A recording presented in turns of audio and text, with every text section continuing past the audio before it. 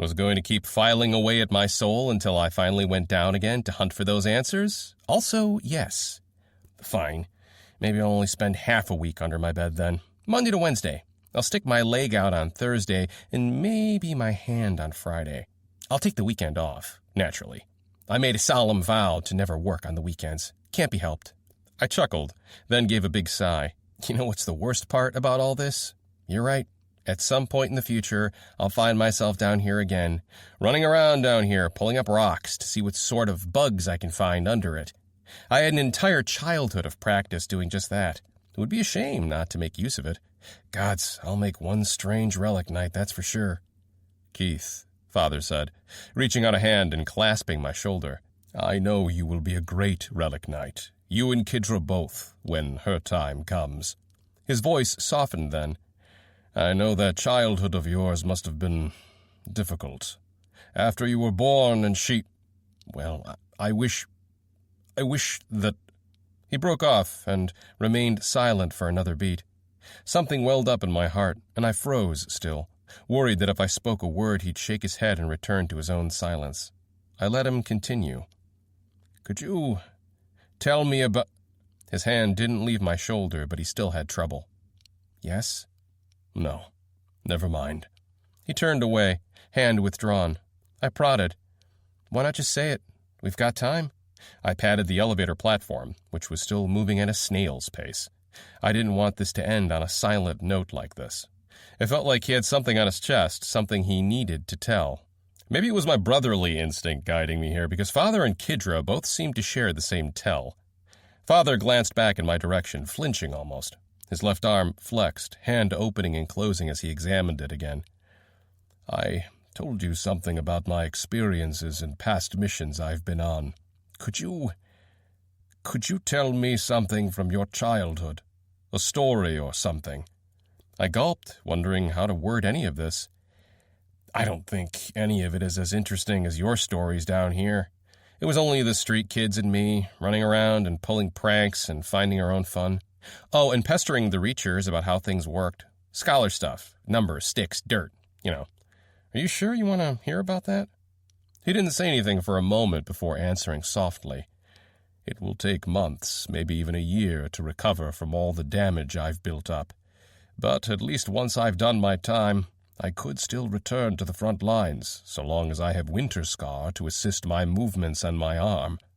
His left hand opened and closed experimentally as he raised it. In just a few minutes, you fixed something that I hadn't thought possible. My life went from being over at the end of this mission to now only put on a minor pause. A few months of recovery is nothing compared to a lifetime, all because you were a scholar. So yes, I would like to hear about you. Memories floated through my mind, and I wasn't stupid enough to tell him any of the ones that had him in the picture frame. Those were unusually bleak. Well, sure, I'm just not even sure where to start. How about your friends? These kids that you ran with? That was a good enough point to start something from. Well, since the rest of the Winterscars didn't see any advantage to looking after me, I found myself free to escape down into the hub. That's where I met other kids in the same situation, where they had slipped through the cracks. I kept my ties to Winterscar hidden, so they accepted me without issue, thinking I was just another. Some had no goals in life, maybe grow up and tend to the insect farms or the hydroponics. Except for one of them. He planned to take the Reacher qualification tests. That goal of his became my gateway into the scholar stuff you know and love. He gave a mock scoff at that, looking away. I suppose I brought this scholar stuff on myself. What is this about a test? I had to explain to him more about the qualification exams. Father knew everything there was to know about combat, and knew enough to get by on clan politics within the retainer castes. How the rest of the castes and lower houses worked hadn't been important to him, only vague details. Retainer houses were on invite only, but other houses had different ways to filter through talent. The different castes had their own ways of sniffing out talent from the mass of houseless. The agricultural houses were the easiest to get in, for example. Anyone who spent enough time working alongside them would get an offer. These were huge houses. Maybe even a third of everyone in the clan belonged under one of their banners. Nobody messed around when it came to growing our food. The Reacher houses had their own filters, a series of tests divided into age brackets. Passing the test did not mean a Reacher house would select the winners, but it did go on a record. The more tests someone took, the more visible they became. The youngest age bracket was for 10-year-olds, and that's when all the study madness would start. And with madness came shenanigans. There was this superstition that the kids in the lower bellows spread about one particular chicken coop by House Lifebringer's left quadrant. They said that if you touched one of the eggs, it would bring you good luck on the 10-year Reacher test, I said, already deep in my explanation. Of course, since I was already part of House Winterscar, I couldn't take the test myself. But from the group of hooligans I ran around with, Alem had ambitions to join the Reachers. So we studied together, me out of bored interest at first and to help a friend out, and him out of sheer determination to eke out a more comfortable life. Alem was looking for any extra bit that would push him over the edge. So naturally, when he'd heard about the magical egg in the chicken coop, it was a done deal. Normally it would be a pretty easy job. Climb over the gate, go into the coop, touch an egg, and leave before anyone spots you. I was already laughing a bit thinking back. Alem was like me, smart in some ways and an idiot in others. Neither of us even questioned the superstition or its origin. The group of stewards that were responsible for that coup knew about the rumor, of course. I'm pretty sure they're the ones behind it in the first place. It was too easy to get to the coup. Maybe hydroponics was a boring job and the adults wanted to have a laugh every now and then. They didn't set up any security to guard against us kids. Instead, what they had was a rooster. It had the temper of a machine pulled straight from the bowels of the underground. The little monster would chase down anything on two legs that was short enough to terrorize, which 10-year-old kids like us were. My friend Alem tried his own luck at sneaking past the rooster the day before he took his test. You could probably guess how that went if I'm telling the story. "He failed to sneak past it, I take it?" Father asked. He'd been paying close attention as I spoke, almost saying nothing at all. I couldn't guess why he wanted to know more about my childhood all of a sudden, but I did ask him about the underground before, and he'd shared about his life then. Fair is fair. I nodded back. Worse. The rooster spotted him, charged at him, and the poor kid panicked and slapped out blindly. Fight or flight response. Slapped the rooster clean in its chest and sent it flying off. "It reminds me of a friend of mine," he said. "A few knights knew he was terrified of snakes, so they'd made a prop. Expensive, I heard, and they'd spent hours making it. When they surprised him with it, he neither screamed nor ran. Instead, he slapped it. In relic armor. That fake snake was more or less obliterated. Everyone learned a lesson that day." He shook his head fondly. "He still gloats about it to this day. I'm surprised caretakers allowed a rooster in a position like that. Eventually, a child would come around that could harm the bird." Maybe a slap from someone of your size and build, Father, but Alem was 10, and I was barely 11. These birds would see a slap from us more like an insult. And none more than that rooster. He took it personally. After the slap, the rooster went for blood. I'd swear on Suya you could feel the hatred in its screams. Alem wasn't given any time to climb out of the coop, so I had to help. He chuckled. "So, how did you save your friend from death by rooster? Climb inside the pen and try to fight the creature hand to hand?" I flashed a thumbs down. "No way. Too heroic for my tastes. I opened the gate to let Alem run off. I figured that rooster wasn't going to chase too far past the coop. Any other chicken, I'd have been right, but this rooster was on a different level of petty hatred. It chased Alem straight out of the gate and never stopped for anything. Like our spider. At least a chicken is less dangerous." He had a point there. The spider had chased us right out of its own gate, come to think of it. Did we just get near murdered by something with the same temperament as a rooster? Life had taken some strange turns for me recently. Alem ran into the market thinking the people there would scare it off, or at least one of the adults would step in to help. I could imagine the day vividly from their perspective. All the adults, busy with a hard day of work, going down to the market to bring back food for the week. And while browsing the goods, some terrified kid runs by on two tiny legs, screaming all the while, with a bloodthirsty rooster chasing behind, unerringly loyal to its mission of murder and mayhem. A grueling day followed by a single unexpected moment of levity. It was like a matchstick to kindling. The laughter was contagious, spreading like a wildfire behind the screaming kid. People bent over their knees trying to put it under control. Nobody had stepped in to help a lem because of it. The poor kid had to climb up a rooftop to escape, and the rooster remained firmly camped under, cold, calculating eyes keeping track of its prey. Everyone said chickens were stupid creatures, but that rooster had a plan. It knew the kid would need to get down eventually. It would hiss at me if I took a step too close. We had to get one of the caretakers to come by and fetch their little monster. Long story short, the rooster was put back into its pen, a lem took his test and passed, and now everyone knows him as the chicken tamer. Those days had been good to me.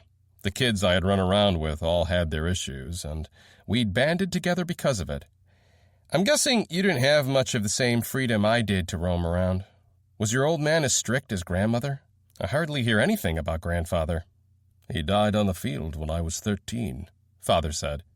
That didn't make much of an impact in my life. He and I didn't talk often. I believe he married my mother out of political necessity and hadn't wanted or cared for children. It would be one thing to have a negligent parent, at least I would know what not to do or be. But since he died, I had no He shook his head. I was horribly afraid for a second that he really would clam up, turn around, and let the subject die off. But he didn't go silent. No, he said with a sigh. I can already see where my mind is trying to move this conversation to. There is no explanation or excuse.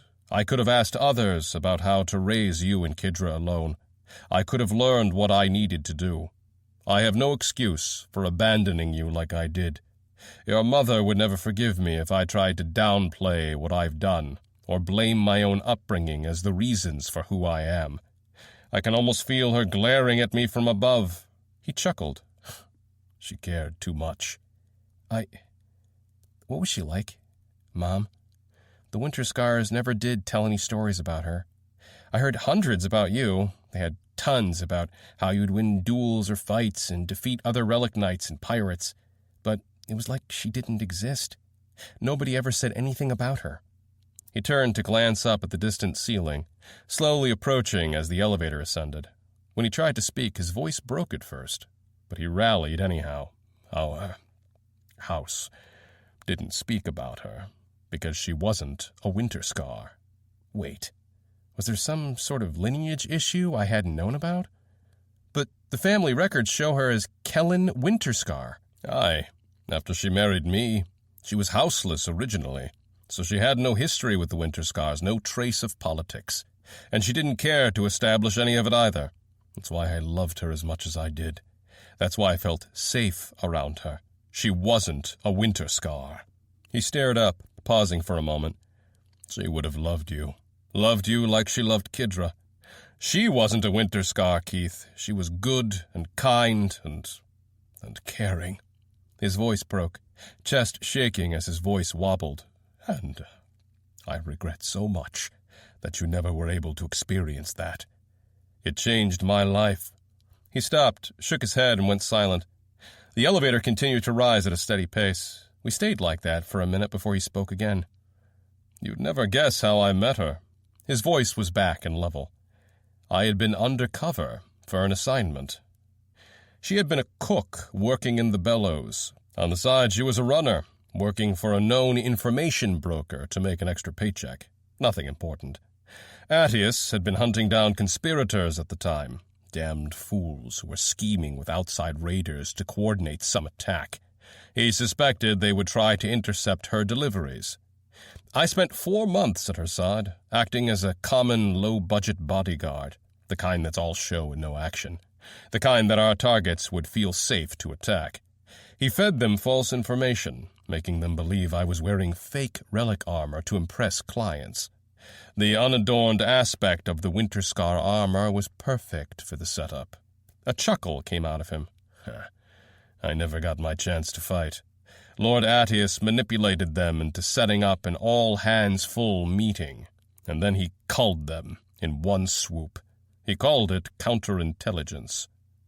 He took a moment to think of his next words, trying a few times and then halting mid-sentence as if it wasn't the right way to explain it. Eventually he found his groove again. We grew close over those months. She never knew who I was. She couldn't have possibly known. No resources to even guess. No connections, nothing. She'd even go as far as to cook dinners for me, thinking I didn't have enough funds to make my own ends meet. She truly believed I was some down-on-their-luck mercenary with only a fake relic armor to my name. Winterscar was some far-off house in her mind, somewhere in the upper districts. And so I knew what she showed me was genuine, without manipulation. I spent so much time doubting at first. It took months before I began to trust. I thought about how his life must have been. Grandmother was a sociopath, and the rest of the Winterscars weren't that far off themselves. Everything anyone did in that house was always calculated. Every favor done, every word, every lie. There were no real friends among my house. It dawned on me that Mother might have been the only person in his life who'd actually cared for him, or showed him what that even was. I had Kidra, and together we could brave anything. But he hadn't had anyone, had he? Meeting her must have felt like finding fire for the first time, after a lifetime drifting in the cold. And 10 years later I was born, and that fire was extinguished at the very same moment. "I'm sorry," I said, glancing down in shame.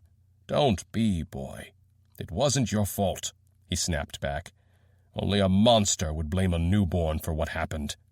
His voice softened, and his gaze cast down.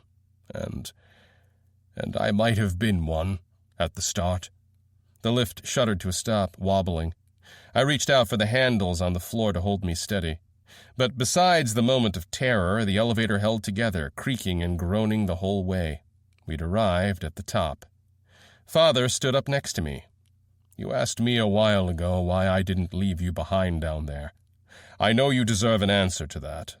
The truth is, I don't know why. I've been asking myself the same question this whole time since before you woke up, as cruel as it might sound to you."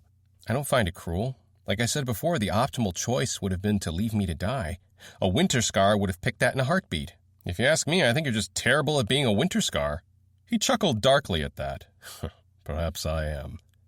I thought I had been following orders to keep you safe at first. Lord Attius was the first person I ever truly respected, and the first person I would give my life to protect. That didn't feel like the truth to me as we made more progress down here. Then I thought I'd been doing this for her, because she would have wished me to keep you safe. But the more I think, the more I don't quite believe that either." He stepped off the lift, walking into the dark shadows of the unknown. "I don't know how I'm supposed to feel, Keith. I was never good at emotions like your mother was. She could read me like a book. I might as well be illiterate. My mind is 100 different thoughts any time I think about you, even after all these years." I followed behind, watching as he walked farther into the gloom, the darkness slowly giving way to the cavern light in the distance, glittering off his armor. "If it's for honor, or duty, self-loathing, or even some sense of misguided redemption, I don't know. I only know I have to see you safely to the surface. If I knew why, surely I would have been a better man already." Chapter 32. Three's a Crowd. What we found at the top of the elevator was a smaller set of welded buildings, same architecture. The bit of mountain that remained visibly connected to the surface, which meant somewhere in this winding city there'd be cracks to make it back to the surface. The comms flickered to life. Attius's voice came out. "Search party to Winterscar." "Go ahead. We copy," Father responded. "We found a possible descent point. Are you two still rising at the moment or stable?" "We are currently stable. The elevator worked and brought us up as far as it could go." "Confirmed. We think we'll be able to level with you after we descend down this point, assuming it drops to that level." "Understood," Father answered back. "We've got a good signal from here already. Stay where you are. We'll be reaching you soon. Anything to report on your end, Winterscar?" "Negative. Nothing new since last." "Understood. Search party out." The comms clicked shut. Father and I walked over to an empty house, a metal table sticking out of the side, complete with stools. We sat down and unpacked our rations, both working without a word. "How are you doing time-wise?" I asked him. He gave a positive nod. Nowhere near my limit. At this distance, we might even make it to the surface without having to knock me out." He gave a quick tap on the metal table for luck. "That meadow you talked about," I asked him, taking my helmet off to nibble on the leftover rations. "Was it built by mites or the undersiders that live there? I've been thinking about it, but if there's a meadow and other biomes down there, does that mean that mites can create living tissue? Or at least a facsimile of it? It would be interesting to consider deathless might be artificial humans. If mites could create living tissue, who was to say they were the only ones?" "Mites are ambitious builders," Father said, "but I've never seen them create plants or animals with my eyes yet. However, the vegetation seems more planted, for lack of a better word, in those biomes. There's an order to it, hard to spot, but still there. Perhaps the mites create the seeds, and then let the plants do the rest?" I thought about those little enigmatic creatures, so tiny, and yet responsible for everything around me. Layer after layer, it felt like there were a lot more answers behind the mites than anyone could suspect. "How far down does the underground actually go? I heard 12 miles before, but is that really true?" I asked instead. "It goes deep," he said. "So deep nobody knows where it ends. 12 miles is a rumor, unconfirmed but commonly said. Even the undersiders don't explore past the 3rd layer. The machines we fight up here are considered weak compared to what you find farther down. After a certain point, even relic armor isn't enough to balance the odds out. And the larger the group you travel with, the easier machines find the group. Undersiders have access to a lot more relic armor and tech than we do. Why haven't they explored all the way down?" "The farther down you go, the more dangerous it gets. There are sanctuary points, places where a large pillar stands at the center with a few glyphs glowing blue. Occult things and not made by the warlocks. Around those pillars, machines don't cross, though the radius is small and they're hard to find. Deathless have another use for it. They gain and exchange their powers at these pillars." The elevator shuddered to life again, descending back down empty. It cleared the view on the way down, revealing the city again. Father pointed out the distance. "Most Undersider cities exist in the first 3 layers. After that, it becomes too dangerous to hold off automatons. The rest of the layers, it's anyone's guess what you would find down there. Weapons, treasure, power, but usually death for those of us who only die once." "The deathless, are they able to make it farther down?" I'm guessing that's a yes but no, otherwise they would have confirmed for a fact how far down we go. "You're on the right track. Only deathless go deeper. They gather together on the 3rd-level cities and then set off, usually in groups of 5. Perhaps they're the reason we say 12 miles is the limit. I don't know how deep they've gone. It's grim work, and many are exhausted, especially the older ones. Some of the deathless, like Attius, never delve deep into the underground. Attius went on to protect and lead people. Other deathless have sequestered themselves into undersider cities, where they've taken year-long breaks from the fight. Whatever they are, they're still human at their core, in my experience."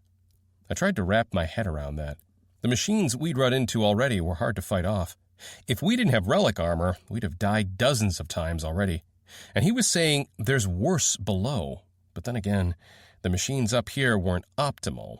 If I had been in charge of designing killer automatons, I certainly wouldn't be picking these sorts of forms. The spider had merit, but glaring weaknesses in the number of limbs.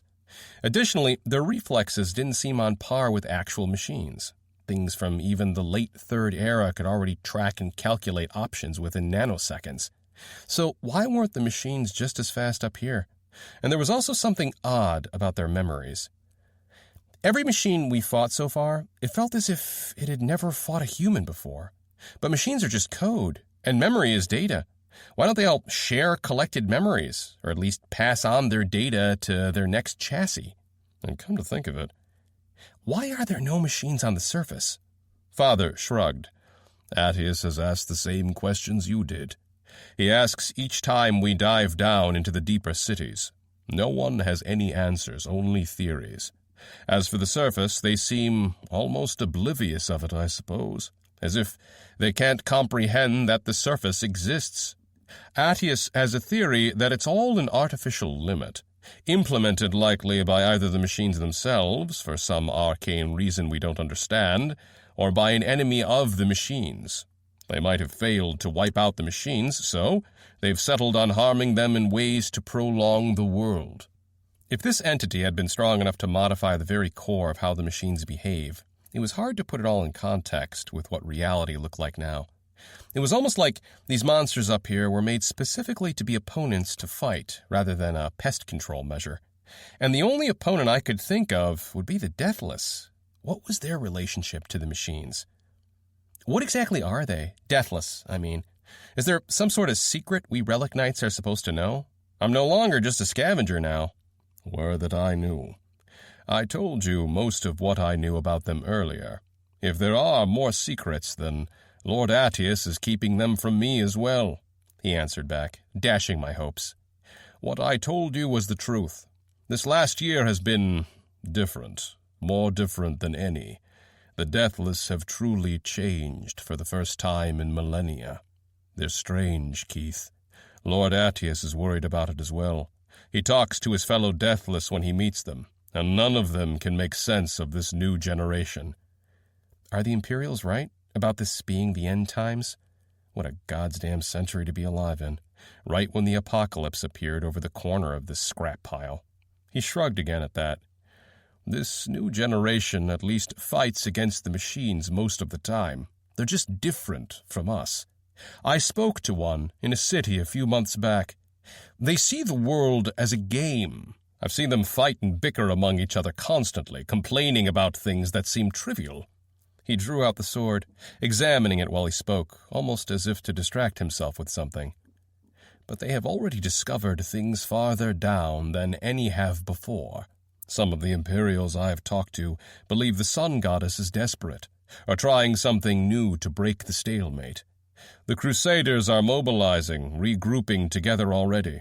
Large pilgrimages are happening underground, not to the surface, but to the grand cities, the ones on the lower level, the same places these new Deathless are flocking to. I'm not sure where they will go from there. So far, they've been joining expeditions farther down, following these Deathless. The other surface clans are still trying to make sense of it. I'd heard the songs dozens of times, of course. The Deathless were demigods, old dead heroes, brought back to life by the gods and sent down to protect humanity. I could see why the new ones acting much less dignified put a wrench on that explanation. Do we know why they're trying to explore the lower reaches? Father nodded. As a matter of fact, the one I spoke to did tell me. They say the key to the world is beneath the last layer, as told by the Might Speakers. The key to the world? It probably wasn't a physical thing. Maybe some sort of digital signature? But what sort of permissions would unlock the entire world? Oh, the answer seemed so obvious in hindsight and almost smacked me off the table. There was one machine that shaped the world as it was. The administrator keys to the Mights. Perhaps, Father said. There's a lot of speculation on just what key means in this context. Controlling the automaton, or the Mights, or even other Deathless. Whatever it is, there is something deep down under all the layers of the world. The new Deathless want it. The Crusaders are following them down underground, taking the fight to the heart of the enemy. The world is changing. I can't say I'm too thrilled about the idea of some unhinged Deathless controlling the world itself, I said, bringing back the conversation. Neither am I. I trust the gods have their plans. Surely they were behind this. Whatever the Deathless are, they fight for humanity for the most part, and you'll meet them soon enough. After the expedition, we were slated to protect a trading convoy into the lower levels, a joint mission with Clan Jadok. Meeting the new Deathless is unavoidable now with their numbers. So much of the world seemed fought over, intentionally shaped, and over the eons it had shifted into the balance we had now. The machines seemed like a result of different powers trying to either weaken them or empower them. The Mights might as well have come out of the same result. Gods, the Mights might have once been aggressive machines themselves at one point. If it was the gods trying to modify the machines, and I couldn't think of any entity powerful enough other than the gods, they surely would have tried to go all the way. So what had stopped them? the way of the white, our scriptures, always talked about the threat being outside of the world. Like everything, it was all explained in the songs. But something was clearly opposing and counteracting the attempt to pacify the machines, and it didn't make sense for that entity to reside outside the world when the machines were on the inside. Did these buckets of bolts have their own gods fighting for them? The elevator made a creaking noise behind us, coming back up. I glanced back, wearily. Was something coming up? Father stood back up from the table, sword raised. "It should not be coming back up," he muttered under his breath. Journey still caught the wording. "You don't think that—" I heard the spider's metallic snickering echoing around the town, coming straight from the elevator shaft. The same dark chuckle of superiority, as if it had pulled a fast one on us. I scrambled to put on my helmet and pack my gear back up on my backpack. I had it fastened up and ready to go in record time. "It's followed us," Father said, clenching the Crusader's longsword. The top of a familiar barnacle turret soon peeked over the elevator edge, continuing to rise. It didn't want to say hello and simply opened fire without prelude. Both of us dodged the attack easily enough, splitting our respective ways off. Father barked out orders for me to get to cover, while he closed in to finish the thing for good, swords and knife ready in action. He skidded to a stop when he spotted extra heads besides the five-legged menace appearing over the lip of the rising elevator. A lot of extra heads. Great! It brought friends. The spider wasn't going to fuck around this time, and it clearly remembered how we'd kicked it out into the cold last time. I had thought it would set up traps or use the environment, but there was a far more basic and easier-to-employ tactic to level the odds. Minions. I suppose the spiders subscribed to the philosophy that quantity had a quality of its own when it came to minions, and it wanted to make absolutely sure we wouldn't survive this time. 28 pairs of violet eyes glared balefully at us. A small army of screamers against 2 worn-down relic knights. The screamers didn't wait for the platform to level. They leapt out. Half climbing, half jumping, they started a counter-charge against Father. The spider didn't follow into the attack. Instead, it remained behind watching. The screamers would soon obscure the line of fire to their closest target, so the barnacle had already chosen to wail on me. Again. I swear that thing had a personal vendetta against me. I made a quick slide to the first cover I could get to. There were buildings all around, and any of them would let me duck behind. Journey halted my movements halfway, letting a spike fly by, right where I'd have passed by. It felt like I'd run into a slightly cushioned wall. Journey taking over the motions, utterly unmovable, disorienting me for a moment after. Better than getting impaled. In moments, I'd made it to safety behind one of those welded-together might buildings. A second spike fired, whistling in the air. It planted straight through the metal, the tip exploding out the other side, almost damaging my armor, but not quite enough power to sustain the momentum. Okay, note to self, these metal buildings might not be as sturdy as I'd considered. I could see the small mini-map in the corner of my HUD showing Father hadn't started sprinting back on the retreat. Scrap shit. Was he trying to hold them off, or did he have some sort of idea? With quick motions, I unstowed the Crusader's old rifle, flicked its safety off, spun out of cover, and took aim. A burst of shots flew right where the targeting reticle expected the hit. The spider was immune to the small arms fire, using its legs as shields, so instead, my snap action had been aimed at the turret on top, the eye. The spider's leg was quicker, shooting across the air at the last second and stopping the attack. Scrap shit. Neither its body nor the barnacle was getting downed soon. My aim went down, searching for other targets. The automatons covered the ground like insects, swarming across. Father, on his end, had better ideas of how to handle combat now that I got a look at what he'd been up to. The longsword had been sheathed back, and his free hand was drawing out the last grenade he had.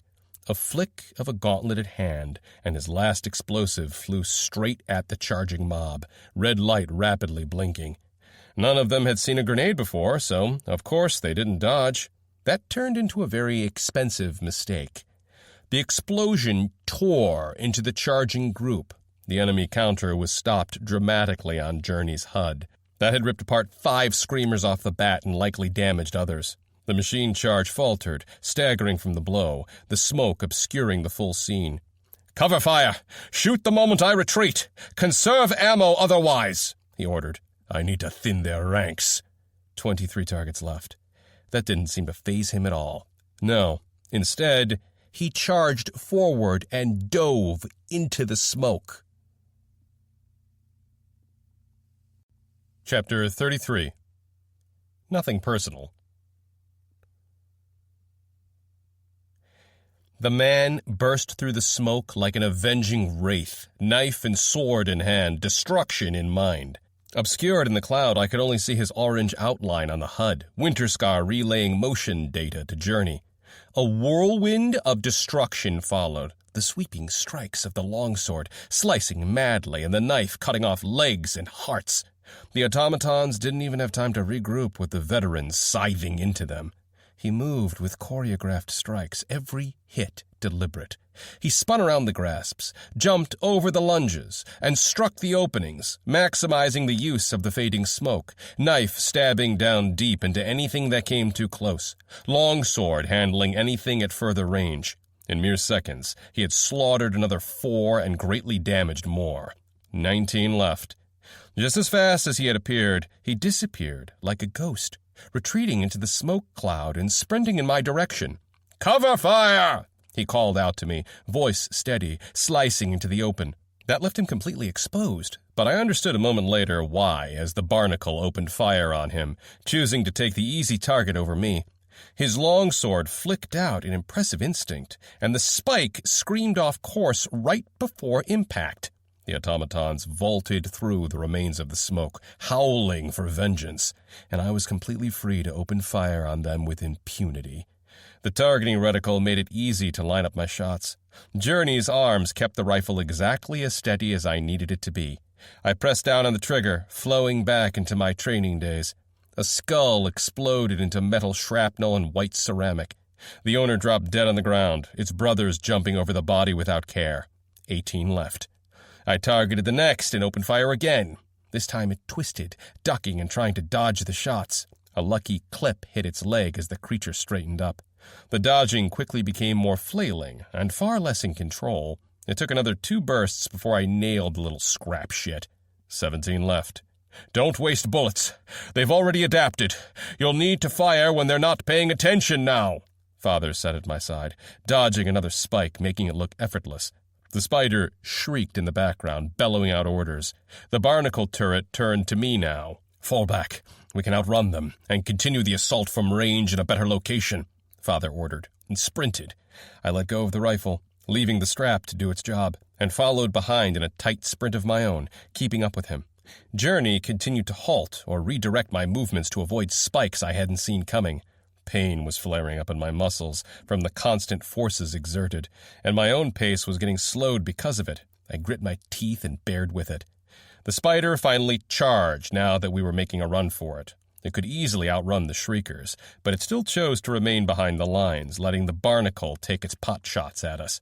At intervals, Father would order me to turn and open fire while he drew the barnacle's attention. Unfortunately, the enemy had gotten the hang of avoiding my rifle shots. It still forced some to pause their charge, moving in ways to avoid the shots. As a result, when they finally reached us, it wasn't as a group, just as Father had planned. Father wiped the floor with the arriving stragglers, easily handling one at a time. They would catch up to him only to realize he'd allowed them to intentionally, and then he'd instantly skid to a stop and lash out. The first swiftly cut at the throat. Another caught up to Father a moment after, this time trying to avoid the strike, only to falter to a feint and countersweep. 2 more dead. The next was a little wiser to the trick. Up close, however, they couldn't dodge my bullets, and that mistake was recognized a little too late to them. With a quick sweep of my rifle, I pulled on the trigger and killed that one without difficulty, as it had focused too much on the immediate threat, its head breaking into pieces as it failed to adjust rapidly enough. "We're going to have to find a blockade," Father told me. "Watch, they're grouping up now. No more easy takedowns." 15 left, still enough to overwhelm us both if they made use of their numbers. He turned and continued his retreat, while I followed dutifully behind. Occasionally, spikes would glance over my armor as I couldn't get lucky all the time with the dodges. I could see the shield bar on top of my HUD slowly drain away with each unlucky roll of the dice. I scrambled through the options we had, trying to come up with a plan of my own to help. They were staying as a unified wave now, instead of branching out.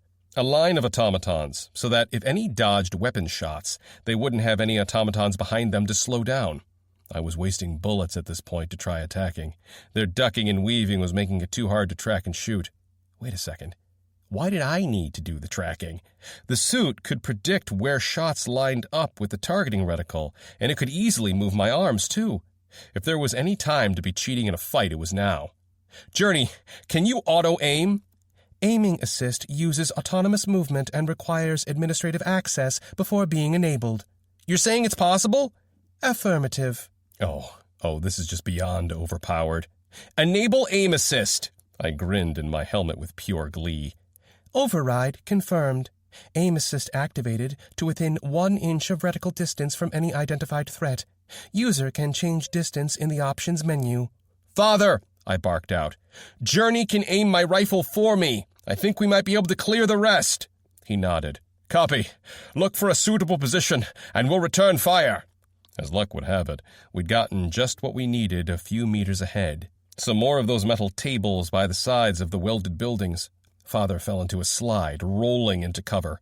I settled down right and then twisted my rifle around to aim. My arms jerked in my hands, possessed. The reticle snapping onto the targets even as they desperately tried to duck and weave proactively. It was amazing how no matter how they tried to weasel around, the targeting reticle stayed perfectly level on their skulls, slightly ahead of where they'd move. Journey was moving my arm with gentle but firm tugs, letting me shift targets by pushing hard enough against the aim. I pressed down on the trigger. A skull exploded. 14 left. I took 3 more down in quick succession before they realized dodging wasn't on the menu anymore. Oh, they'd tried to adjust to Journey's aiming subroutines, but Journey was also adjusting to their own countermeasures equally as fast. The winner of this mathematics escalation fight had been Journey. Plans changing up, the machines bolted to the sides, abandoning the idea of catching up to us entirely. I got 1 more nailed before they'd made it to safety. 10 left. Good! Father shouted. Fall back while they can't charge at us. We'll reset the distance they gained. Both of us sprinted again, running down the streetways. The spider streaked behind, catching up to the stalled line of screamers, chittering all the while. It didn't sound happy at all. The screamers reorganized, leaving cover and running alongside the spider this time. Once more, we ran into a good enough spot for a counterattack, safe enough from the spikes to get a few shots out. I found my footing behind a wall and peeked out to rain down destruction again. Once more, Journey's precision was perfect. Except for this time, another machine was able to stand toe-to-toe with Journey. The spider intercepted the crosshairs with those shielded legs, protecting its flock. It was absolutely uncanny how with every shift and movement of the rifle, the spider's limbs would match and follow like a partner. Gave me a strange illusion, as if I were controlling the spider's limbs like a puppeteer, with my rifle as the stick holding the strings. Had the thing not been an evil monster out to murder me, I would have sung some damn praise at the feet.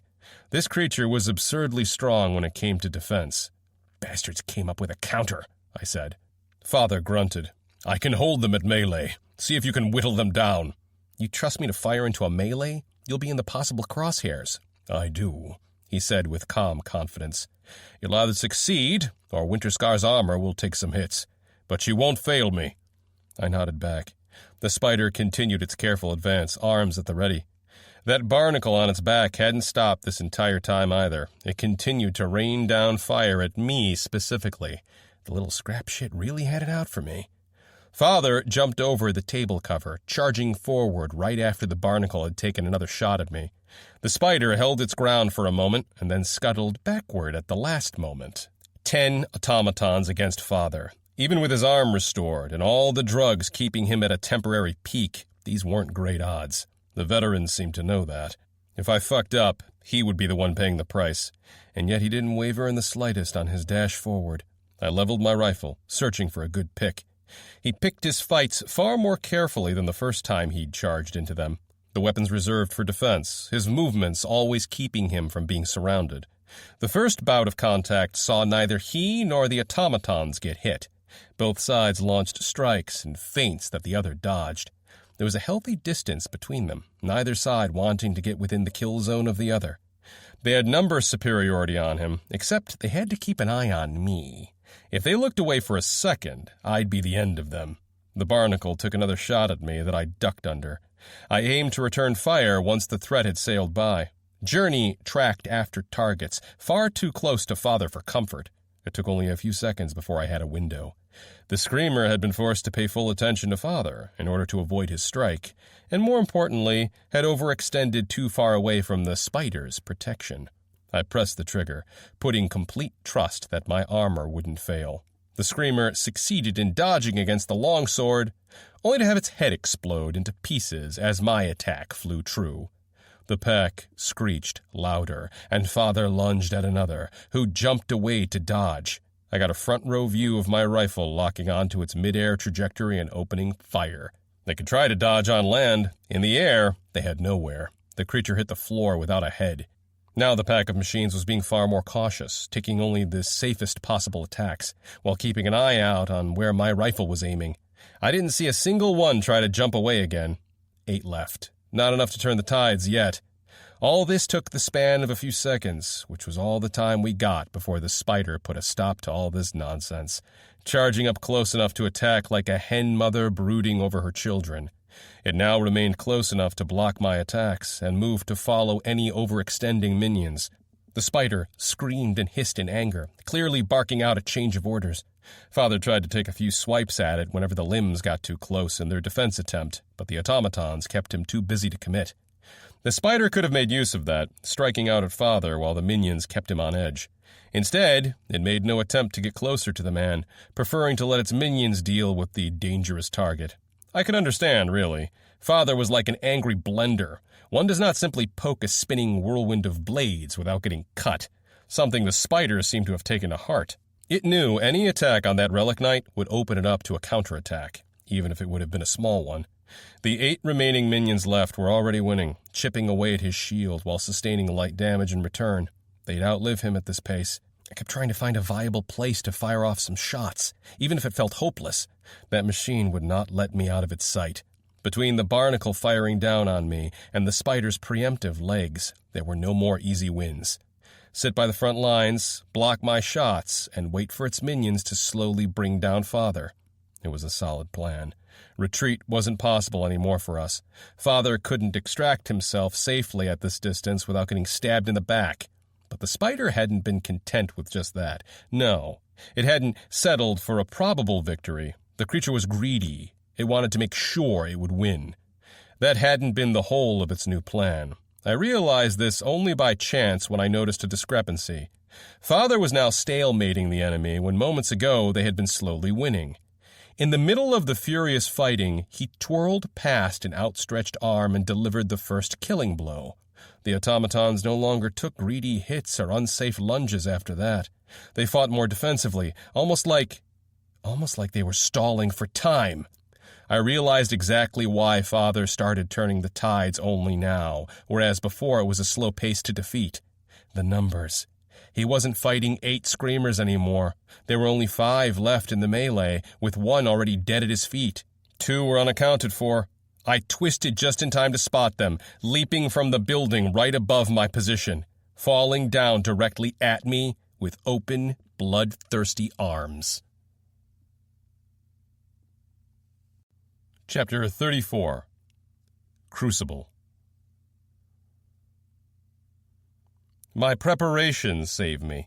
The rifle was already in hand and primed to shoot. At this range and speed, I didn't even know which one to target, so instead, I pointed in the general direction and hoped it would be enough. My rifle snapped onto the nearest target, the automatic aiming deciding for me. A single burst of bullets was all I managed, but it was enough. 1 automaton collapsed on the floor, skull already in pieces. Its partner landed far more gracefully, one hand already sweeping out for me. I tried to dodge to the side, but Journey took control and had me walk backward. The relic armor easily overpowered me. It felt almost like a tight sarcophagus for that fraction of a second. The disconnect disoriented me, and I stumbled down on the ground the moment the armor released control, rifle slack on the shoulder strap. I must have let it go. Knife. I reached my hand for my boot, only to get violently slammed back down twofold. One for Journey attempting to overpower my motion, and the second for the automaton's hand, too close for any escape movements, catching my throat and throwing me down. The automaton hadn't wasted its chance against a prone target.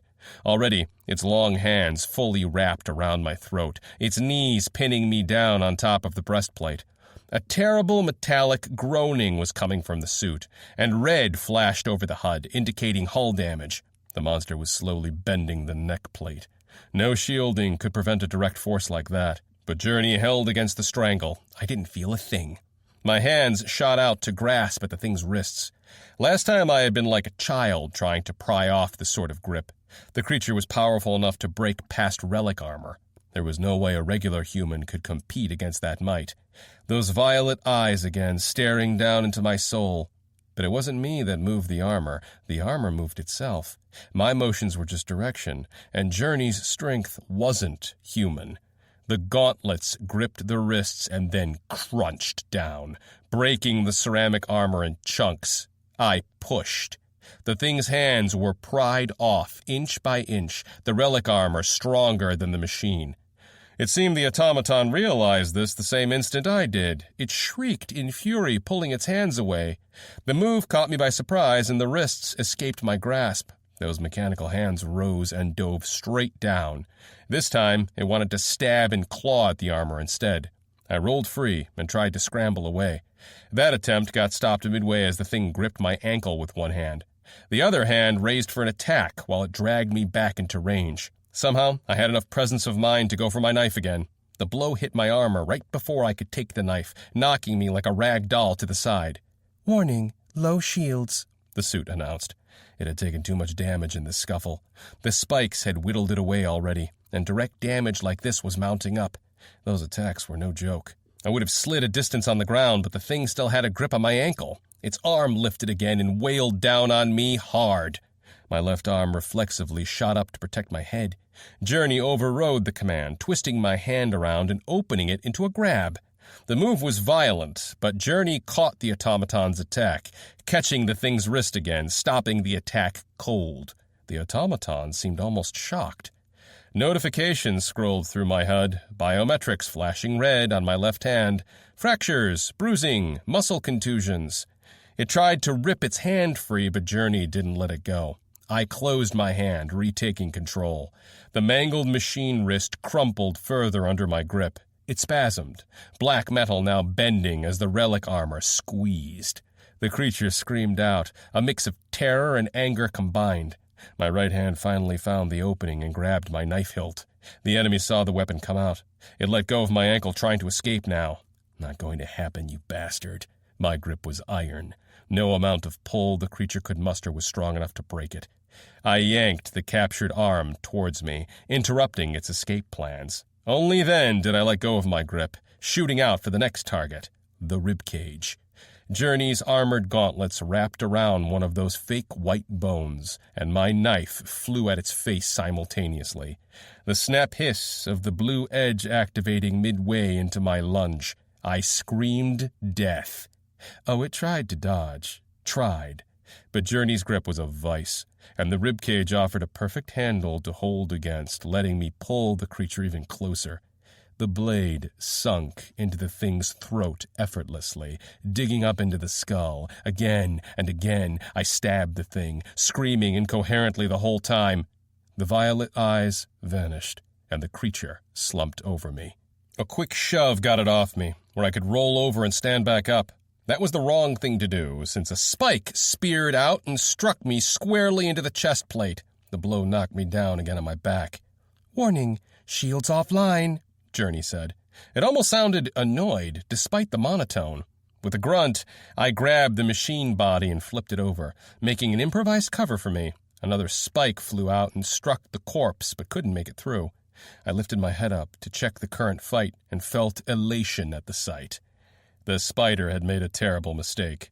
Once 2 more of its minions had dropped out to hunt me down, it was a losing battle from there. It had gambled hard and lost just as badly.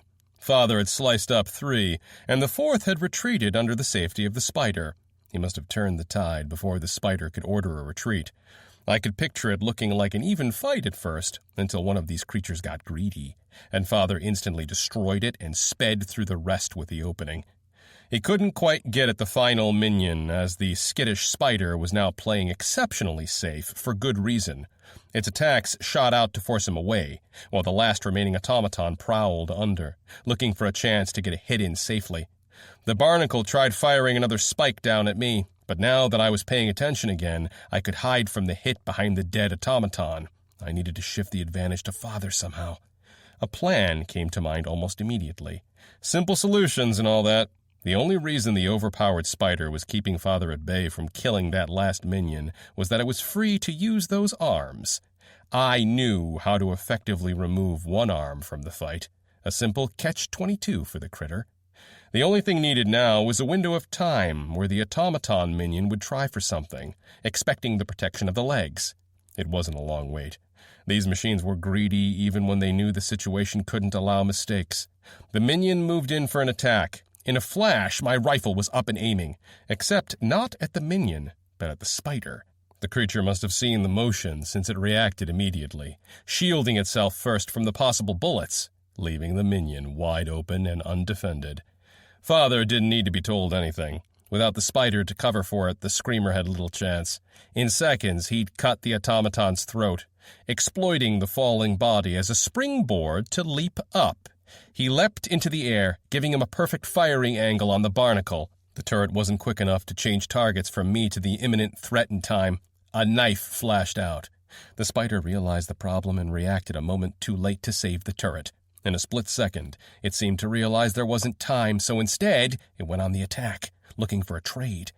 The knife struck squarely into the barnacle's single violet eye, blinding it. At the same moment, the spider's sharp legs flew out and stabbed at the mid-air relic armor.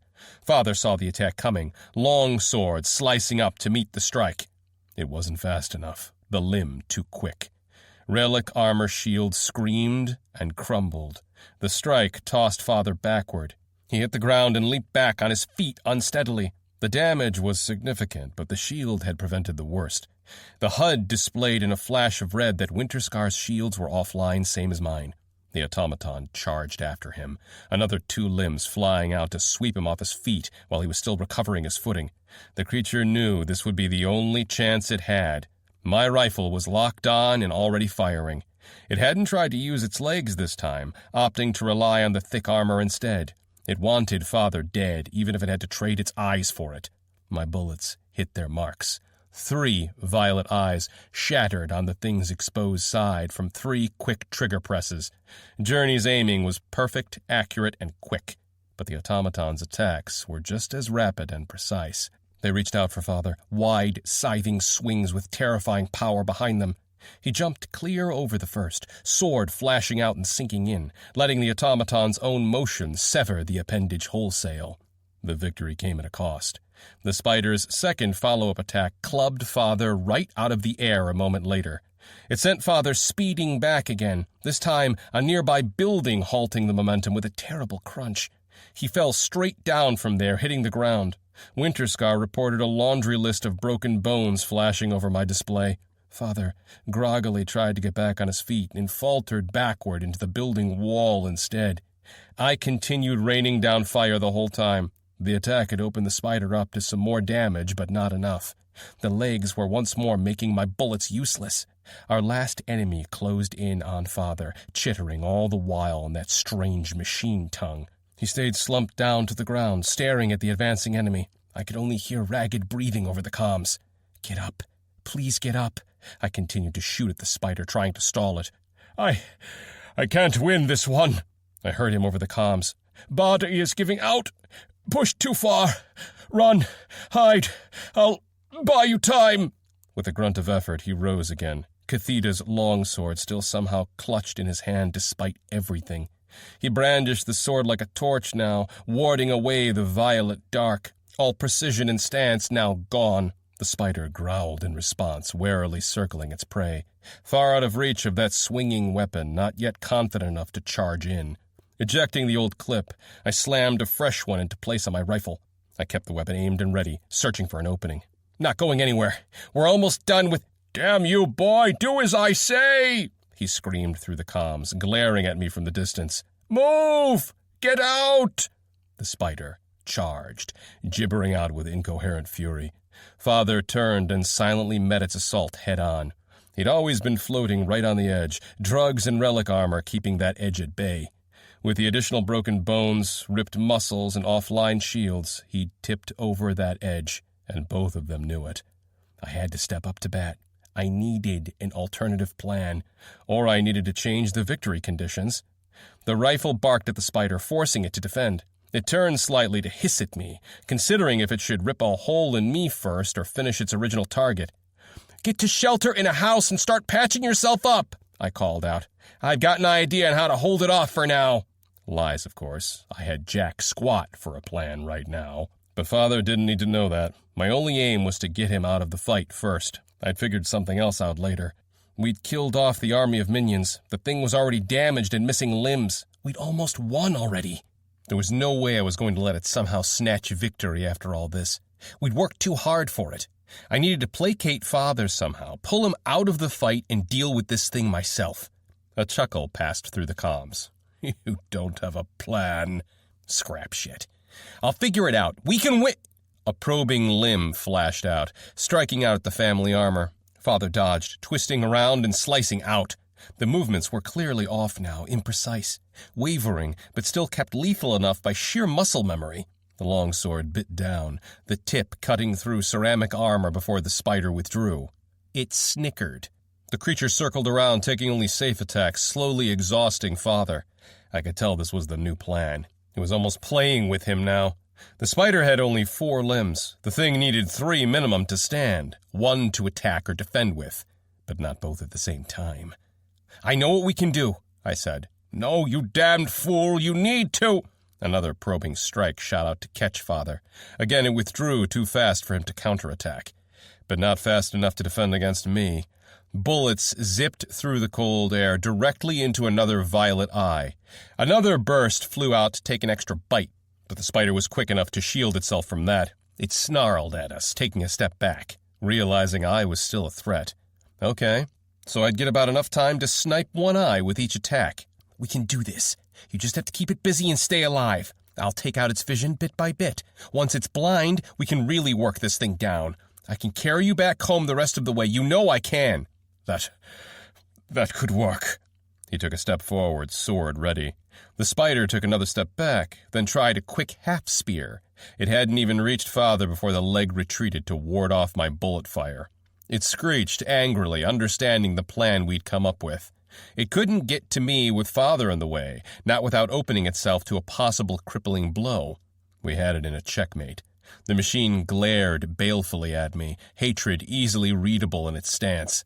Father advanced methodically, step by step, like a half-dead revenant come back from the grave, sword trailing behind him, conserving his strength to strike with it only when he needed to. The metal tip scratched the floor behind him with an eerie noise. The spider retreated, scuttling behind a building, trying to break my line of sight. A pitiful plan. I jogged forward to keep it in vision the whole time, the rifle never leaving my aiming position. It hissed all the louder. In desperation, it tilted itself down. The dome-like body now looked like a round shield, using the barnacle and its own thick armor to protect itself. The eyes were out of my sight now, and it struck out at Father. The odd angle did a number on the creature's agility, limiting how it could attack. Father didn't go for the limb. The spider's main body was in reach, and the old warrior was going for the kill, ending the fight as quickly as he could. He bolted over the attacking limb, far more limber than I could have guessed, slicing through a section of the creature's main body, swinging the long sword in a long vertical arc right through the barnacle wholesale. The creature screamed and scuttled backward again before another cut could be executed. Cathita's blade hadn't been long enough to damage critical parts of the machine, but black oil dripped from the carved-out section. The barnacle turret hadn't been as lucky, spluttering and eventually going dark. We had it spooked now. Out of options, the creature went completely berserk in a last-ditch gamble. In moments, it had sprinted above Father, stabbing down furiously at him with every limb it had from every direction it could, once more going for a trade of blows. My rifle barked out, taking eye after eye out. Not even 3 seconds had passed, and I'd already broken all the eyes in my vision. "It's blind on the left!" I called out. Father responded by shifting over to the creature's left, forcing it to turn around again to continue the attack. He moved with efficiency, struggling to avoid each lethal hit of the creature. My gun continued to snap out eye after eye until it clicked empty. There were still 4 eyes left to go. Scrap shit, no, not now. Instantly, I gave up on the rifle, letting it go limp in the strap. There wasn't time to reload. I had to keep up the pressure. I drew out my pistol.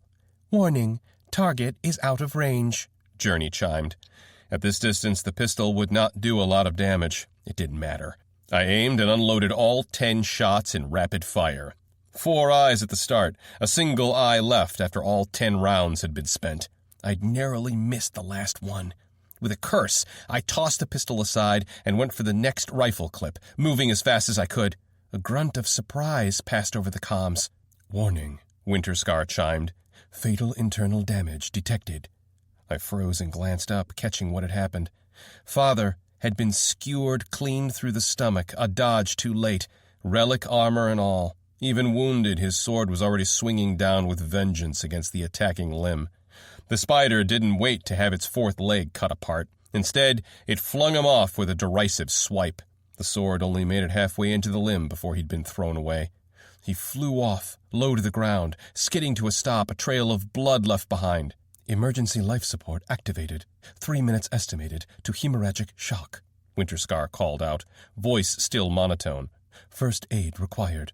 Loading medical module." Father tried to get up, but only collapsed back down on the pool of blood spreading beneath him. "Run!" His voice drifted over the comms, desperate now. Run. Run? If I ran, I could make it back to the surface. I had relic armor now. I stood a chance of survival alone. Father knew that. I hadn't even reloaded the rifle, but it would be worthless in this fight. I'd be down to using only my knife for this, and he knew I couldn't beat this thing with a knife. I took a step back, caught between the terror, anger, and fear. He was going to die in 3 minutes without aid. Winterscar was keeping him stabilized from the messages on the HUD, but it showed up as a temporary solution with a time limit. If I killed this thing fast, I could make it to Father in time. The armor would show me how to save him. I couldn't possibly kill this thing by myself, let alone within the next few seconds. No winning move. Despair flooded into my heart. The creature snickered again, turning the last good eye in my direction. It approached, ignoring Father, already marking him as a non-threat. What if I ran? I could just turn right now and I'd live. He was going to die in less than 3 minutes, and he'd ordered me to run too. I need to run. I need to run. I need to run. Cathita's knife flared to life in my hand. I've run long enough. My shaking hand stilled. The spider approached, leg tip sharp enough to puncture through metal, sharp enough to kill me in one hit. In response, I took a step forward, taking the stance Father had taught me through blood, pain, and trial, a breath in and out to steady myself. The ancient occult knife in my hand slowly rose to face the enemy. I am Keith Winterscar, relic knight of House Winterscar, and I will honor my vow.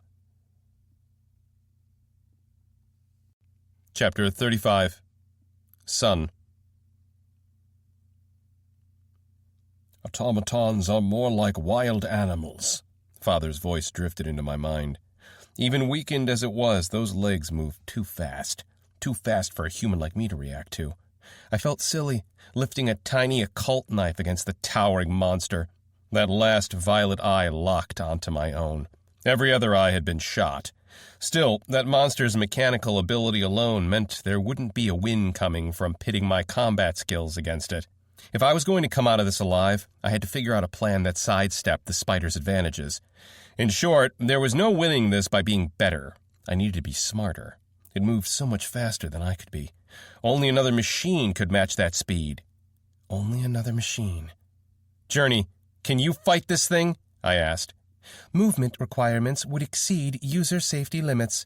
Combat protocol stands an unlikely chance of matching the target enemy and will cause injury to the user. Option not recommended. Is my current chance better than unlikely? At users currently displayed close quarters combat skills, estimate 2% chance of success. Combat program estimated at 34% chance of success. Not great. There had to be ways to improve that. But how? Could I abuse its sight? No, it would turn too quickly. The thing was a fast little scrap shit. There was no way I could get into the blind spots, not with it focusing solely on me, even if it only had one eye. If I can't move into a blind spot, could I create one? A cloud of dust right in that eye would obscure me, give me the chance. Journey, can you obscure that thing's vision with your spirit? Option possible. Target would need to remain within 3 feet of the central nanoswarm to maintain coherence. I put that idea down as a maybe. I need to stay real close to do much. Can Winterscar also trigger the combat program? If both Journey and Winterscar work together, that might give a better chance at victory. Option not recommended. Winterscar immediately answered. Combat armor emergency life support would need to be cancelled to allow full range of motion. Immediate first aid required. That option was off the table. Winterscar was barely keeping Father stabilized. He'd die if the armor stopped its efforts. There was something glinting on the side of the automaton's leg. The Crusader longsword remained embedded, turned off, last wielded by Father in his last strike. He must have let go of the weapon. The sword had cut deeply, but not deeply enough to affect operation. Could I get those extra inches with a gunshot? No, the sword wouldn't turn on unless it detected a hand gripping it out of built-in safety. These weapons would only remain active without a wielder for a few seconds being let go. Long enough for a thrown weapon maneuver and nothing more. No bullet shot would do anything to turn it back on. Gods, my head was going in strange directions now. Think, what else could I use? There was a large gash in the body where Father's attack had wounded it. Black oil was leaking out. Was that flammable? A bullet shot might cause a spark. I drew up my empty pistol on reflex, and the spider instantly took to the defensive. Its limbs drew in to protect itself. The advance slowed. Far more cautious now. All automatons have patterns, only not always obvious. Remember this if you ever get caught. In a flash of insight, I recognized the pattern. This defensive fixation. The spider reacted the same way the first time we'd met when I brought out my pistol. It always played as safe as it could. Every step of the way, it was risk-averse to any physical damage. Greedy outside of a fight and skittish inside one. Against something it had seen before, it would remember and assume the proper defense against it. But when pitted against something it hadn't, it would maximize its defense just in case. It had already seen everything we could throw at it. Rifles, pistols, knives, even explosives. There wasn't anything new I could spook it with. Wait. It had reacted to the pistol. The unloaded and harmless pistol. There's always a weakness to leverage, Keith. I didn't need a new weapon. I only needed it to think I had a new weapon. The plan ironed itself out in my mind. This was how I was going to win. I would abuse its behavior. There would be one shot at this, one chance. If I failed the execution at any point, no do-overs. That meant I couldn't rely on my combat skills. I came up with the plans. That's what I was good at. I'd leave the fighting to those who were good at that. I'd have to give complete control to Journey the moment the spider started any counterattack. This couldn't be a partial control setup. I need to commit completely and trust my armor could execute a good offense. My own inputs would muddy the waters. This happened too many times already. 2 drivers at the handlebar would crash the airspeeder. Journey, on my signal, override all my motion control with the combat program. I can't fight that thing with my own skills, but I can open a window for you to do the damage, I said. Warning, extended use of full override may cause possible physical trauma. Will it kill me? Negative. Then do it! Releasing safety locks. Loading standard combat module. Full combat module online. Standing by. I had to trust the combat program would do its part in all this. I prepared for my part. Do or die time.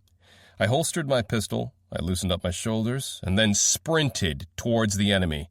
The spider mimicked my charge, screaming fury at me, ready to stab down and end it. Near the end of my suicidal charge, I yanked the artifact out of the belt and flipped it on. I had no idea what it was used for, but it glowed blue when turned on and looked techy. That's all I needed. Drawing it as if it were a pistol, aiming my bluff downrange, the brick lit up bright blue. The effect on my target was immediate. It scrambled to a stop and hid behind the only limb it had left for the job, covering its last eye. Father's sword still embedded on that very limb, the hilt inviting. You remembered the wrong lessons, you oversized piece of scrap. I let go of Cathita's artifact to free up my hands as I ate the last few feet of distance and leapt forward to get the extra bit of height I needed to reach the hilt. My hand extended out to grasp it. If I missed, I was dead. There wasn't time to question my plan now. I soared through the air, reaching the apex of my jump, the hilt just barely in reach, my fingers wrapped around it. The Crusader's longsword flickered back to life the moment it detected a firm grip. The inertia of my jump did the rest, severing off the limb as the sword cut itself free. The jump hadn't been high enough for the second part of the plan. The machine's body blocked my path and I bounced back. Scrap shit. I'd planned to land on the top. Instead, I hit the ground and rolled on my shoulder, finding myself directly under the creature just as it shrieked in realization. Instinct and reflex had me ram the longsword blade up into the underside carapace. It sunk into the creature, but the blow hadn't been enough. The creature lifted itself up in a panic before I could execute a full cut, out of reach again. The spider stumbled backward, weakened, trying to keep me in vision. One of its limbs lifted up. "Now, Journey!" I screamed out. The relic armor locked shut around me, trapping me immediately in a claustrophobic space. I couldn't move a single muscle, not even my fingers or neck. It was as if I had been moving around comfortably in liquid lead, only to have it instantly petrify solid, completely entombing me inside. Fear flowed through my veins, and I threw a wall of willpower at it, trying to remind myself this was the plan and that it would only last a few seconds, trying to stay as still as possible to not trigger the mounting fear. Instinctively, I knew there were only seconds before the claustrophobia woke within me in primal terror and overpowered all my senses. Time seemed to stretch out. The limb lifted, tip as sharp as a spear. I was hyperventilating from claustrophobia already, darkness at the sides of my vision. Journey jerked my body to the side, dodging the attack within inches. In the same motion, it slashed out with the blade against the attacking limb. The attack had no elegance or poise, no set form, a simple and brutal swing, but what it had was sheer speed. I could feel my muscles and bones ache from the whiplash. Journey released the locks on my body, moments right as I started screaming. I found myself collapsed on the ground, breathing out the last of my panic, trying to steady myself again. It had cost me, but it had worked. The sword had cut straight through the leg, leaving the spider to tip down. Now it had only 2 rear legs, not enough to stand up or attack. It desperately tried to escape, but the mass was too much for 2 legs. I could see it dragging the weight behind it, black oil trailing behind it, that single purple eye glaring at me in both hatred and panic. I stood back up to my full height, mustering the last bit of energy I had left, and sprinted after it. I jumped on top of the domed bulk. The violet eye tracked me, following my trajectory. It watched with naked fear. Good. The thing had been following us all this time, learning, adapting. Now I had one final lesson to teach it. "Remember this," I snarled, and rammed the blade deep into the monster's center, down to the hilt. I spun on myself and pulled, executing a massive chasm as the blade cleaved out in an arc. All traces of violet faded to black around me. It was over. It was dead. There wasn't time to celebrate. I let go of the sword and sprinted over to Father. Traces of his struggle to get up colored the floor with bloody streaks and handprints. He'd managed to drag himself to a wall, but nothing more. There he remained, slumped against it, a trail of scarlet painted around him. I made it to his side, finding him still breathing but too weak to stand up on his own. 2 minutes until hemorrhagic shock. Immediate first aid required, Winterscar said calmly. Biometrics flashed before my eyes. Warning after warning scrolled by. No, no, no, no! I rushed out both first aid kits. "Keith," he said, gasping and reaching up a hand to unhook his helmet. Winterscar's helmet slipped from his fingers midway down, hitting the ground with a clunk. Neither of us made any move to bring it back as it rolled away. Gray eyes marred with red veins, a harrowed-out face and clammy skin, pale as death. Stubble had grown across the sunken cheeks. Short black hair filled with gray whisks. Gods above, he looked so frail. Haunted, even. He'd seen better days. He'll see better days, I mentally corrected. No, not yet. We're so close, I hissed, snapping open the medical kits from both his armor and my old environmental suit. Lord Adius is right around the corner. Any moment now we'll link up and get out of here, and we'll be back at the colony in no time. Inside each kit, all tools remained safe. The padding had protected them through everything up to now. I had a chance. He tried to speak, only able to get parts of a sentence out with each quick breath. Thank the gods. I'm dying, boy. Saves me from having to scribble numbers on the... A coughing fit cut his voice off, his chest heaving with the effort. On the dirt, I finished for him, my voice catching in my throat. The spider's limb had made a hole in his stomach, and blood flowed everywhere from it. They'd built the superglue to stem blood loss, except there was so much. Where was it all coming from? Gods above, where did I even start? Journey came to my aid. The HUD pointed out locations to apply aid. I followed the pinpoints blindly, moving as fast as I could. Dozens of spots. Everything will be fine. I'll just carry you back home after this, I said as I worked. You'll take a vacation for a few months in a wheelchair, and I'll teach you all about engineering and all that scholar scrap shit since you won't be able to run from me. You're going to hate it. It'll be great. You'll see. Everything will be okay. 30 seconds until hemorrhagic shock, Winterscar announced in my helmet, calling me out on my lie. I ignored the armor, continuing treatment. Glue was everywhere now. It formed a massive patch, the first dispenser running dry.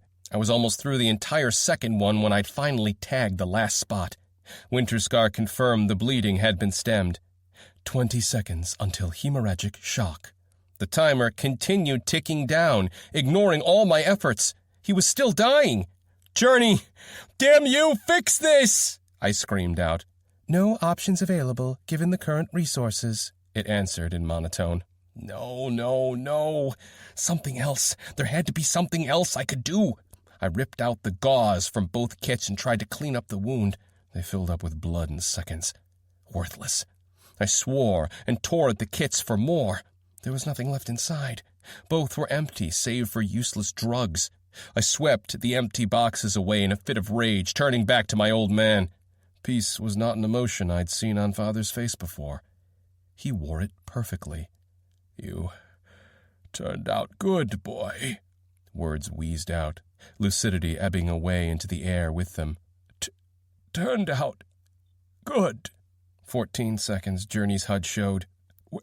When I see her, I'll tell her about you. 7 seconds. Sensors had to be faulty.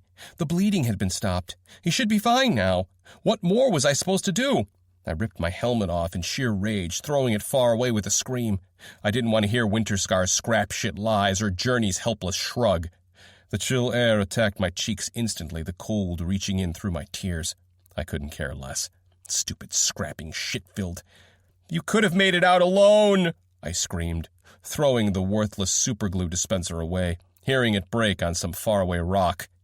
Why didn't you just let me die in some corner? You would have lived. You should have lived. He stared back, breath wheezing, seconds dying away. Then a look of shock bloomed across his face, and for the first time in my life I saw him smile, a broad, massive thing full of wonder. I know why. He reached out a trembling hand. I clutched that hand back tightly, watching those gray eyes lose focus. The world reduced to faint whispers. My son, because you are my... He let go. Chapter 36. Darkest Before Dawn. I remained curled up in that gloom for a long time, wrecked with emotion. The relic armor stayed silent, too. I'd have thought they'd be screaming at me right now, telling me numbers and damage reports. Then I realized why the silence. I wasn't wearing my helmet. The thing ended up far away from me, abandoned by some wall. When had I thrown it away? Mechanically, I stood, and made my way to Journey's discarded helmet. The blank faceplate stared back up at me as I held it. Ornate gold decorated the visor, reminding the world of its true origin. Despite the color, the metal had dulled, and only small bits of reflection came across it. I turned it around and lifted it down on my head. The orange HUD returned to life, and the entire cavern lit back up in my view. Journey stayed silent as I walked back. Only once I had recovered the long sword from the spider's corpse, Catheta's dropped black box, and stowed all the weapons back into where they were meant to be did Journey chime. It was as if it had waited for some requisite set of timing for morning. Integrity reports, power outputs, and requirements for repair. It had enough tact to remain voiceless, leaving the notifications silently to the side. All noise to me, floating through the heads-up display unnoticed. I made my way back to his body, still propped up on that bloody wall, motionless. Father's helmet isn't where it should be. Something whispered in my mind, while my numb hands reached out beside the body to grab the discarded metal. I lowered it back where it belonged. That dying smile, lit with a last triumph. The plated helmet slipped over it, hissing shut to the world. It looked like himself once again. "Suit integrity critical. Repairs required," Winterscar urged impassively in my helmet, this time not bothering to display it on my notifications feed. I know what that scrap shit armor wanted. I know what it was asking permission to eat. "Shut up. Just shut up," I whispered back, taking time to return Father's knife back into its sheath. Thank the gods the armor listened, or maybe it didn't care a bit, only executing my demands as an order. The armor had served Winterscars for generations, following every order given. What was one more order to it? Father would have wanted me to keep going, let the armor repair itself with whatever materials it could get, no matter how macabre. Gods above, he would have demanded it even, yelling all the way. Winterscar belonged to someone else now. She would need it fixed. "I said it would all be okay," I said to nobody in particular. "Not the first time I've been wrong, Father. Gods, I've been wrong every step of the way down here. I'll make sure you come back home. I won't get that part wrong." He didn't answer back. The dead didn't speak. Journey's armored gauntlets reached under the unmoving sibling. There was no surprise at how weightless it all felt when I lifted it up. These armors were heavy on their own, and yet it felt like carrying air when I stood. "Suit integrity critical. Repairs required," Winterscar once more chimed in my ear, insistent. I was about to yell at it when Journey's HUD lit up and outlined the dead spider. I started laughing. Gods, my head is addled. I thought you were trying to eat his... But I couldn't finish that sentence. Instead, I walked numbly to the dead creature. It took only a few cuts and some directions from Journey to find where the creature's heart was. 2 power cells kept the creature moving, one of which was sliced in half by the sword cut I'd done. The other was still mostly full. I stripped it out and brought it to Winterscar. The black cloud expanded, drinking from the opened power cell container, expanding out in a small bridge of black to the dead spider's body, breaking down the creature into smaller component pieces that slipped off and dissolved before hitting the ground, absorbed by Winterscar. The power cell was soon emptied. The rips and broken metal had been pieced back together. It didn't touch any of the blood, leaving all of it to freeze on the armor plates. I could see the armor reform itself over Father's wounds. Soon, Winterscar had a perfect circle of metal covering the stomach, while the rest was dyed as red as our sigil. I lifted it up again once the repairs were done and walked away. Father's helmet slumped on my breastplate, my march home making it shift slightly from side to side. Journey picked up the slack, pointing out directions. I had no idea how it calculated where to go, and I didn't care either. It was another half hour before anything shook me out of my daze. "Search party to Winterscar," the comms queried. That brought my feet to a stop, standing in the middle of some random path. I didn't even remember how I got there. There was nobody but me now to answer. "I copy." "Keith?" Lord Attius's voice questioned. "Why isn't Tennyson answering?" "He can't anymore." "What? No, it's too early for symptoms to show—" "No, you don't get it," I ground out, cutting over him.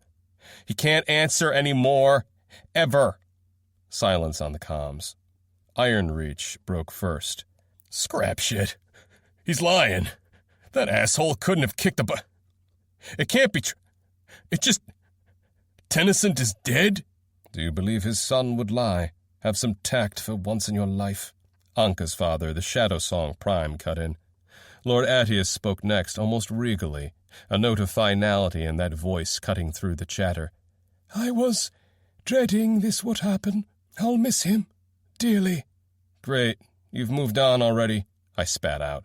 Keith, my sister hissed out into the comms nervously. This is Lord Attius. Please be... It's fine, the Lord replied with a measured pace, cutting over my sister. I'm deathless, little Winterscar. I've lived a very long time. I've seen hundreds of my friends die, some in their beds surrounded by family, others in battle, and some alone on the floor of their own home with a pistol in hand. I've learned to mourn in a different way than you do, but I mourn, all the same. You will simply have to take my word for it. There was silence on the comms for a moment before he continued.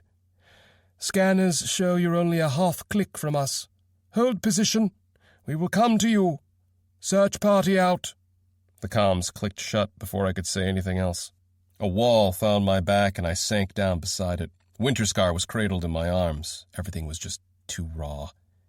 How long has it been, Journey, since he died? 42 minutes, 27 seconds. Sniffling, I let go of his armor. I leaned it on the side of the walls and curled up on myself. My mind floated, and I knew where it would inevitably go, skirting around the events, climbing up the chain of what caused what. The spider had killed him. The spider was able to kill him because he'd been down here. He'd only been down here because of me. And I'd only been down here because of my greed. I'd killed him. I pulled that lever and killed him. The full realization poured into my heart. I crumpled on my knees, hand reaching out to rip off my helmet, but I was too slow. Vomit splattered all over the inner visor, splashing back over my face, almost drowning me. The smell of bile overpowered any other scent as it climbed up my nose. Journey reacted immediately, the black cloud pouring out on the edge of my vision, cleaning up the mess I'd made as I hacked and coughed through the episode. Warning. Abnormal spike of adrenaline detected. User may be suffering from a panic attack. Please remain calm and take deep breaths. I stayed on my knees and started laughing, bubbles forming in the pressed-up vomit. Deep breaths? Journey continued to try to console me in its own unique way, throwing advice after advice that I'd have read from some generic manual on well-being. By now the vomit had been cleaned up, and the smell was gone. It had done a thorough job of it, cleaning my cheeks and even swarming through the interior of my nose to hunt down every last bit of it, as well as the visor. I'm not having a panic attack. You know why I'm down here, Journey? Winterscar logs were synchronized. Would you like a recap? No. Winterscar doesn't know the real reason. The armor remained silent as I confessed. See, there was an emergency manual backup generator lever we passed by up there, at the site.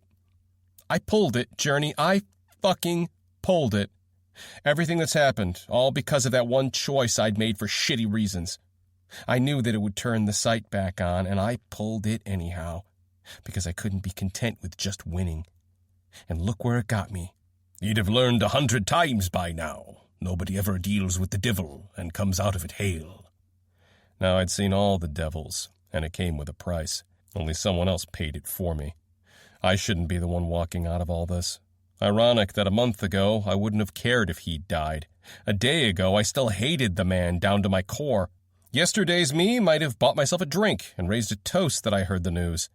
What the hell had happened since then? Some sort of Stockholm syndrome?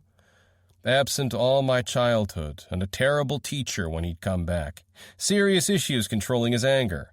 Violence would be a tool to use any time he couldn't explain something properly, which was often. He'd looked down on my engineering passion his entire life, even destroying anything I made if he found it. I'd been counting down the days until I could be truly independent of him, scheming it even. Now I didn't know what to feel.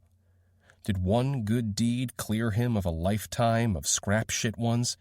Or had all those scrap shit decisions all been done because he'd been afraid all this time? Afraid of what would happen to Kidra and me when he was no longer here? His last smile floated into memory, and I knew then that I didn't have it in me to hate him anymore. I couldn't muster even an ember. I got back to my feet, pushing against my knees. He tried to be better. I needed to do the same. Warning, enemy threat detected. Journey pinged in my ear. An image of a screamer floated above my HUD with an arrow pointing at a cluster of dots approaching my own. They don't ever stop, do they, Journey? I chuckled back. This whole world wasn't going to stop just because I needed a break to do some soul-searching. The underground was ruled by machines, and I was a trespasser to be hunted down. Previous history shows machines always investigate sites of lost battles. I don't suppose I could just lay low and hide. Negative. This unit has been pinged. High probability enemy units were dispatched specifically to hunt current user down. Father's body weighed nothing to Journey, even if his memory did to me. In a second, he was back in my hands. There wasn't any more time to cry and mope and think about difficult things. I shook myself free of thought, focusing. Clinking sounds of heavy footsteps sounded behind me, running with their strange gait. Coming around the same bend Journey had guided me through. It was do or die again. Keith to search party. I toggled the comms, starting on the long race against time. My feet moved across the metal road, Journey assisting with each leap. Search party copies. Status? A group of screamers spotted me. Can't stay at the rendezvous location. I've got to move. Understood. We'll double our pace and try to catch up with you. Try to run in our direction if possible. Good luck. Search party out. Journey was fast. Distance flew under me as I put the armor to the full test. Still, there was training required to unlock the full speed from the armor. Arms needed to be moved in specific ways, legs bent at the right angles. Running naturally without that training, maybe 70 to 80% of the armor's true top speed could be reached. And then factor the extra weight of an entire additional armor. Arms couldn't move either because I was committed to carrying Father. It was possible my speed was only half of what Journey could be capable of. Journey, are they catching up? Affirmative, the armor said, killing any hope I had of outrunning them. Think we can make it to the search party's coordinates before they catch us? Unable to calculate. Too much terrain is unmapped. They've for sure spotted us. Affirmative. If the suit's sensor suite can detect them, they can also detect the suit. Can you take over movement and get some more speed? Journey paused for a moment. Movement requires too precise to isolate only to leg partition. This option requires full body control. Trauma might result from prolonged override. Additional weight and motion limitations from Winterscar combat suit will reduce effectiveness. Fear spiked through me at the thought of being encased again. Buried alive. Scrap shit. Did I have any drugs that could help me out with this? Anti-pain drugs, sure, but nothing that would block a reaction like that. Have to put that plan down as a last resort. How many are there? Motion sensors detect 7 entities following behind. It's always 7 with those monsters. At least it's predictable. While I feel more confident in taking out 1 or even 2, 7 would probably shred me to pieces. Can't hide, can't fight, can't run. But I wasn't out of options. I knew I could fight them one-on, if that could be arranged. Funneling them would be a possible victory condition.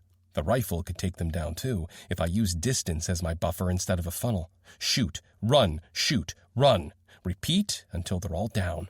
Effectively, I would be dealing with them one at a time with that strategy. That would mean dropping Father to free up my hands.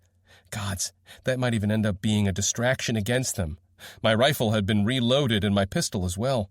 I was as ready as I could be for this. There was another ticking victory condition. Once the cavalry arrived, the crisis would be over.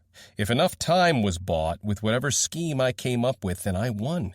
Attius was deathless, and while I'd never seen them in a fight, their reputation painted a clear picture. He would absolutely wipe the floor single-handedly. If I couldn't fight them one-on-one, then the next best option was to force the field so that nobody got to fight at all. Maybe a strong, natural barrier to separate us. Something that couldn't be reopened. Like the gold-lit doorways. I hadn't seen one in a while, but if they did appear, there'd be no hesitation from me. Hell, I could make do with a thick sheet of metal in a pinch. The strength of my relic armor to hold it against a tight entrance could buy me the time I needed. Using distance and my rifle was a gamble. If I messed up, there wouldn't be any way to recover. Finding a blockage had a much better chance of success if something went wrong, and I'd be chipping away at the timer too. I decided to go with that one, as there would be more ways to recover from a bad situation. All that was needed was a building that had a single doorway and something to seal it with. Given that I was sprinting past dozens of buildings, it wasn't long before a good candidate showed up. The domed specimen had no windows and seemed to be big enough to have multiple rooms. That'd give me a possible retreat, though it might be a double-edged sword. I risked it. A quick switch of direction, and I was at the old metal door. Storming inside, the surroundings gave me confidence. A lucky first pick, finally. There was piping on the roof, a second door at the rear, and plenty of metal tables. Tools I could work with. Father's body was dropped, and my knife was put to use in cutting up some piping. Hopefully this would bar the door long enough. I slipped it through the door's handle, locking it into place. I followed this with a quick slice through a table's legs, and now I had a flat plane of metal to add as an additional barrier. That was added to the pile-up at the door. Time ran out halfway through cutting out a second table. The door instantly groaned as white armored hands shot through the cracks, pushing and pulling. They tried to pry the door open, and even managed to bend the piping slightly by the time my rifle locked onto aim. The pipe and table combo held them at bay. Bullets lit out in 3-shot bursts, diving through the widening crack. Weapon fire continued to rain through, and pillars of mechanical hands snapped away with sounds of ceramic armor cracking. They howled and shrieked all the louder. I could hear them climbing over the building, searching for another way in, while the others continued to try and force the door. My rifle clicked empty. Death was coming to get me, held away by a few inches of metal. If I let fear paralyze me again, it would succeed this time. Oars watch over me. Focusing on one task at a time, drowning out everything else, I snapped into action. Eject the magazine, grab another, feed the rifle, reset, aim, fire. They'd heavily bent the piping during those few seconds, the gap widening enough to stick a head through it now. More arms shot through the opening, trying to remove the blockage. Cathita's old rifle scythed through the mob. White ceramic skulls shattered in pieces and bodies flopped to the ground. There were at least 4 left when the rifle clicked empty. That had been my last magazine. Scrap shit. Thin, armored arms still pried the door open with deceptive strength. The metal groaned as it bent inch by inch. They'd get inside soon. I had no explosives. 1 scavenger pistol with 10 shots loaded, 2 knives, 1 sword, and approximately 10 seconds to cobble a plan together.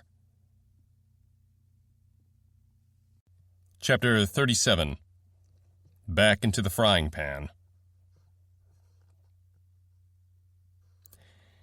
The snap hiss of my knife echoed in the room. Of course, I hadn't brought out my knife to fight 4 against 1.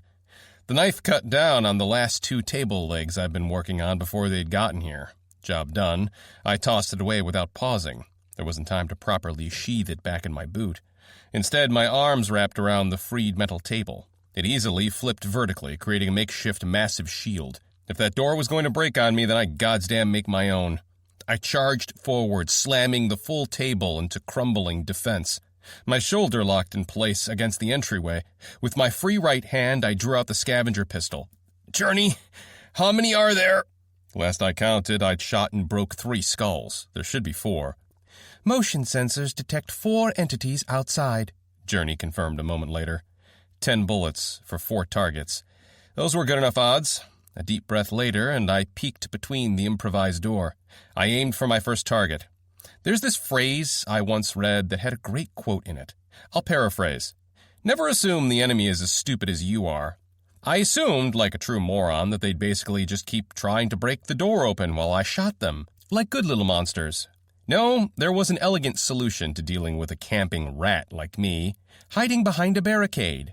There wasn't even time to press the trigger before one drove a hand in through the gap and yanked the weapon out of my surprised hand. And just like that, the gun was tossed away and out of the picture. I had messed up. Bad. Keith to search party? Search party copies. What's the ETA? Because I really need you all right here, right now. Assuming we don't run into another dead end, 10 minutes.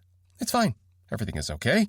No one liked Plan B anyway. It's time for Plan C, whenever I figure out what that is. The table yanked hard against me. The monsters were trying to shove me backward.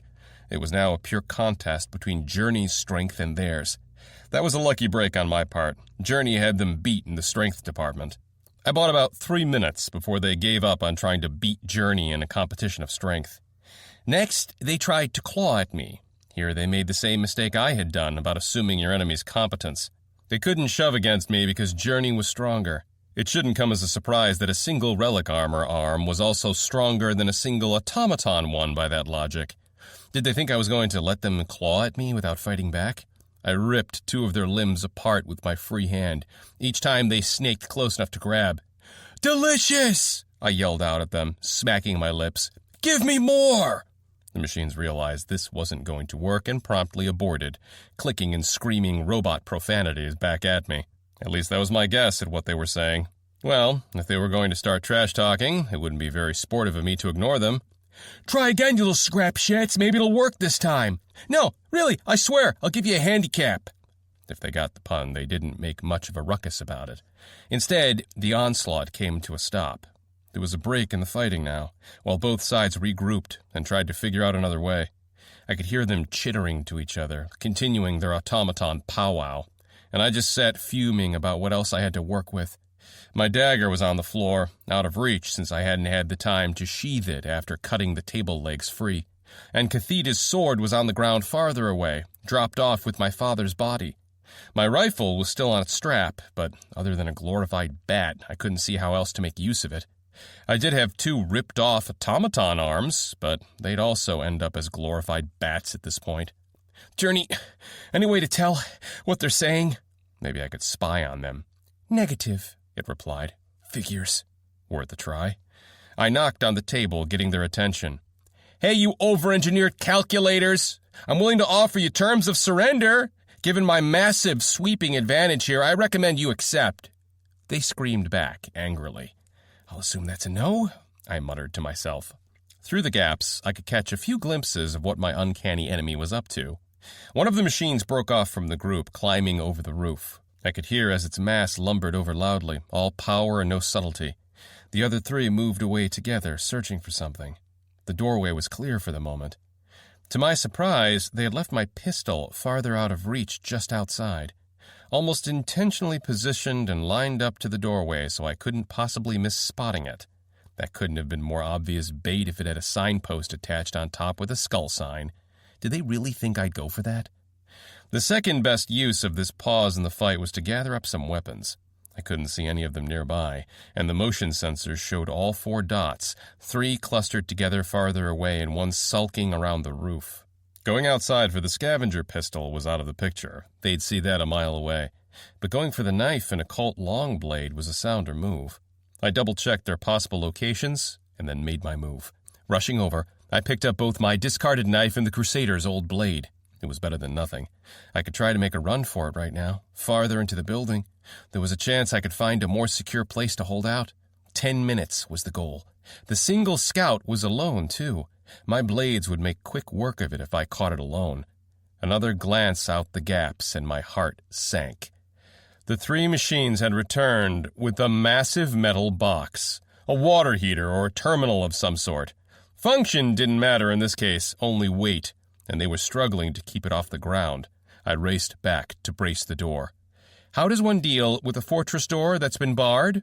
There's a long and storied history of human ingenuity solving exactly that problem. Instead of hitting the fortress door very hard, the actual solution was to hit it even harder.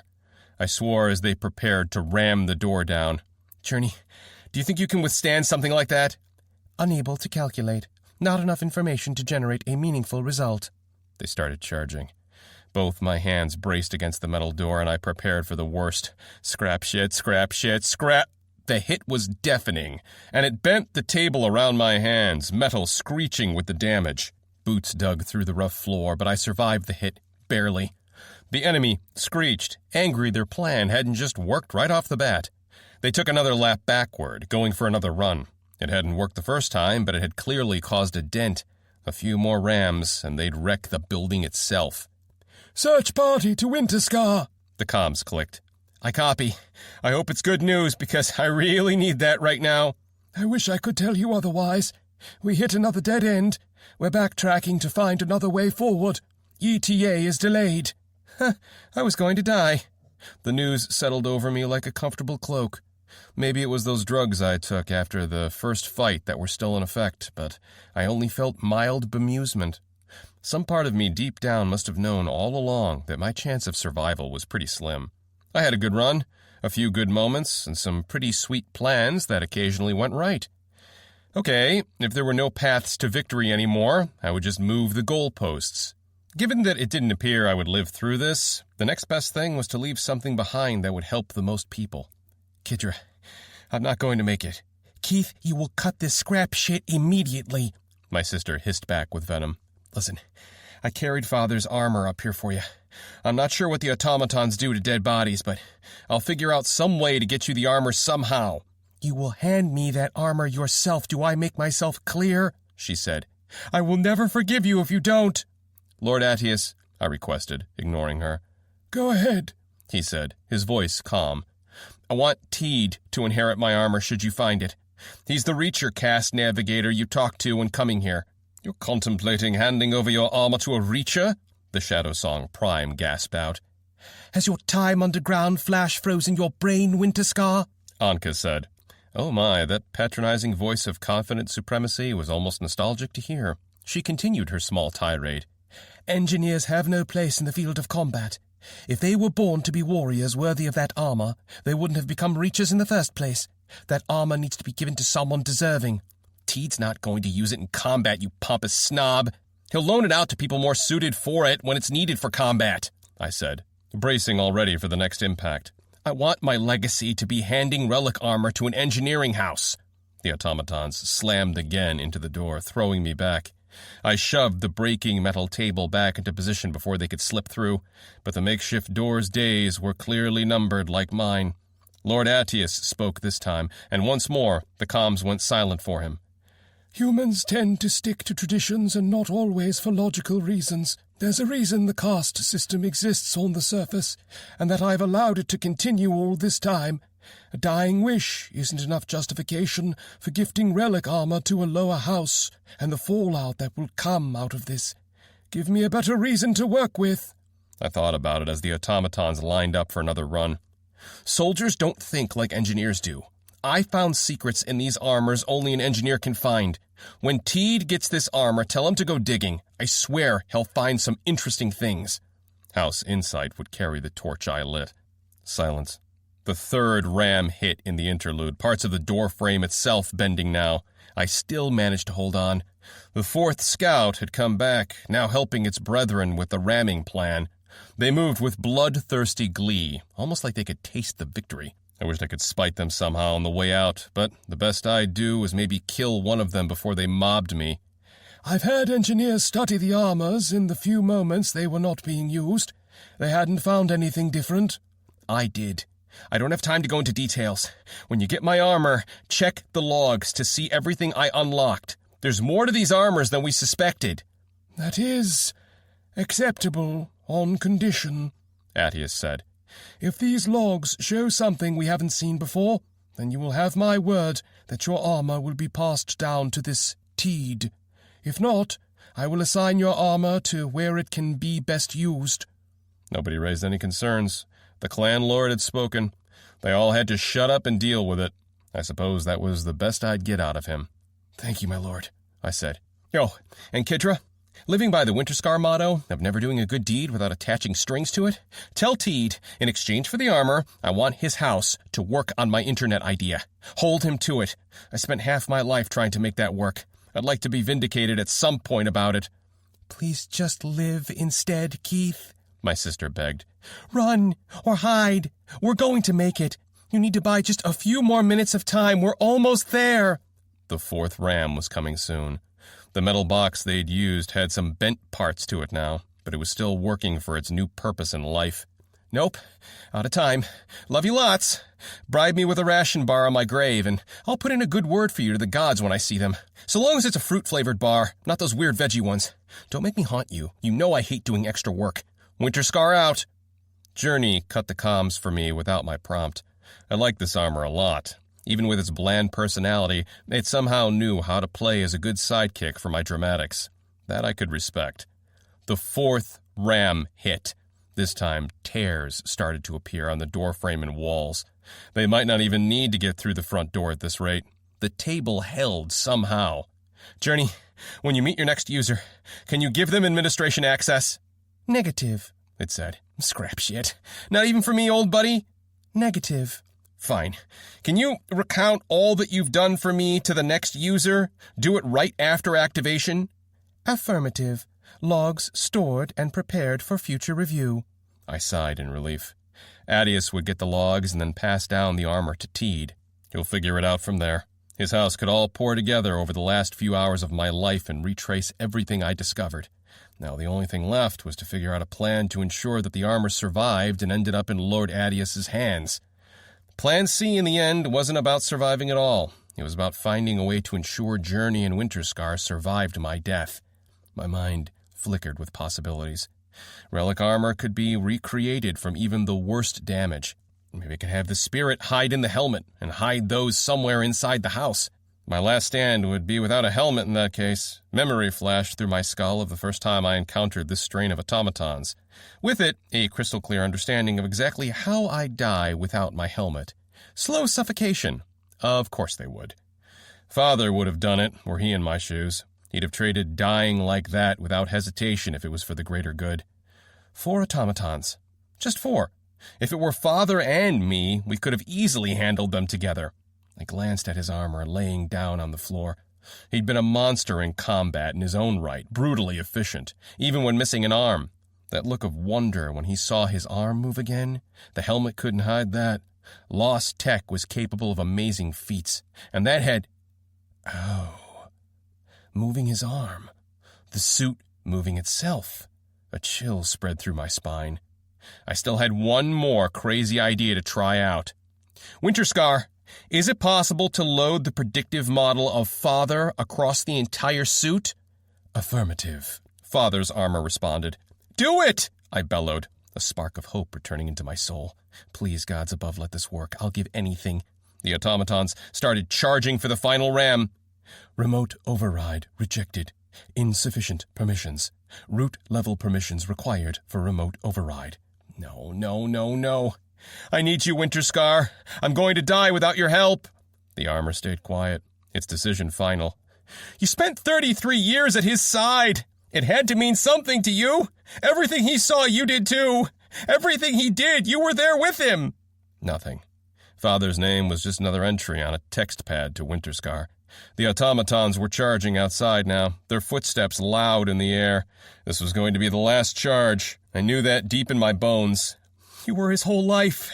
If he meant anything to you, anything at all, please, I'm begging you. Impact. The door buckled, and the force of the new hit threw me clean across the room. Journey protected me from the damage, shield flashing, softening the landing. I rolled to my feet, keeping my longsword in hand.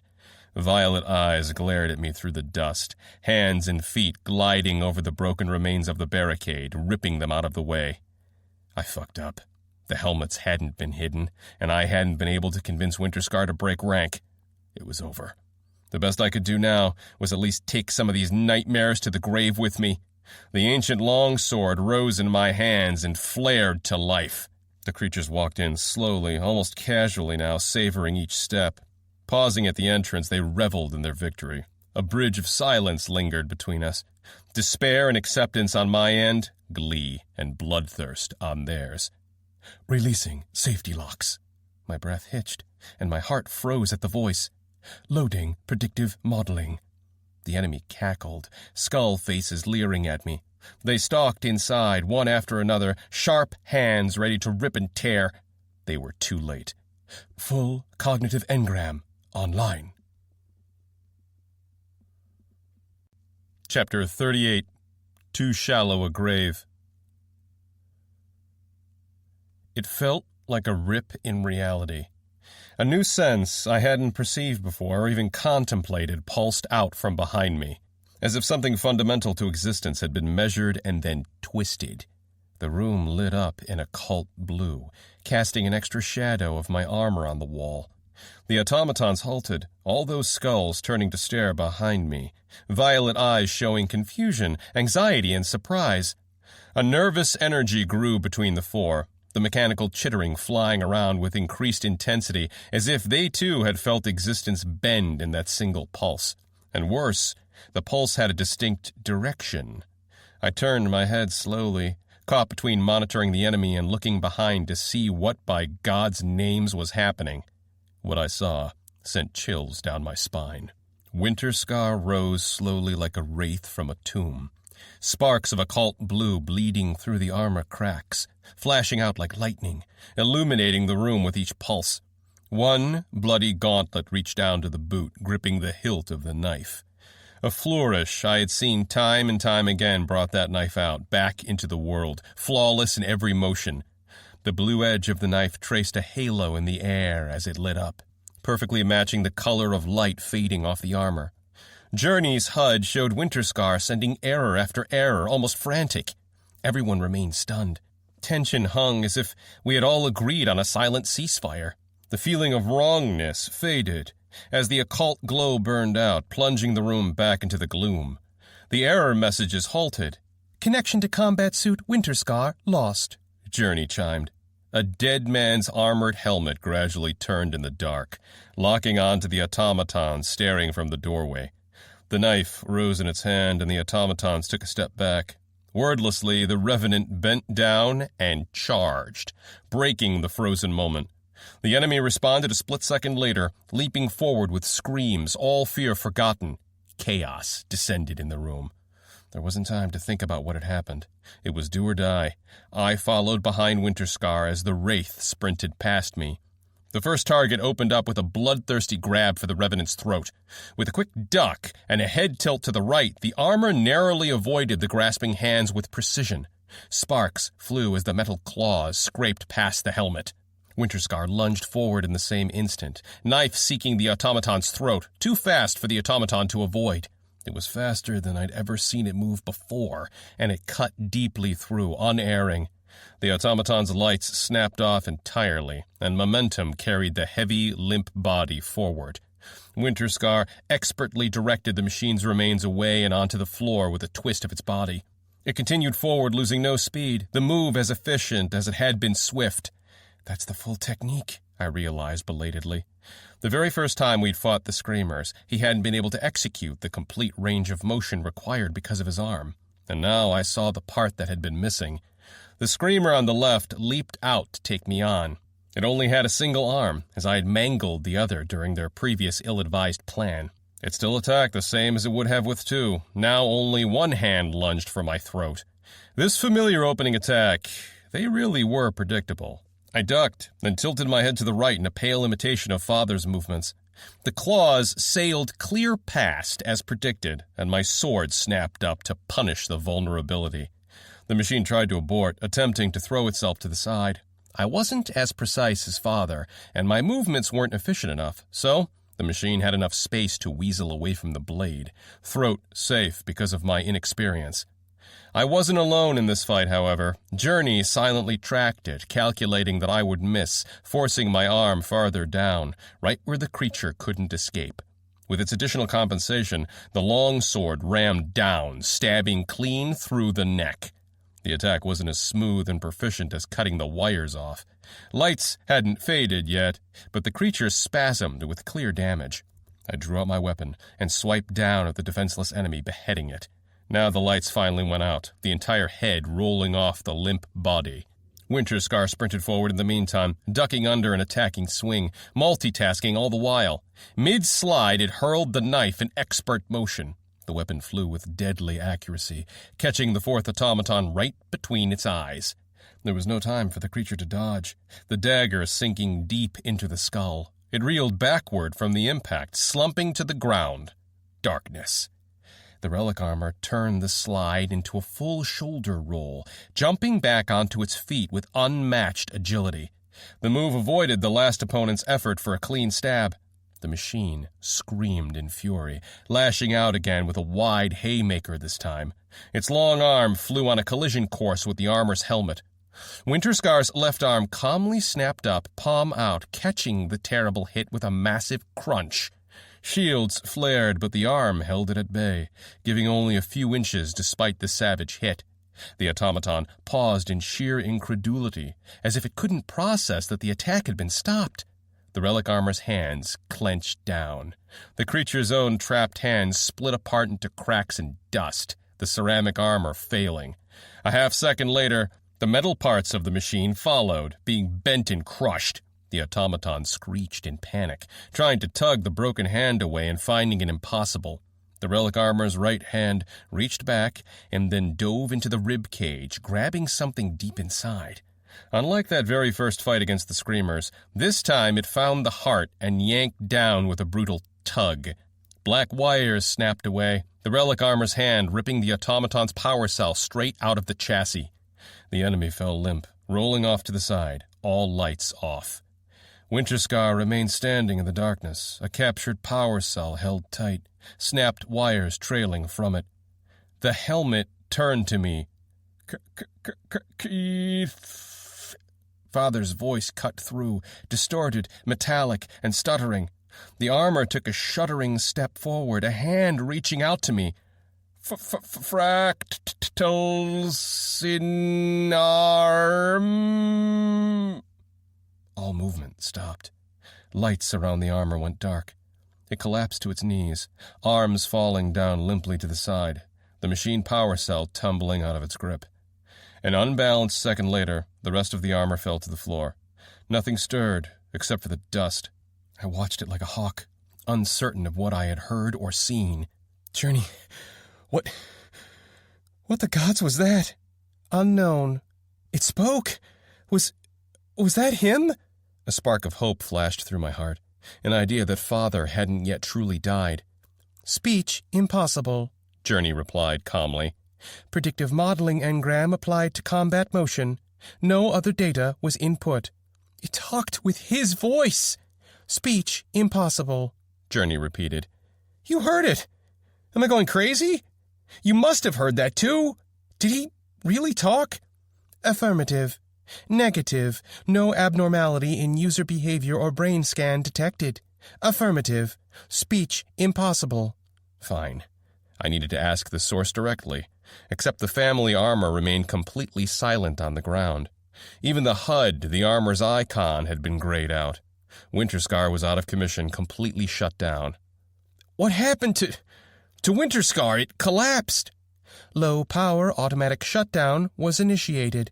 Once all enemies were identified as destroyed, the hardwired low power shutdown command superseded all other overrides. That didn't make sense at all. We still had plenty of power. Even with the elevated use in combat, it should have lasted at least 2 more hours. How much was it using? It had roughly 5 hours left in the tank, if I remember right. Did the power usage spike up past 5 hours and 300 minutes? In less than 5 minutes, the suit had consumed all 300-ish minutes of power it had. That was an over 6,000% increase in power consumption. Journey, where did all of that power go? Actually, scratch that. Tell me step by step what happened. Go into details. God, is he still inside there somewhere? Did I bring him back, or a version of him from the dead? Combat Suit Winterscar's logs reported successful engram creation. 174 microseconds later, a security breach was detected. Power draw by the engram increased by 6,312% for 7 seconds by an unknown entity. Subsequent systems were corrupted and engaged without direct command, Journey said. Winterscar's countermeasure suite was unable to defend against the intrusion. An emergency shutdown was attempted. Attempted? Command was overridden. By who? The system hack? Where did it come from? Unknown entity overrode the command. Affirmative. System logs register security breach originated from the newly generated predictive modeling engram. Was it him? Assuming him as user, Winterscar, Tennyson. Answer unknown. Predictive model engrams do not operate in this manner. Security breach expected to have misled countermeasure tracking conclusion. So Journey didn't believe the engram had been the source. Rather, whatever was taking over Winterscar had confused the system into believing it came from the engram. That wasn't what I thought was going on, especially with all the occult light coming off the armor. More likely, the reality might have been impossible to Journey, so it had tossed that conclusion out wholesale. I thought what was happening was beyond the armor's understanding. It said speech was impossible, and yet that was my father speaking. What exactly is a predictive model? I needed to understand more about what was under the hood here. I'd only learned the surface level. An algorithm designed to study a set of data and generate predictions on future motion from current events. In this case, the dataset was Tennyson Winterscar's motion data in all situations. Okay.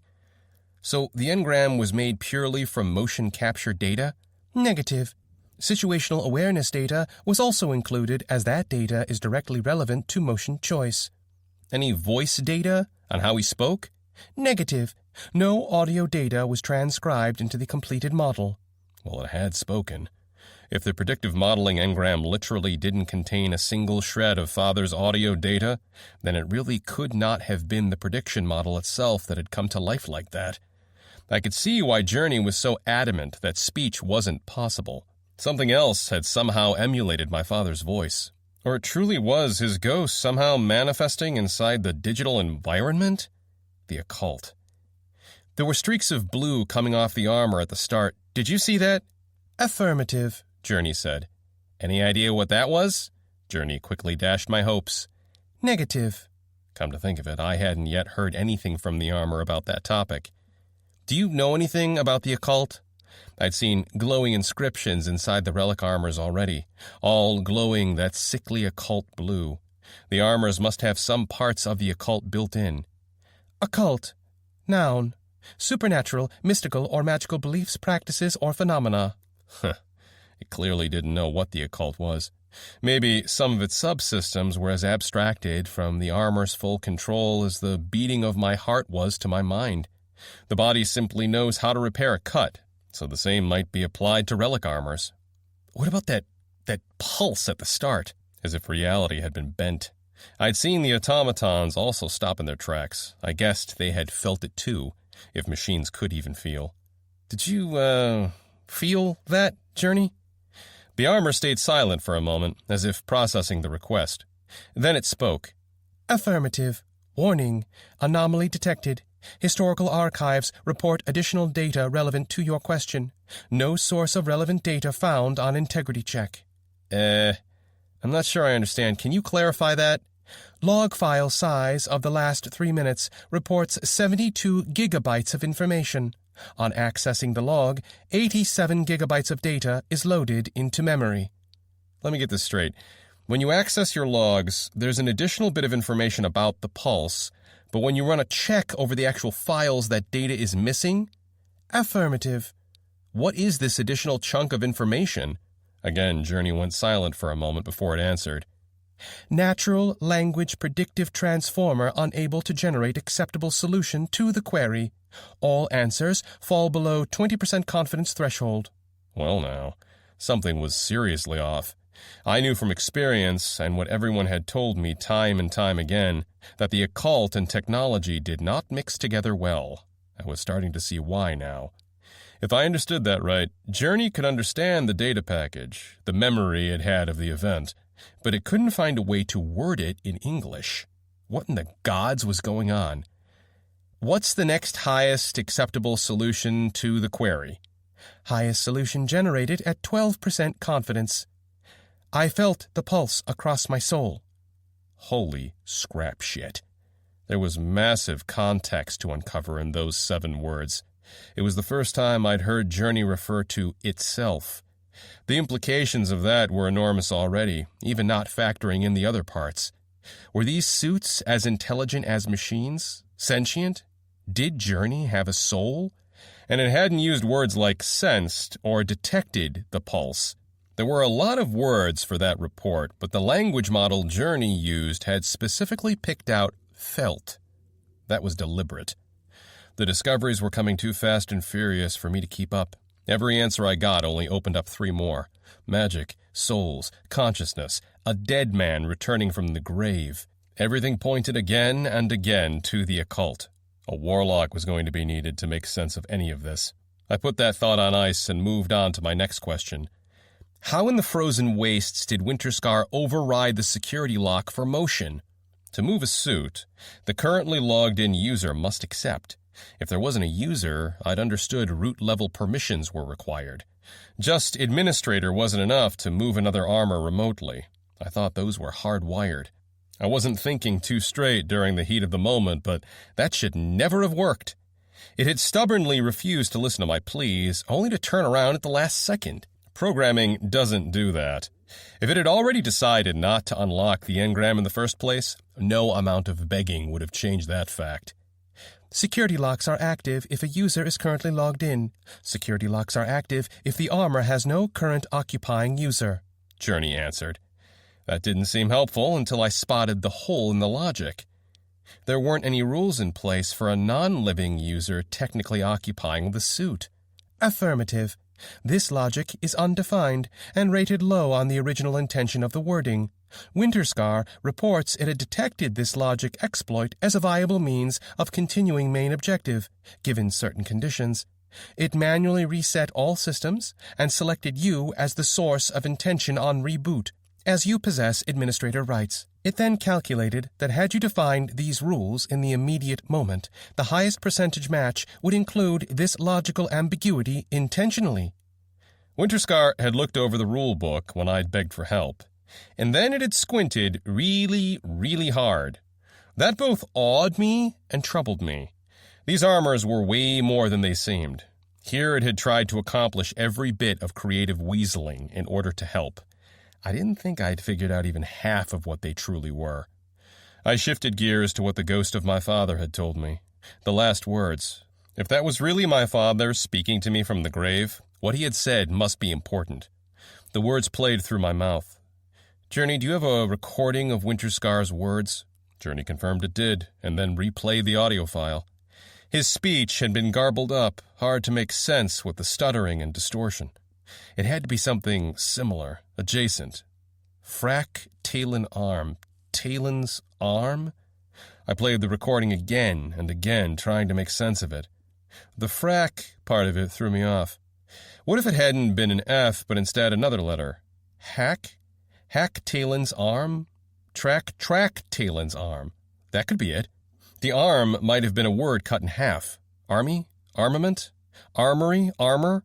If I assume the F was intended, then it could be fractals in armor. The rest of the arm-starting words didn't quite make as much sense. Too many options. Fractals in armor made some sense. The only armor he could be referring to was the relic armors, or to track something belonging to Talon. But what the scrap did that mean? Journey, what's the best idea on what the words meant all put together? Give me your top 3 ideas. Compiling. Fractals in armor, noted at 61% confidence. Fake it all in arm, at 32% confidence. Track Talon's arm, at 30%. I shook my head free of thoughts. One thing at a time. There was a laundry list of tasks to do, and the majority of those were asking questions about what the fuck just happened. First things first. Keith to search party. I pinged the comms. There were reports and paperwork to fill out about my grossly overstated death. Kidra answered it, frantic. Keith, hold on. We're almost there. Whoa, everything's fine and under control now. You can relax. Turns out I came up with a last-minute scheme, and it worked. Targets eliminated? Adius asked, an impressed note in the timbre. Affirmative. I had the Winterscar armor replicate Father's combat movements. That's possible? Adius seemed genuinely perplexed. I've never heard of this before. How is that possible? I did say engineers had a different viewpoint on the armors. I've got a long story to tell you, sir. This mission keeps getting stranger and stranger, he muttered. Is this what Tennyson mentioned was priority 1? Partly. There's more. Of course there would be. Never anything simple when it comes to Winterscars. He chuckled. Don't report over wide-range comms, lad. We don't know what's listening in. We'll have plenty of time once we reach you. Till then, sit tight. Understood. Search party, out. It clicked shut, leaving me alone in the silence. Journey, I asked in that gloom. The wording of Father's final message still rang in my head. Journey had been convinced that the security breach didn't come from the engram, only that Winterscar's subsystems were being fooled. The armor was fallible. That meant the top result of Father's last words, fractals in armor, could be wrong.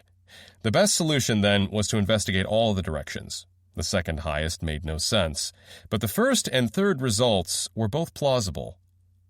Do you know what Talon's arm is? Negative, the armor responded. An Undersider's city, maybe? Naming conventions follow wording. Correlation plausible. Estimate 74% match to possible city, 12% match to a possible unknown religious subgroup. If it wasn't arm that the armor implied and the word got cut off, do you know any matching item for Talon that has a second word starting with arm in it? 17 instances of Talon found within compound words, pulled from diction in Winterscar's database. None contain arm in them. Father could have told me to track this down for some reason. I didn't know why or what it was. If it was really Talon's arm, it had to be something he'd discovered while outside his armor, else Winterscar would have had it defined in its dictionary. I had to find out more about Talon, find something that was either named after that god or belonged to him, and I needed to open up one of these armors, see what these fractals inside were supposed to be. I slumped back against a wall, suddenly exhausted. My biometrics were everywhere, all sorts of fractures and muscle contusions painted in red over the HUD. Damage had been accumulating with each override Journey executed against my movements. If the suppressor drugs hadn't been in full action, the pain would have been debilitating.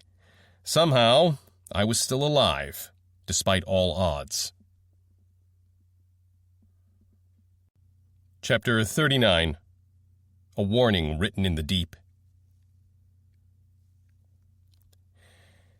Winterscar was given a wide berth as I recovered my weapons. I was stalling the eventual moment I'd have to power it back on and start asking it questions. With Father's knife in hand, the screamers gave up their power cells without much of a fuss. I could never be sure what the future might hold, but more power was never a bad idea. And with each extricated cell, Winterscar's prone armor would remain at the edge of my sight and mind, waiting for me to deal with reality. The memory of that pulse persisted in my mind. Some sort of instinct dreaded the thought of feeling that pulse again, and that strange sense that came with it.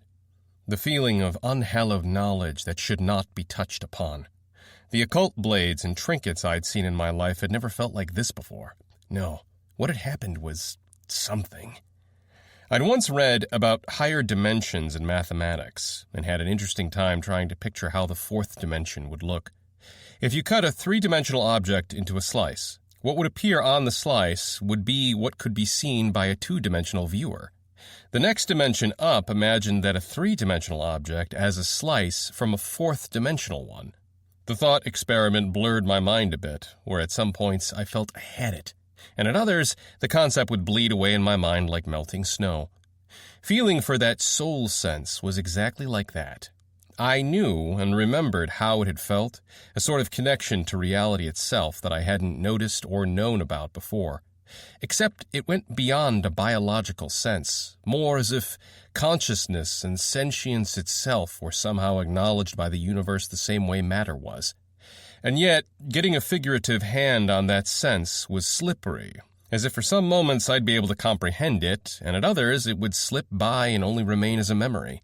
The difference between feeling actual pain and reading a note about pain. It was not the same thing, not even in the same league.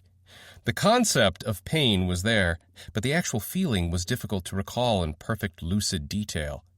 I wondered if Journey was suffering the same effects, only the digital version of it, if that was even possible. Was that why his logs had an extra bit of information appear when it was loaded, but disappeared when not opened up? With the last cell in hand, I made my way back to Winterscar reluctantly. A lingering sense of terror remained behind, making each step in that armor's direction a deliberate choice. The dead armor remained prone on the ground, unmoving, no sign of life. I steeled my nerves and kneeled next to it, one hand reaching down and resting on the chest piece. I'm not sure if you're still here, Father. Thank you, if you are.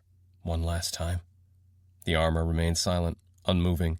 A chill passed through my spine, raising the hairs on my arms. The side clasp for the power cell still functioned. In moments, the spent power cell was jettisoned from its holder at the base of the belt, and I replaced it with a full cell. My movements were slow and careful. The power drained out of the cell and into the armor. What would happen when the suit was powered on? A strange mix of hope and dread spun around in my gut. A few seconds passed, and Journey's HUD chimed that connection had been reestablished to Winterscar. For all that I had thought might happen, the mundane event happened instead. It stayed motionless on the floor.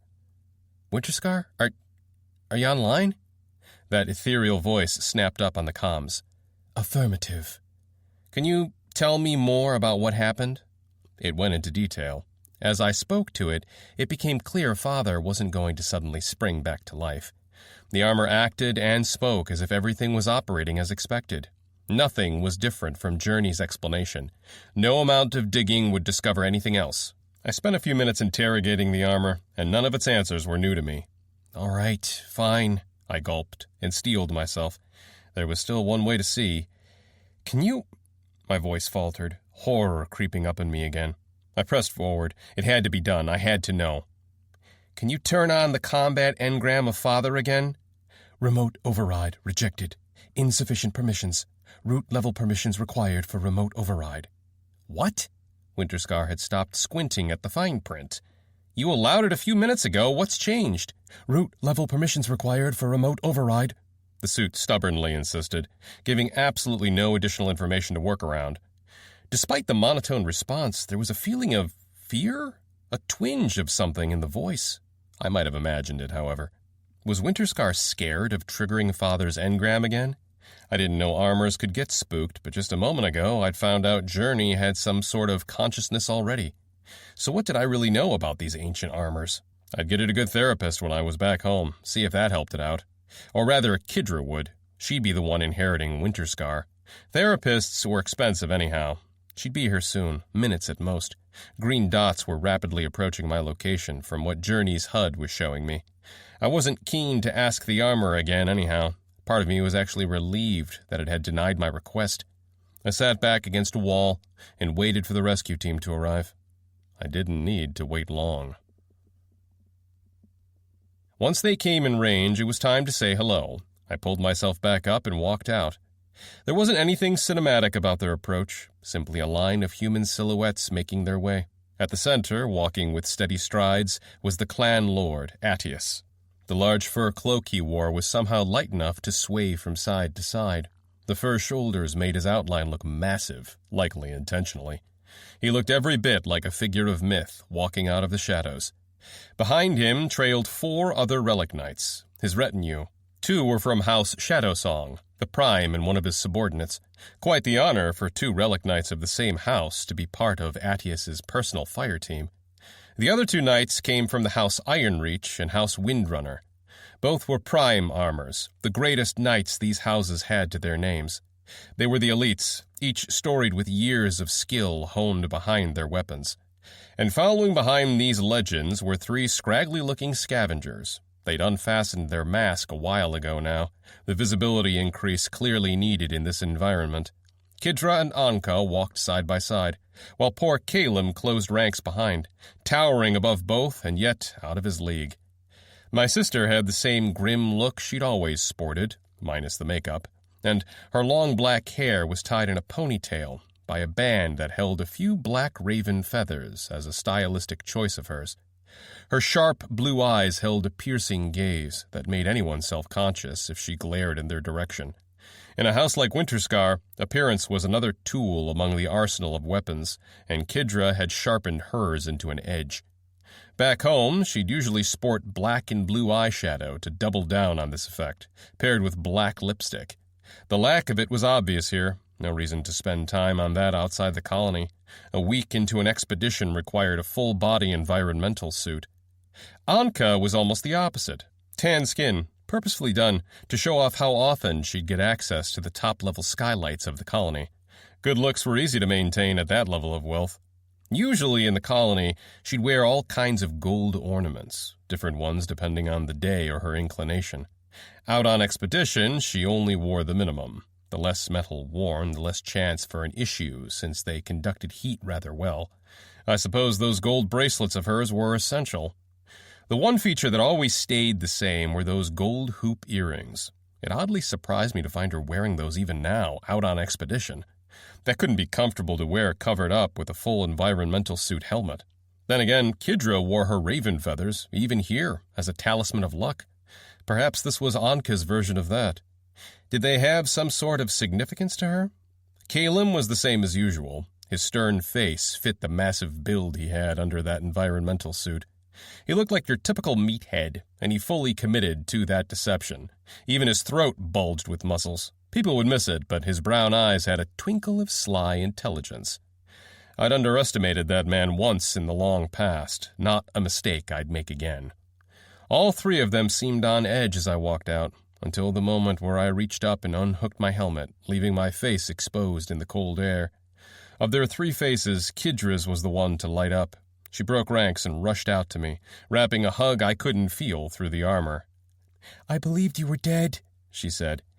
Well, given my track record, I'd also bet on finding me lying face down somewhere down here, too.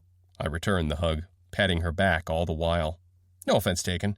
She broke away scowling, then slapped the side of my shoulder. Journey didn't bother with a shield. Even a bullet wasn't enough for the relic armor to use up shields, let alone a slap from a gloved hand. Adius and the others shortly drew up to me before I could trade another set of words with my sister. The lord stepped closer, and Kidra backed away, almost on instinct. The clan lord had a completely distinct presence up close. He towered over me, a full head and hand above. His armor's helmet had been secured on the side of the shoulder, a half-plate that left the back of his head mostly exposed. I'd heard Deathless using helmets like these, just enough plate to trigger the shields and heads-up display, worn more like crowns than proper equipment, though it still covered the full face. Given how easily armor down here was punctured without a shield, I could see why the shields were the important detail. His armored hand patted the old Crusader armor's other shoulder, as if examining for himself that reality of it, taking a critical look over the light gold ornaments that still remained intact. "I'll be damned," he said, that deep gravel of a smoker's voice of his grinding out each word. "I knew Tennyson wouldn't lie about something like this. Still needed to see it with my own eyes.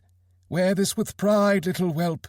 Its last owner had clearly been among the elite, a crusader from the looks of it. Large footsteps to fill." I nodded back, matching his gaze. Her name was Catheda. I don't know anything else about her other than what she'd named this armor. It's damn good to see y'all. He grinned back. "We're all ready to climb down into hell itself to rescue our own. We're knights. This is what we do." The others behind him nodded solemnly at that. This was the closest I've ever been to the clan lord. I could see every detail of his face, right down to the stubble in his beard. His old eyes washed over me, searching. "Now, show me his body, lad." "There are some circumstances around his armor and death," I said. "We need to talk about that." "Using the armor to emulate Tennyson? I've had that on my mind since you let me know.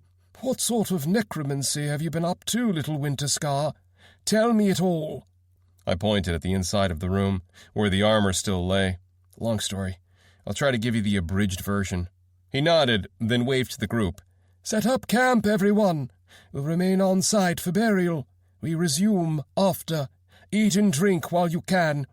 The fire team all began to unpack, setting up the scattered metal tables and scavenging around the dead machine bodies. Adius and I both walked inside as I explained to him the strange events I'd seen. His face went from curiosity to shock, and then deep contemplation as I wove my tale. "And you're sure the lights you saw floating off him were blue? Occult blue?" Adius asked. My nod was all the confirmation he needed. "Do you know what exactly happened?" I asked him. To that he shook his head. Some parts I have sound theories, other parts no. You need to understand, this is the first I've heard of someone unlocking the administrator accounts for an armor. That part is a mystery to me. I do have a handle on the occult. However, for us deathless, it's more instinctive.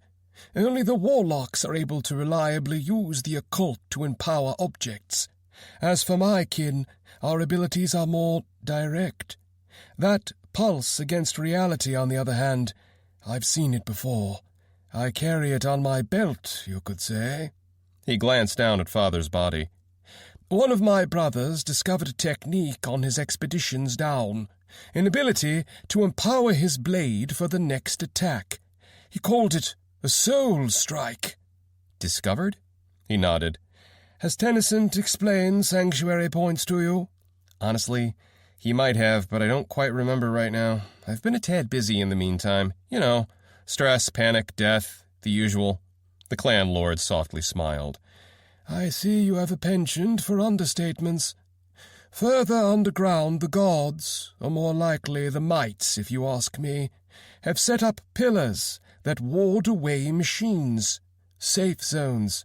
If I touch one of these pillars, I gain access to a new spell or ability that pillar stores. I can't hold over 4, however. He drew out his longsword, though he didn't turn it on. My fellow deathless aside, I've seen that rip in reality before. I carry something similar, right here. The ornate hilt looked both simple and elegant at the same time as he examined it. The weapon itself was a clear longsword, slightly broader than my own. I wondered, then, what sorts of enemies that blade had seen and felled. Breaker! That's its name. He flipped it and offered it to me, hilt up. I'll be taking it back after, of course. I can see you've got a sword of your own now, so I hardly believe you need to hold on to mine for long. He chuckled. That blade is quite valuable to me, and likely even older than I am. The moment I wrapped my hand around the hilt, I felt something. That soul sense again. That feeling that if I pushed slightly on the blade, something terrible would happen.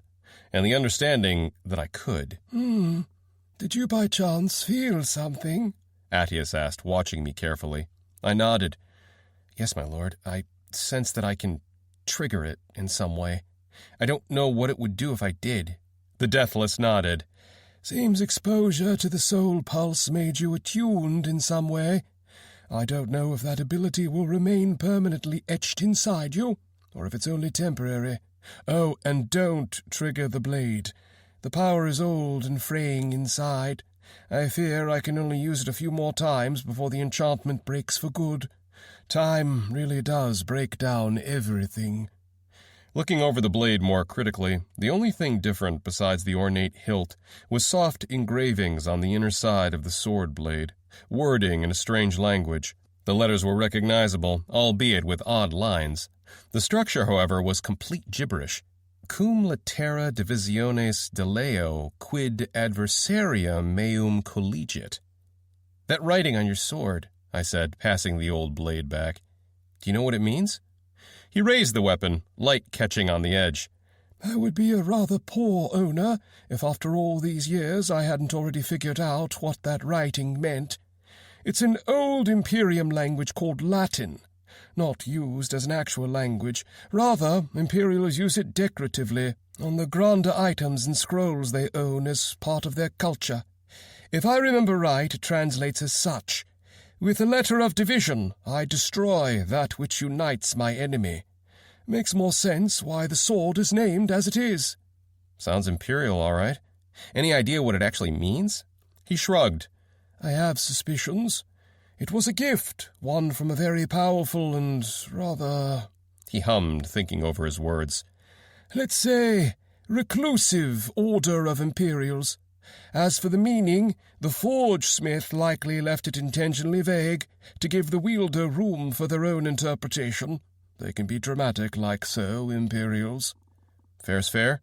They think we're the weird ones with all of our songs. I gave him a what-can-you-do shrug.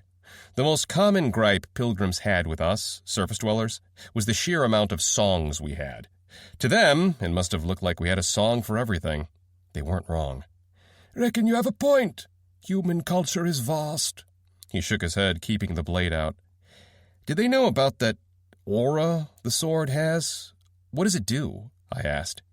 I believe they didn't know about the blade's ability. To them, it could have simply been an artifact of the goddess they kept in their vault, until I happened to touch it. After that, they became convinced the blade had been forged for me. He shook his head, smiling. That part is a story for another time. Of the blade's true ability, my fellow Deathless I spoke about earlier demonstrated what this kind of enchantment can do. When he imbued his weapon, it could cut beyond the physical world for the next strike he did. I believe Breaker has a more permanent version of that ability infused into it. The clan lord's long sword flashed blue, active as he swung down on a table, dividing it in half. The ability, however, has very niche uses. See, had I used the sword's capacity just now, it would have done and felt the same as this cut. You wouldn't have felt anything, so the result on the surface would be no different. Despite that, my friend kept his ability, even if it took up one of his 4 slots. There was one exception where the technique was worthwhile. He turned to look me in the eye. I don't know why most machines don't carry over their memories after death. I would have expected them to learn and remember past fights in order to improve. Instead, none of them do. Experience is only gained within their current lifespan. But just as humanity has Deathless, the machines have their own champions. We call them feathers. They appear humanoid, although each has its own unique flair to distinguish itself. Humanoid? Just how humanoid are they? I glanced up to meet Attius's eyes, connecting dots together in strange ways. Were the Deathless... No, that couldn't be. Could it? How humanoid are we talking about? Are they able to appear indistinguishable from humans? At that, the clan lord laughed. I see where your head is going, lad. No, they have no intentions of hiding among humans. When you see a feather, you'll know. Only parts of them look human.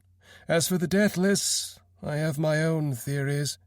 But us being rogue machines or sleeper agents are some that I've long ago disproved. As I have had a long time to ponder the depths of my life, with a long list of books and knowledge I've used to draw my conclusions. Economics, logistics, polemology, even philosophy. He unhooked his left gauntlet, exposing his hands. Then he drew his blade and made a large cut across the forearm. Blood leaked from the exposure, immediately pooling down across the raised arm. It was deep red, closer to black. As you see, I bleed, just like everyone else. As far as I can tell, I both behave and feel human, too. Look at the color of the blood, however. Far blacker than it has any right to be. It doesn't freeze, either. With his other hand, he wiped away the trail of blood, revealing completely unmarked skin where at least a scar should have remained. Rapid healing is a trait all Deathless share as a baseline from what I've put together. So, darker blood, immunity to the frost, and rapid regeneration. Take a guess where that might lead. There was only one thing I knew that could fix itself, wasn't hampered by climate, and had a black coloring. You've got an armor spirit mixed inside your blood? The first theory I had. In all this time later, still the most probable theory. A variation of an armor spirit that doesn't tend to an armor at all, but rather made to inhabit a human. It doesn't speak either. The only voice in my head is my own. I have no control over it. It simply heals me rapidly through minor to serious damage. There are limits. There's plenty of damage that can't be regenerated, like decapitation. Deathless always return to life somewhere in the world nearby, and our bodies disintegrate on death. Like how the armor spirits consume matter? He nodded. Yes, lad, exactly like that. The only hole in the theory, however, are the feathers. They are not stupid opponents. Far from it. They are our mirror match in almost every way. We can't kill them, at least not permanently. They can use the occult like we can, and it's clear they remember past fights and learned from them. And while the deathless seem to all be noble souls, the feathers are cruel and sadistic, reveling in causing pain above all else. They would have certainly adapted their weaponry to catch a floating armor spirit, or at least tried to experiment. Attius re-equipped his armored gauntlet slowly, taking his time as he explained the details. I'm still around, and so are my brothers and sisters through the decades and centuries. Therefore, the feathers must have failed. I suspect our spirits work differently than the armors in ways we don't have the tools to measure. And your friend, you said he kept that special strike of his for a reason. Does it sever a feather for good if he kills one? I asked. He shook his head at that, chuckling. Were it be so? No. If killed by the strike, the feathers still return at some point, but a year or more later, not hours. This is useful enough to hold on to. Feathers are not the strongest opponents the machines can field against us. They are, however, the most dangerous, in my opinion. Taking one out for years is an excellent trade. From what he'd learned, the strike must have ripped through something important to them. When he struck, it felt as if reality had bent at the edge of that blade, much like what you described happened with your old man. The same happens with my own blade, of the few times I saw fit to make use of its capabilities. Gauntlet secured, he turned his gaze to the sliced table, pointing at it. It only works on living foes. Inanimate objects like this table wouldn't have that pulse. Had I struck down a rat with my sword truly powered, however, you would have felt it. Which begs the question, at what point does a machine stop counting as an inanimate object? The question my brother-in-arms didn't know the answer to, and one I do not either. He knelt by father's body next, hand outstretched to the chest plate. We're entering territory that isn't well understood, lad. I suspect the deathless and the armor spirits might have something in common. And here, this armor's spirit was mimicking your father's motions while his body was still inside, less than an hour after his death. Likely too soon for the Lady of the Deep to ferry his soul away. Body, mind, and soul are all separate, but overlap each other. That feels significant to me. Assuming there is such a thing as the soul, I still haven't found answers to questions like those yet. I shuddered at the sudden intrusive thought of my father returning as a deathless, with no memory of his trials or his triumphs.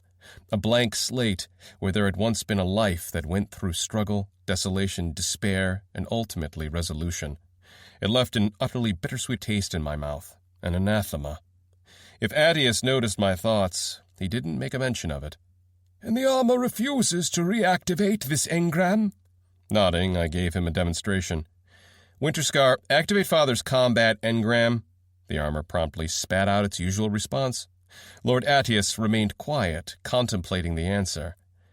Perhaps a set of external circumstances had to happen to allow it to bend the rules as it did. Or something changed in the interim between then and now. Maybe the armor only allowed it due to the dire situation. Danger inspires a lot more than peace. He rose and took a step back to the outside. Regardless, we'll conduct some experiments once we return. Let's put his body to peace for now, and discuss this once we've returned to the colony.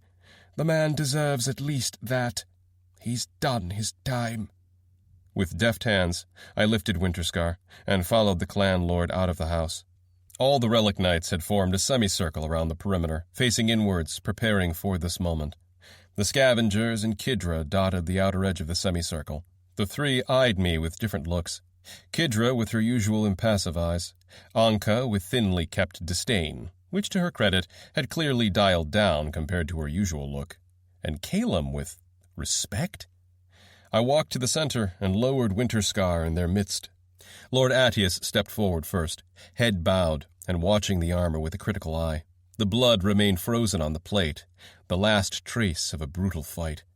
Sounds of a single sword being unsheathed filled the cavern. Attius had drawn his weapon once more. The 4 knights behind followed with their own motions, each taking off their helmets to the side and drawing their weapons out. 2 took out knives, while the other 2 came from houses wealthy enough to own a long sword of their own. Those defaulted to their swords instead of knives. In this ring of blades, they had left a gap for one more knight. I walked over and took my place among them, turning and drawing out Catheda's longsword, now my own blade. I'd have to inspect it further to see if she had named it. As one, we lifted our blades, extended out to Father's limp body. Only Attius kept his blade to the ground, and he stepped forward and spoke. "I've seen very few people turn their life around like Tennyson managed," he said to the assembled group. "He found himself at the bottom of a pit that claimed countless others before him, and he dug his way out by claw and by teeth.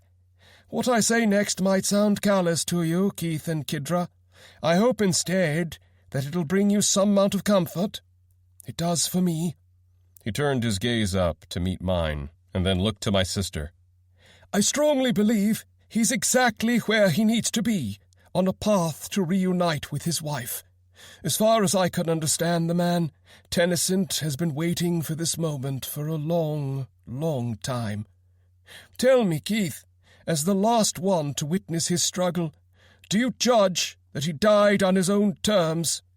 I could hear metal knocking over the chest plates of all the relic knights, each using the hilt of their weapon, a sign of respect to the departed. I drew my sword down to the ground as Attius brought his own up to join the circle of blades. The question stayed in my mind, and I had to answer it seriously. Now that they had labeled me as the speaker of the dead, I was to judge his life. Did Father die on his terms? Did he die as a follower of the White? Did he die at all? I couldn't know.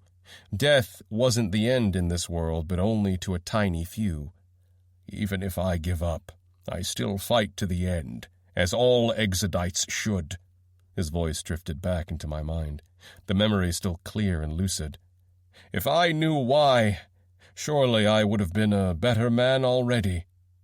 I know why." I finally answered. "He died as he lived.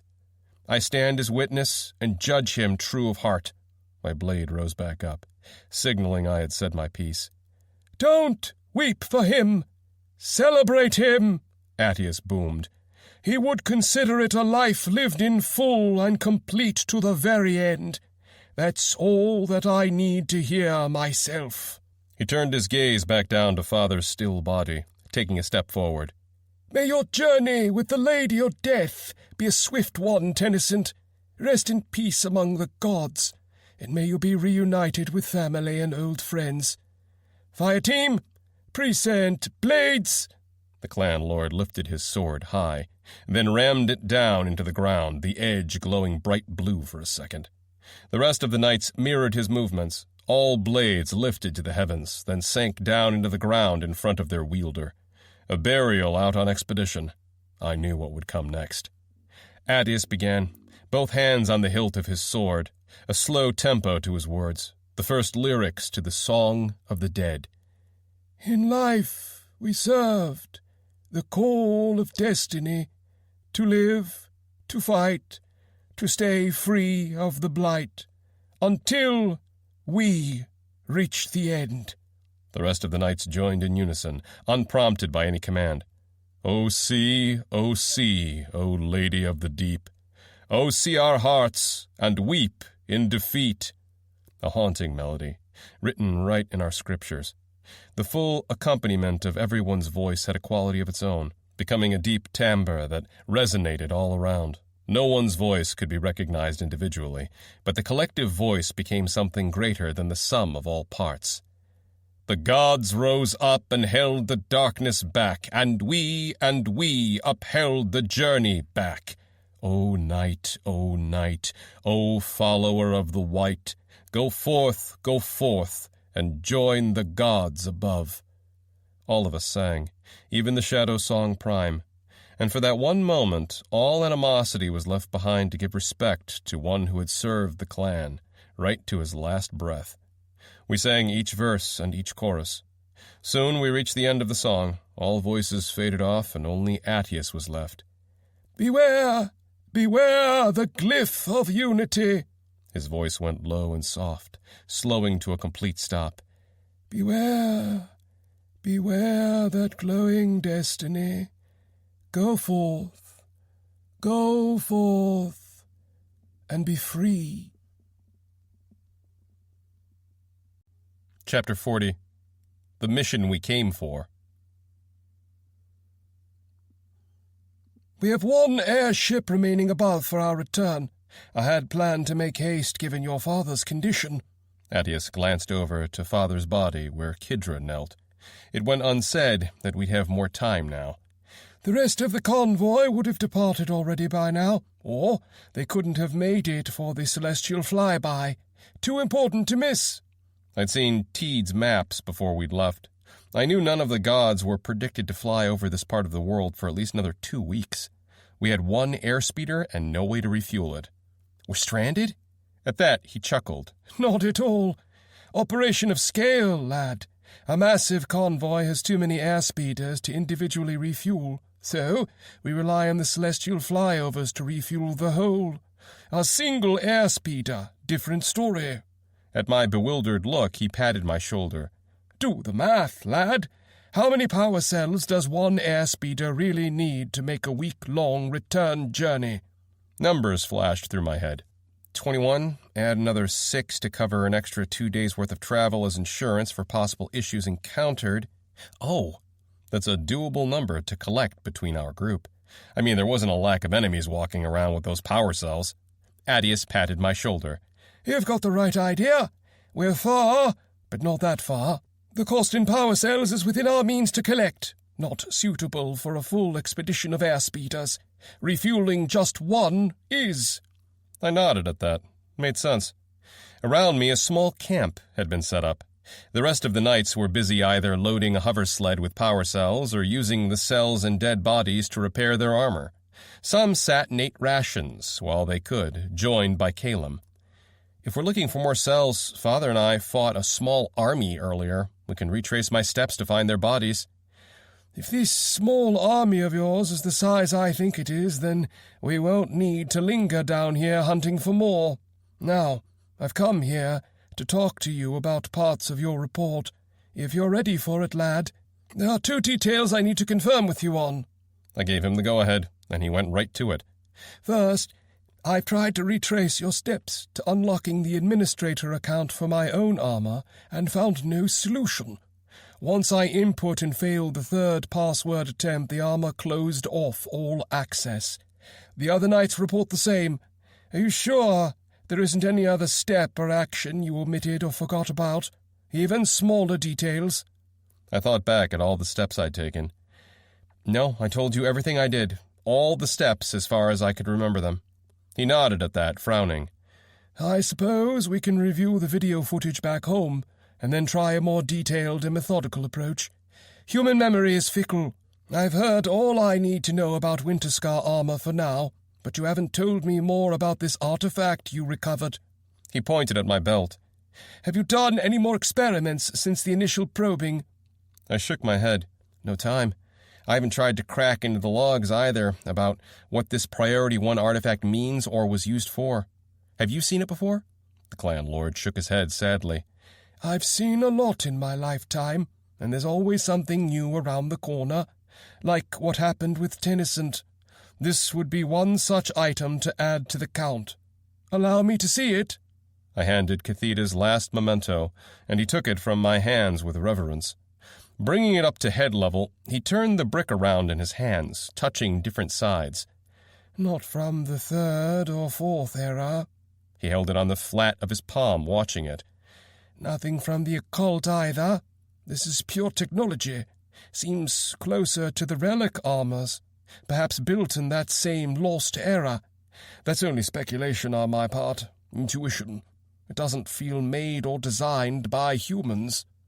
He flipped it around in his hands a few times, touching the different buttons and testing it out. "A Crusader owned this previously, which means the Imperials had access to this somehow. Possibly a relic from their vaults. Those are only given to their strongest ranks. Had to come from the lower levels, then. What has me curious is the circumstances you found this in.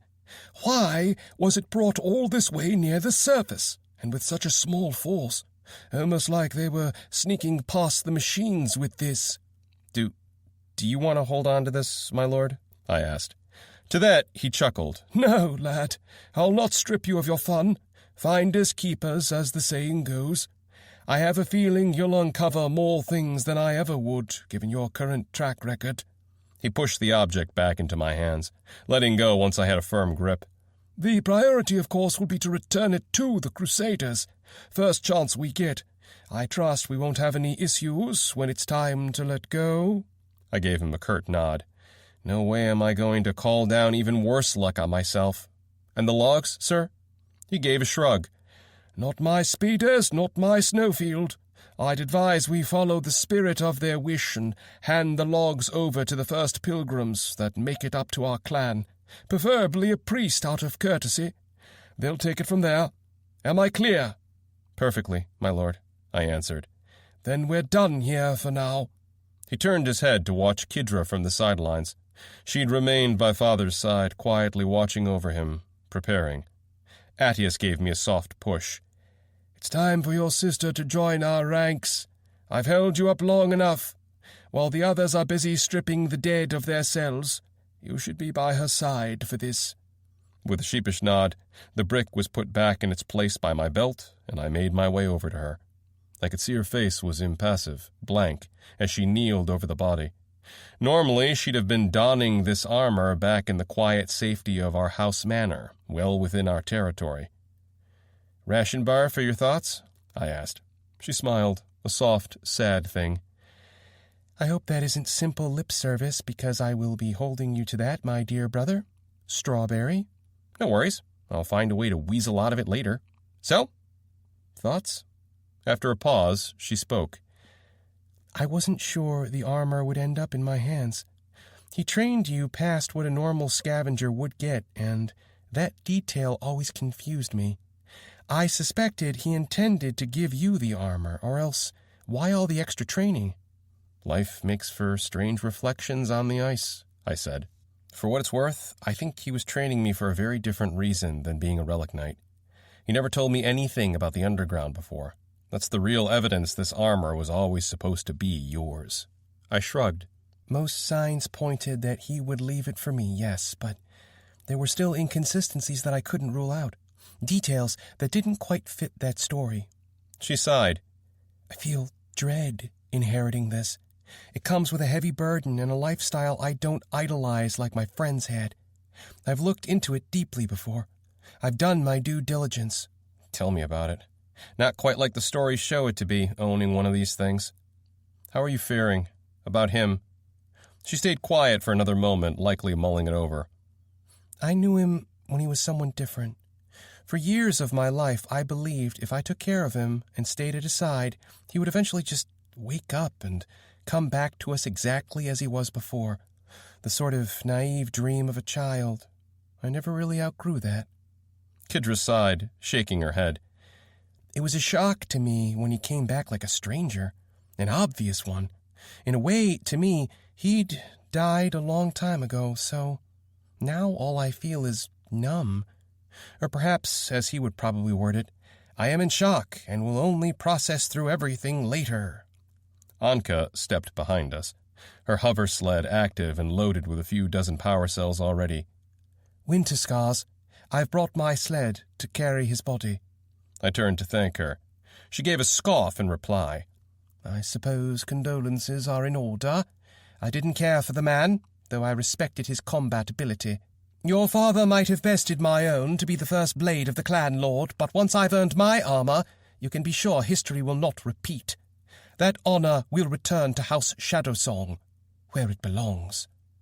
The past half-day, death itself had hounded after me, and I'd been convinced multiple times I'd never see the sunlight again. But here she was, focused on things that seemed so trivial in comparison. It's somehow comforting to hear that, Anka. Thank you. I needed a bit of normality back after all this. The girl, in turn, seemed confused at my response. huffed, then stalked away, leaving us alone.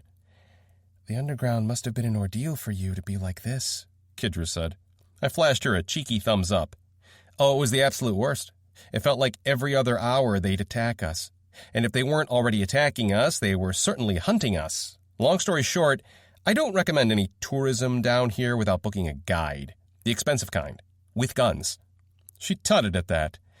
I, for one, find that the natives down here can be charming, once they're broken down into pieces at my feet, possibly crushed under my heel. She gave a sigh, hair shaking as she moved her head. How are you really faring? Well, if you want to know, it's not good, I said. Gallows humor aside, I'm trying really hard to hold it together. Part of it is easier because almost nothing feels real anymore, you know? See enough terrible scrap shit and the mind stops processing things. I feel like I'm only doing the bare minimum while the rest of me is shut off. Like I'm only reacting now, not really in the moment anymore. I'm exhausted. Father's body remained still, unmoving, reminding me again and again that he was gone, and somehow not gone at the same time. The logical part of me could understand what had happened, but the rest of me still didn't get it. I think the drugs are probably keeping me in a strange state. I'm a little worried about what will happen when all of this, actually sinks in. It partway did earlier, and I threw up in my helmet. She scrunched her nose at that. I doubt that was pleasant. I don't think I was lucid enough to really notice anything more than blowing bubbles into it before Journey cleaned it all up. And you? She undid the straps on her gloves, pulling them off one at a time. Combat is more than knowing when to attack and how to dodge. He taught me well how to remain focused. I'm making use of his training even now.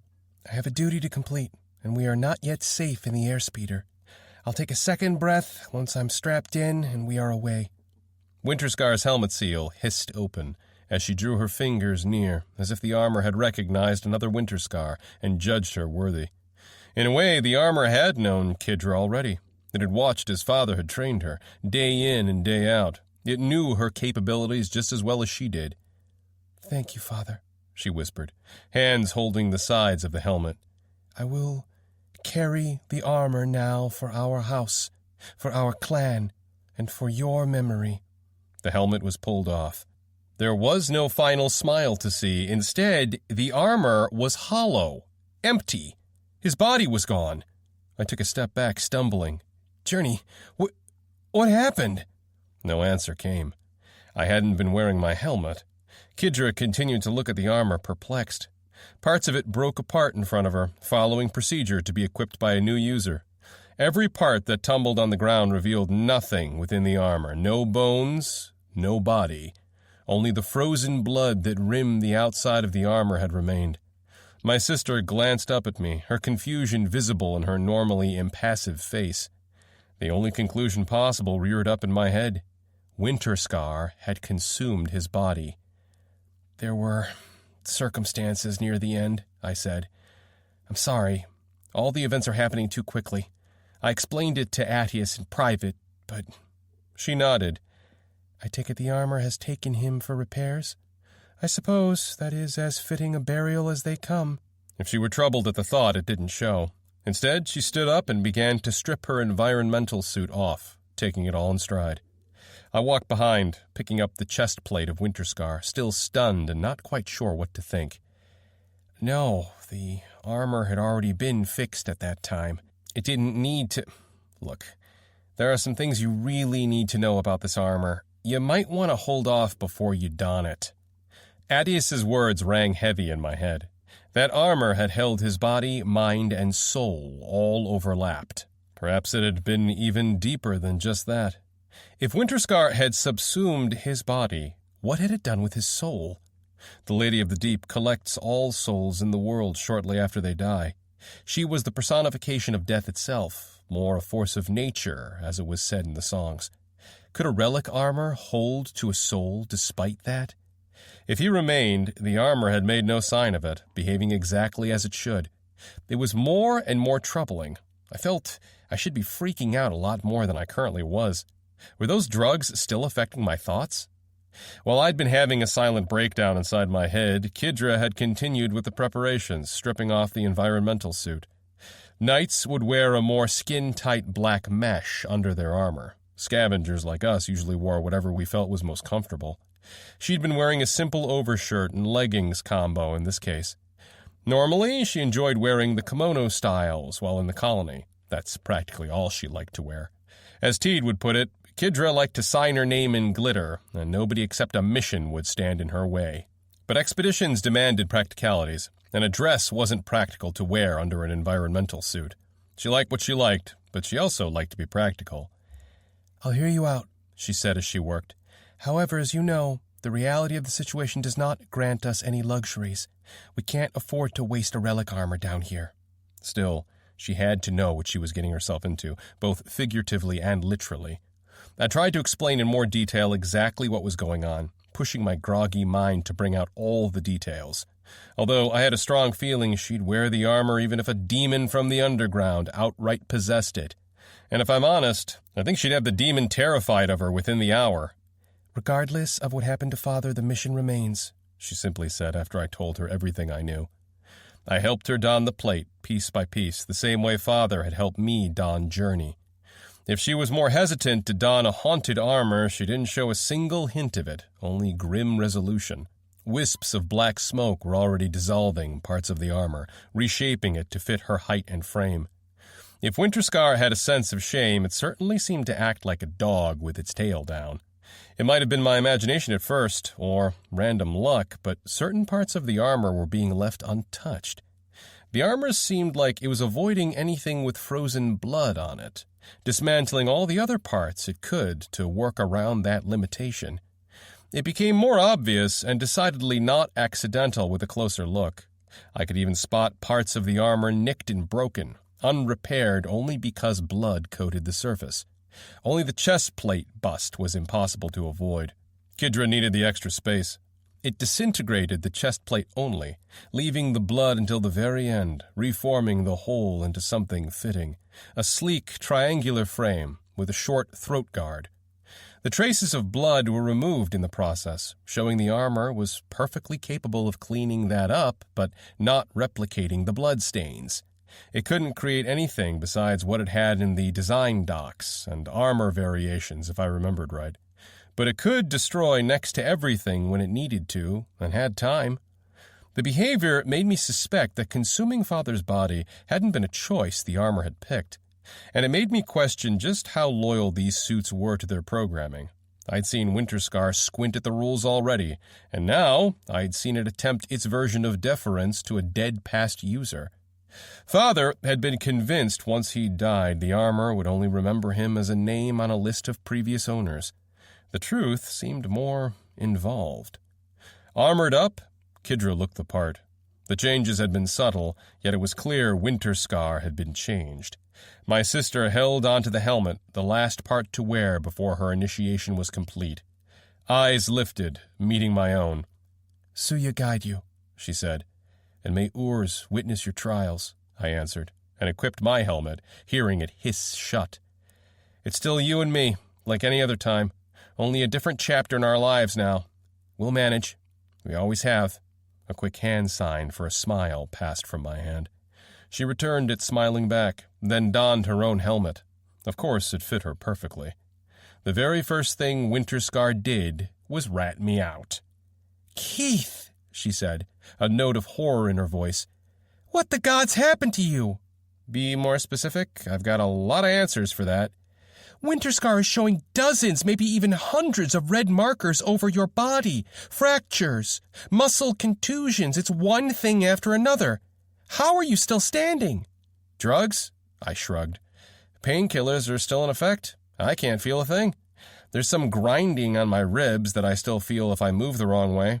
Journey alerted me it's a rib fracture. Other parts I can't feel yet." "You should be put on a hover sled. I can carry you back like that. It was cleared off for Father's body. It can fit you in." I gave her a shake of my head. We both know we can't afford one last night in the field, even if I'm not exactly the best knight we have. Practicality above all. Besides, Journey would have warned me if the damages I was taking had gotten too serious to walk around in. Right, buddy? My armor chimed affirmative in a very grudging way. At least, that's how my gut heard it, even if technically it had sounded the same monotone as always. Kidra was certainly smoldering in her new armor, but she had enough sense to put her feelings aside for the moment. Her hands went back to work, recovering her environmental suit backpack and items, and she didn't say another word to me about my condition. I had a feeling she was saving all of those for when we were back home. There was a single major difference to the armor compared to how Father wore it. Kidra now sported a bandolier over her chest, holding knife straps. Winterscar had known she'd have 2 knives now, and had already provided storage for them. With a quick rummage over her environmental suit, she withdrew her own personal knife. A learned flourish later, she drew Father's old knife in her other hand. I haven't used dual knives before. I suppose I'll have to improvise as I go, if we end up in melee. She sheathed both weapons on the chest straps, then made her way to recover her rifle. Anka watched with poorly hidden disgust from the sidelines. My sister had gone from having a knife to having 2 knives and the prime armor of our house. The petty side of me shot Anka a smirk, though of course with Journey's helmet she couldn't see it. I swear, she still felt it somehow, given her reaction. Camp was soon lifted and Attius took to the center. Word of Father's body having been consumed had circulated already, being received with mixed emotions. Bodies of knights who couldn't be carried back home were often buried like this, so the event hadn't been unprecedented, except it had always been a choice. "The mission parameters have changed," Attius said to the gathered group.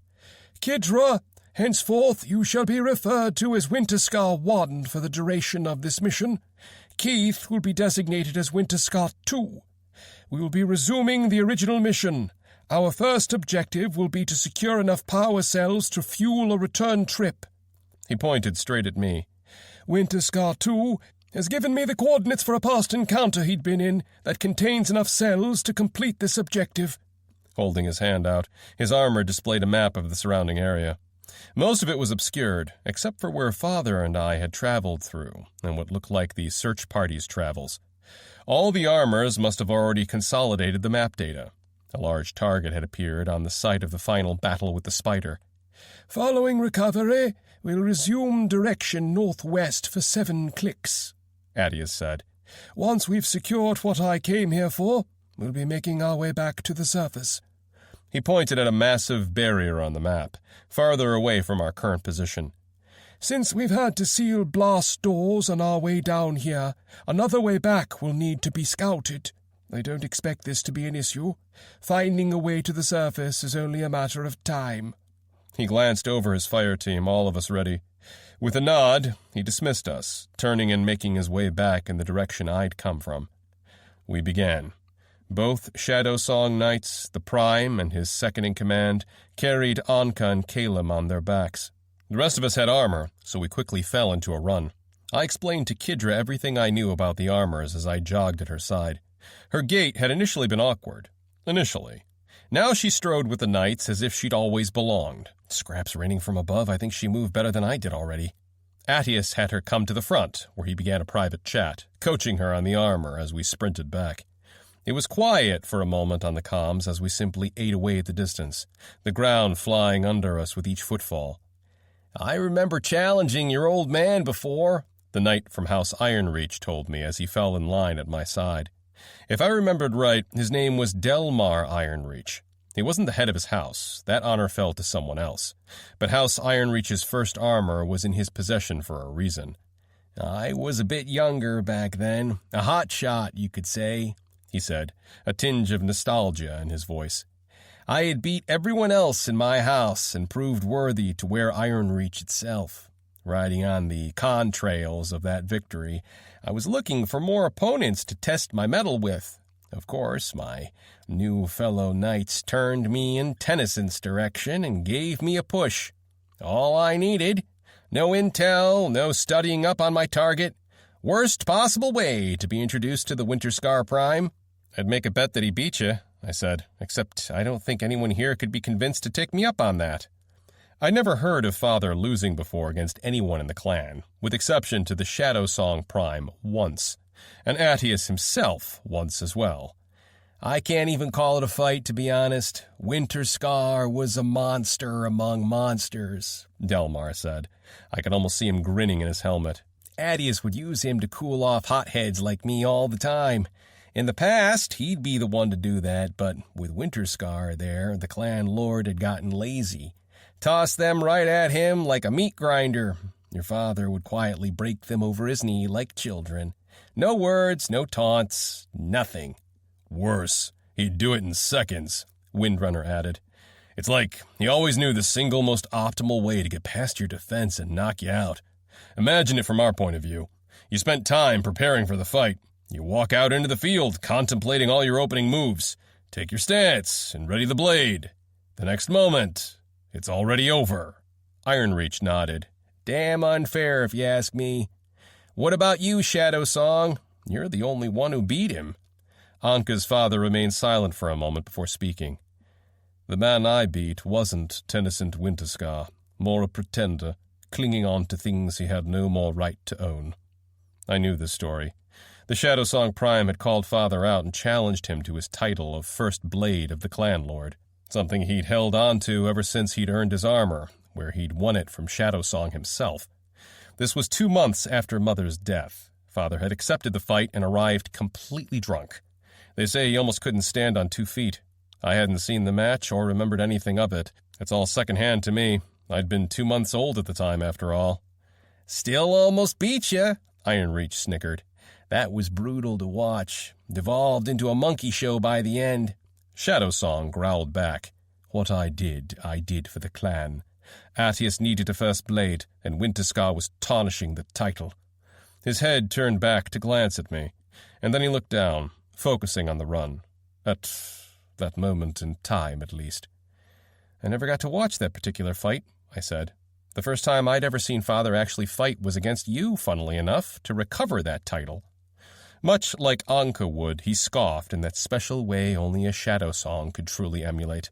I feel no shame in being beaten by the true Winterscar Prime. How about we pick a different topic than something grim like that? Windrunner suggested. I'd rather we honor his memory with the better times we've shared with him instead of the strange ones. I have just the one, Ironreach said.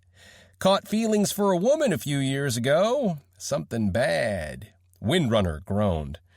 Never ceases to amaze me how you find a way to fit that in every time. We already know you're planning to propose after this mission. Spare us the joke. See, if I lampshade it dramatically, bad luck won't happen, because everyone expects it now. I'd rather not tempt fate at all. Some things should never be said out loud, he said, knocking on his chest plate a few times for luck. Well, it can't possibly get worse, right? That got a groan from all the knights on the comms as he started laughing himself. Even Anka looked like she'd seen a rat, though she kept quiet. I don't think I've ever told you lot how I got the courage to confess. See, she was a low guy, head of command and control, and way too clever for a meathead like me. At least that's what I thought at the time. Talked to me often, gave me winks, touched my hands often, smiled each time she saw me. Never picked up on the hints, always thought she was joking. She once played a game where she ran her hands on my leg, asking if I felt nervous. In hindsight, I don't know how I didn't get that one. Windrunner started snickering. Ironreach shook his head. Laugh it up, Buckethead. Everyone around can always tell, but when it's you in the center of it, you'll keep doubting all the signs. Guarantee that. It wasn't until God's damn Tennyson himself stopped me that I realized how bad it had gotten. Remember it like yesterday. Had his hands folded over his chest, glaring at me, and in that pissed-off voice of his, he demanded that I get it together and ask for a date already. If Winterscar, of all people, could notice the tension between you two, it must have been a massive wake-up call. Exactly! That's exactly what went through my head. It was like a light had been lit when I saw all the signs for what they were. Followed his advice right away, and things are looking good for us. She told me her own friends were also at her throat, too, about making the first move. I think we were days apart from that, and well, things have been steady ever since. And guess what? I plan to propose to her after this mission. Windrunner groaned loudly at that, while Ironreach laughed and laughed. Anyway, that's my favorite memory of him. Who's next? I have one. the Shadow Song Prime said. That made the whole group fall quiet. There'd been history between these two, history that seemed to have passed down right to Kidra and Anka. He didn't keep us in suspense for long. It was the time he offered to train my daughter. That got a collective held breath around comms, with the exception of Ironreach, who immediately blurted, "What? That can't have ended well. And how in the frozen wastes is that a good memory of him?" The Shadow Song Prime shook his head. Had anyone else said those words to me, I would have started a blood feud immediately. Such words could only be seen and taken as an insult, especially from a Winterscar of all houses. Instead, I believed his sincerity. We happened to pass by her as she was training in the courtyard against aspirants. He simply saw something that could be amended, and he offered to do so. There was no other motive. I could see it in his eyes. Tennyson was above politics. That made the woman in question tilt her head. You rejected that offer, I take it? I don't recall him teaching me anything. I did turn him down, yes. It was too much for my pride to allow him to teach you, no matter the intentions. Instead, I asked him to teach me, and then I passed down what I learned to you. I could see Anka taking that with mixed emotions, struggling to reconcile how parts of her training had come from the Winterscars, or the idea of her father being a student to her traditional enemies. "We've arrived," Attius said over the comms, cutting off the discussion. The battlefield was much as I'd left it. The spider had been partway dissolved, but the rest of the screamers remained as they had been. Windrunner whistled. "All this? Just the two of you?" "Just me and him, and at the end it was just me."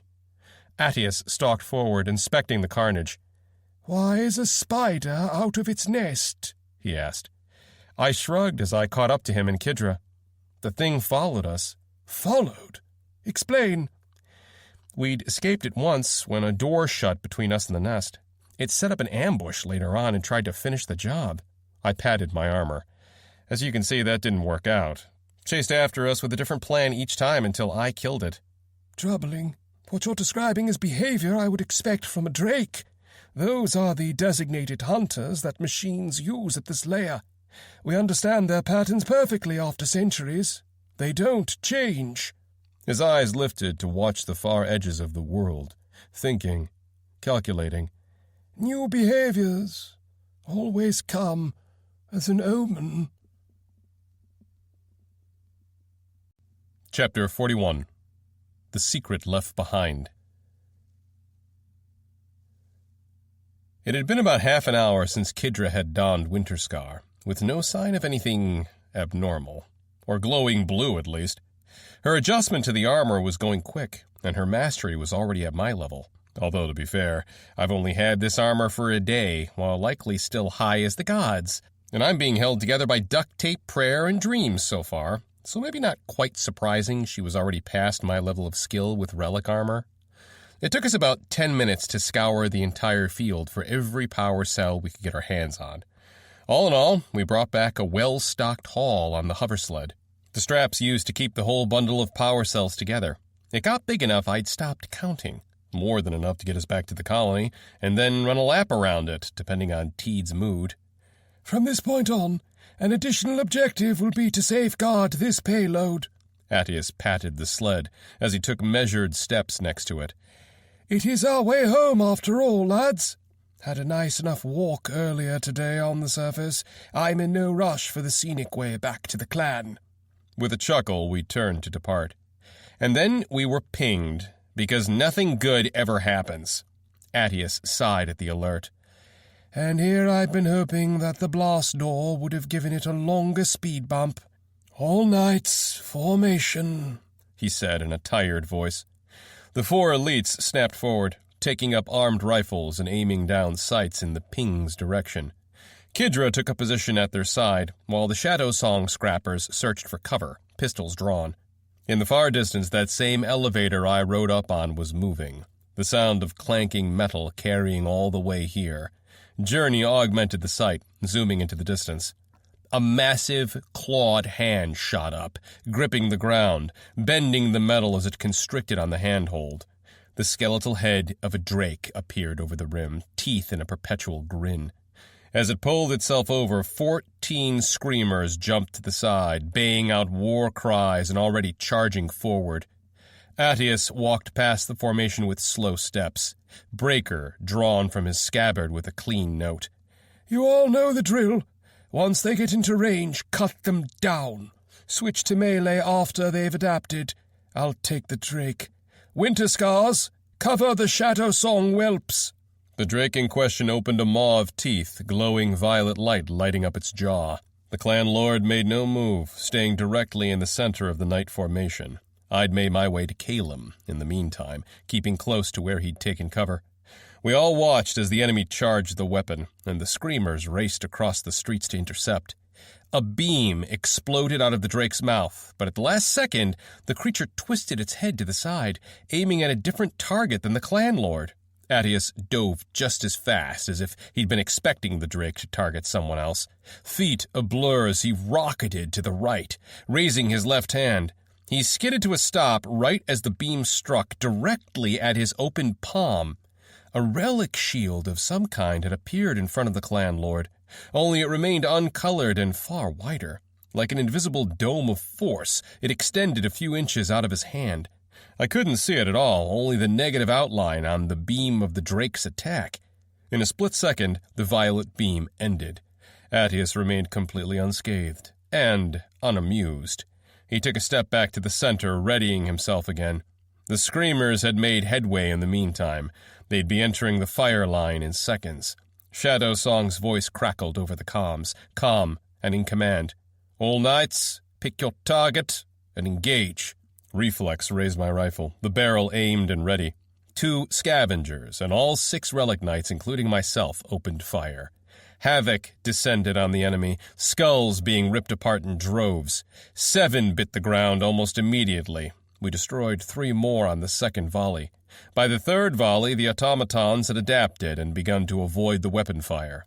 Journey didn't give them that luxury. Its targeting system still superior. It destroyed 2 more before the screamers made it into melee range. All 4 knights dropped their rifles and drew blades, charging forward past the clan lord with expert discipline. Attius remained still, eyes only for the Drake. The screamers almost made it to him, but their line crashed against the wall of knights.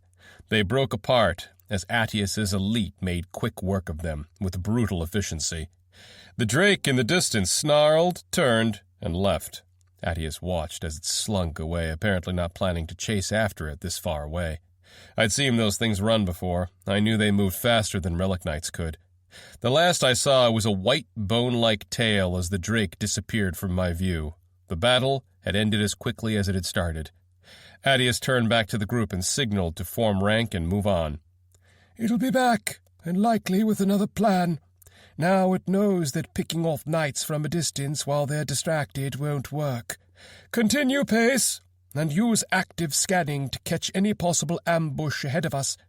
They already know we're here. No point being coy about it."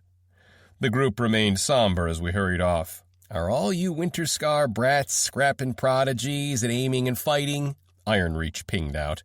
"Never seen someone nail those skull heads after they start dodging around." "I'm cheating, if it makes you feel better," I replied back. "Stuff I can do with the administrator account."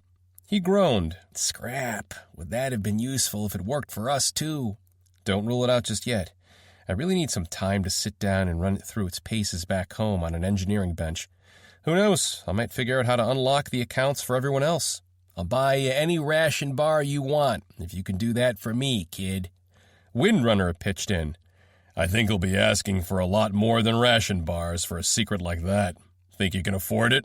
"Are you calling me broke?" Ironreach shot back. "Not at all. I'm just heavily implying it while gesturing in your direction." "Ah, I see. My mistake. Carry on, then." Shadow Song stepped in and put an end to the chatter with a quick order for quiet. We weren't out of danger just yet, even with Attius among us and full active scanning being used to catch any new targets approaching. I opened a comms chat with Kidra in the meantime. "Friends of yours?" "The 2 knights?" "No, I meant that Drake. Seemed like it wasn't the first time it's been spotted." She sighed. "We're well acquainted by now. My issue with the Drake is that it can't take no for an answer. The cursed creature has been following behind us for some time now, keeping itself at a distance. This is the third time it's tried something. Last time it tried to focus fire on Adius. According to the other relic knights, this sort of behavior is typical for a drake. They're hunters. If they aren't killed, they'll keep chasing. The first time I'd seen a drake, Father had said it was the second hunter sent after him. It made more sense now why he didn't try to hide or outrun the creature, instead choosing to dispatch it as soon as possible. Adius mentioned something about blast doors. At that, Ironreach gave me an answer. Exactly what they sound like, kid. Blast doors. Massive feckin' things. Once they close, they're closed for 3 days, and nothing you can do will open them up. Can't slice through them with the occult weapons either. Impervious like relic shields are. Except relic shields eventually break. These doors just don't. He said that with a waved hand, as if tossing the last word out to me. That sounds oddly handy of the mites to make. What team were the mites actually on, anyhow? It seemed like a lot of what they made benefited humans more than machines. Map terminals, marked tunnels, and now blast doors? Oh, it gets even better. See, they ain't just made to stop all traffic. They're also made in places that split entire zones up. If a door seals, it'll certainly have sealed in the only crossing point for a good mile. Windrunner chimed from behind us, jogging up.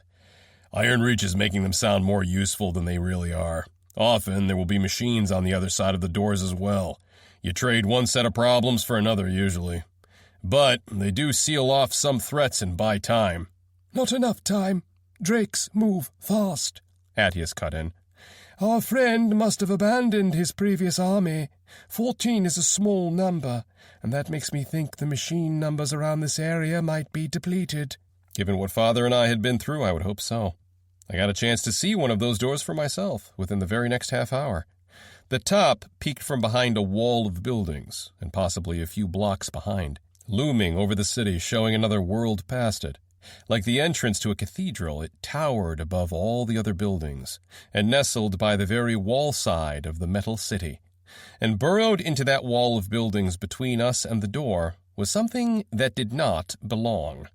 A square, concrete thing, rounded, like a small fortress, complete with turrets, 12 of them, if I counted right. All massive mechanical monsters, silent like a grave. What was more interesting about this was the architecture.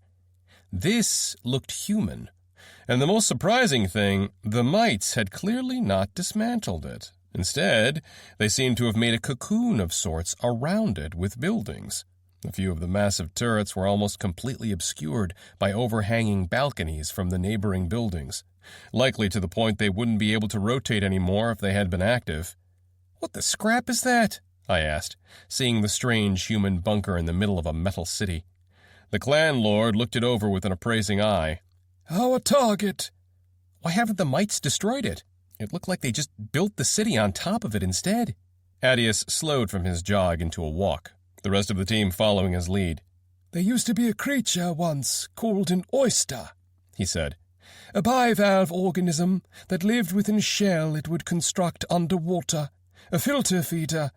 Occasionally, sand or some bit of rock made its way inside the shell. The oyster was a primitive organism with no hands or means to dislodge the irritant if it was deep enough, so instead it would cocoon the item in calcium carbonate, the same material as the shell interior. Ever since I read about them, I see the mites more akin to those, cocooning irritants they can't break down, and either pushing them away or leaving them well entombed down here. He shrugged, turning to glance at me. Where do you think those pre-built colony structures appear from?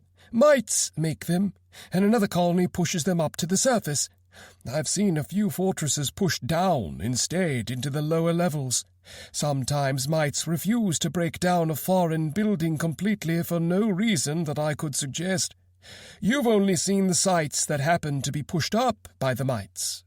So by that logic, there'd also be a whole range of sites that didn't get pushed in any direction, and instead remained half-cocooned like this site had been. The underground might be filled with such things. Did mites create this? I asked him, just to be sure my hunch about it being human was right. It looked like a large barracks, big enough to house a few rooms inside, but nothing massive. 2 horizontal weapon slits were located on both sides of the doorway. There were old black and white photos of an old world war that our ancestors had fought at some point in time. This looked like what the architecture had been picked from. Windrunner shook his head, walking forward and answering. Undersiders made this. You could tell from the building time period. It mixes multiple styles together. The turrets alone look more modern, like they'd belong in the far late Third Era from some of the tanks there, while the walls look far more primitive. Mites don't like that. They're one-track builders. And you're sure this is our target, my lord? Ironreach asked at the side, walking up. Attius nodded. Aye, this be it. Inside and deeper. Fitting it would be a fortress of some kind. Let's hope the security has turned off. This might be more difficult than expected. Those turrets don't look like they'd be easy to handle. Weapons up, form up, and prepare to approach. Luck was with us. The building was cold and dead. As Attius approached it alone, none of the turrets on the walls activated. A few more hesitant steps, and he'd confirm that there weren't any lights inside the building left on. Instead, we were stopped by a large metal-reinforced door.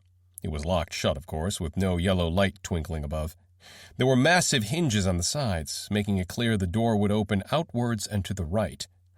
Doors had plenty of different ways to lock. One that would swing on hinges likely used deadbolts to secure the other side, and a blast door like this one might have a few massive deadbolts sealing everything. A glance around didn't reveal any kind of key to open the door, with the exception of a long dead panel to the side. If it was an electric signal that triggered the door to open, could it be possible to bypass? Or would a more physical attempt to pick the deadbolts work better?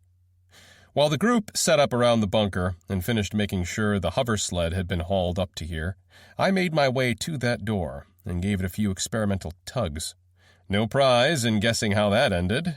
This door is estimated to be able to withstand above 700 psi, Journey chimed as I tugged some more. Combat suit is unable to exert a matching pull. That got a whistle from me. No way we're prying the door open, I guess. Maybe we can knock? The clan lord passed by me, drawing out his occult longsword. I never intended to politely knock. Oh, I own both a knife and a sword now. Gotta get used to realizing I could cut through anything now. Almost like a cheat, really. Well, almost anything. Apparently, some materials Mites made could be occult-proof, if it happened to be a massive door that towered above buildings. The ancient long blade of the clan lord flickered to life, and he gently guided it through the leftmost door crack, sliding it into a neat straight line where the deadbolt holding the door would be. It's kind of ridiculous, really, a weapon with centuries to its name being used as a picklock. Given Attius's lifespan, that blade might have been used for far weirder things, statistically speaking. It would be fun to ask him. As a knight, I would have a lot more chances to speak with him casually in the future. As soon as the blade reached knee length in the cut, a surge of water spilled through the cracks and didn't show any signs of stopping. He powered through the torrent, cutting all the way down. Then with a step back, he observed the work. Water continued to pour out through the cracks, bubbling out and covering the side as it flowed to the ground. Given the water, the site is likely flooded on the inside. Don't have high hopes for great salvage here. He sheathed the weapon back into his belt, reached for the handle, and pulled. The door swung open, more water spilling, covering past his knees and helping him shove the slab of metal open. That gave me a first look of what lay inside the old structure. Darkness inside. My headlights turned on automatically, Journey already prepared for the entrance. Brown and gray metal came into view, loose wiring marking the sides, all messily packaged in exposed, corroded interior walls. Water did not do great things to metal, and there was clearly enough water to reach my knees, all rapidly draining out. I could hear further debris and metallic groaning inside the old structure, smashing down into the water with distant crashes or into the sides of the walls.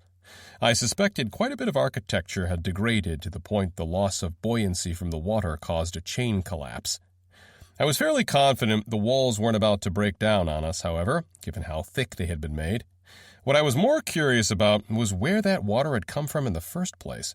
Parts of loose metal and materials were already flooding past my legs, ever expanding into the city streets. Anka and Calum took several steps back, making sure they wouldn't touch the water. They did not design environmental suits with liquid water in mind. "Fire team, form up," Attius ordered, turning around to take stock of all of us. It didn't take long for us all to line up as the clan lord planned out the next plan. "Shadow Song 1, Windrunner, and both Winterscars remain out here and serve as an overwatch and guard duty for the Shadow Song whelps." His gaze hovered over Anka and Calum. "You'll both remain out here and shore up the center, where you're most protected. Without relic armor, you both need every advantage." The pair nodded slowly, understanding. "Shadow Song 2 and Iron Reach, you'll be scouting the surrounding sector. By the time I'm out of this bunker, I want a full map. Start with the blast doors behind this bunker. I want to know exactly how to reach it once we're done here." The two gave a quick salute and moved off in a quick jog. "That only leaves you for the bunker, my lord," Windrunner noted. "Intended. I'll be entering the bunker alone. I'm immortal, after all." Journey's headlights immediately winked out. "If I don't come out within 30 minutes, make your way to the surface and seal the blast door behind you," he continued. "I'll eventually make my way back once I revive." Windrunner and the Shadow Song Prime both nodded grimly. Attius matched their gaze, then turned and made his way into the structure. The water clung to his legs and soaked the bottom of his greatcloak. He paid it no attention, his relic armor letting him march through the flood with impunity. Once he turned a corner, he vanished completely from view without another glance back. The moment that contact was lost, his comms also dropped out of range. The bunker had been reinforced and cut off transmissions by its sheer architecture, if I had to guess. Likely material within the walls blocked signals from traveling in or out. The Shadow Song Prime didn't waste a moment in starting preparations in the meantime. "Move to set up a perimeter. I want a double layer of retreat points and an escape route ready. Dismissed." Windrunner took the orders immediately, moving out to start cutting side buildings for scrap to build walls with. Kidra and I followed through. The work would be slow, but it gave us something to do as we waited. Attius wasn't long inside the bunker. He emerged out the door about 10 minutes later, comms realigning. "Keith, Kidra, I need your help." "Us, my lord?" Kidra asked, surprised. I need manpower inside the bunker. Can't bring Calum and Anka inside with me. They've got environmental suits. The flooded ground will soak into their boots, making surface travel impossible until it's dry, besides risking frostbite.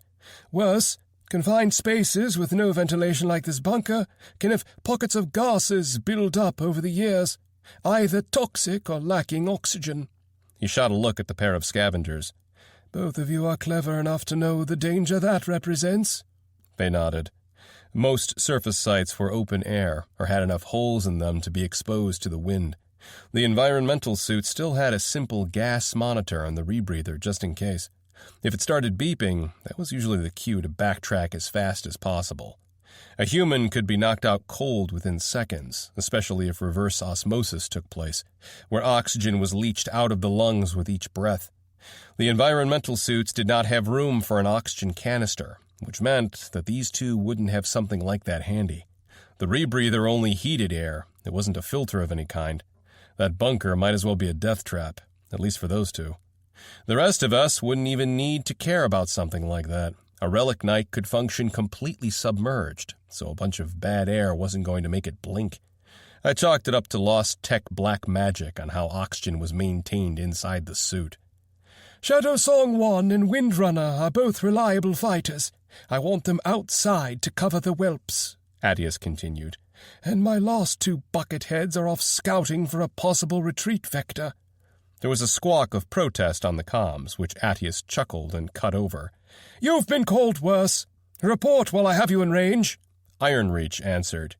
"There's a second door frame behind the bunker that opens up to a main street. Directly ahead and to the right, connected by a plaza, are the blast door steps. Area is dense with structures, plenty of high ground. We'll have the rest of the map filled out in minutes, my lord." He nodded, then turned back to us. So, that's where you two come in. Need at least 2 relic knights. By process of elimination, you're both the lost choices remaining. He turned on his heels and strode back into the bunker, footsteps disturbing the water at his ankles. Time is closing in. There's something that's been left behind for us to recover. I intend to do so. Journey's headlights turned back on. Chapter 42 Solaris Imperium. This bunker had seen better days. A clear-cut line of rust painted the entire structure, marking where the water line had once been before we'd opened the door.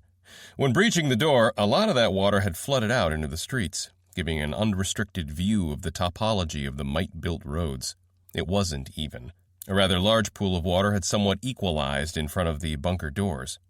The flood was now more ankle-deep and still flowing out at a leisurely pace. What it left behind was broken everything. Empty racks that had collapsed on themselves, traces of disintegrated chairs, and old computers filled with corrosion and cracked screens. Sounds echoed everywhere, mostly of water dripping down walls and into the remaining pool. Eerie would describe the whole place. Attius surveyed the site, headlights flashing around, while Kidra and I followed behind him. It's just ahead, he said, stalking past all the wreckage with single-minded intent. There were a few bulkhead doors in our path, but none were locked, and it looked like he'd already opened them. Even if the internals had seized up, the strength of relic armor had clearly ripped them free again. I couldn't quite place when this architecture was from, but I noticed something. There were candles almost everywhere, old incense burners that had rusted over, and glimmers of light-faded gold in just about everything. The real pick in the ice were sigils on the walls. The gold emblazoned had peeled off, and yet it was still recognizable enough. If this wasn't an Imperial bunker, I'd sell my rebreather, leave it to them to house so many ritual items and other such memorabilia. Even in a military bunker hidden out on the edge of nowhere, at least they had the sense not to decorate the outside of the walls. "Do we know what Imperial order they garrisoned here?" I asked, curious. Attius turned, his armor's lights shining at the walls as he did so. He had a soft grin that would have fit an old man perfectly. Oh, and what made you suspect this? I don't want to say it's all the golden candles, but it's definitely all the golden candles. He chuckled under his breath. They can keep everything secret, except for their obsession with shiny things. Almost makes me think it's a front. Almost. He glanced back at me and gave a full answer, patting his sword. Yes, I know that sigil. They're the same ones once held onto this blade, after all. That, however, is likely an actual coincidence. Your reclusive friends? Friends would be stretching it. Respected acquaintances, that'd be more accurate. They acknowledge my kind and our role against the machines. However, they see their tasks as more important. They're called the Indagator Mortis, elites of the Imperium, an old order that was said to have served the lost Emperor, now supposedly taking direct orders from their sun goddess. Still around, very zealous, highly respected, and dangerous. I suspect your armor belonged to a crusader from this order. Cathedra? His headlight lingered on the peeling golden glyph on that wall. I can't be sure of anything when it comes to the Indagators, lad. They have a tendency for misdirection and secrecy, a very strong tendency. Never expect straight answers from them, only theories. It's when you get straight answers that you should be worried. So, what are your theories here? Are we walking into some sort of conspiracy? Perhaps. I don't think it's a coincidence we found a hidden Imperial bunker within spitting distance of a Crusader's gravesite, especially one of the Fifth Vow. Add the fact that your armor doesn't bear any sigils, which is usual for a low-rank Crusader, but never done in the higher ranks. Since you found it in such a small expedition group, I would hazard it to be intentional. Your armor's name is Journey, yes? It is? I didn't rename it when I recovered the armor. Well then, let's clear the low-hanging fruit.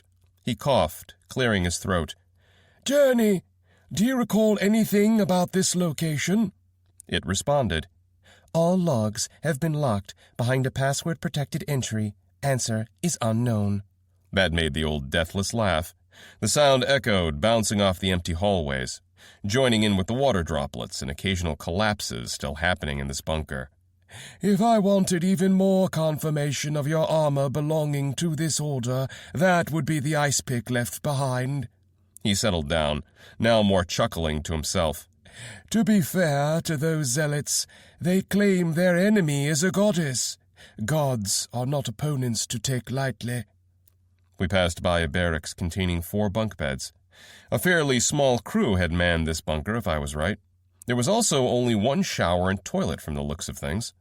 The mess hall was equally small. Had there not been a table, I'd have thought we were just walking through a slightly larger room.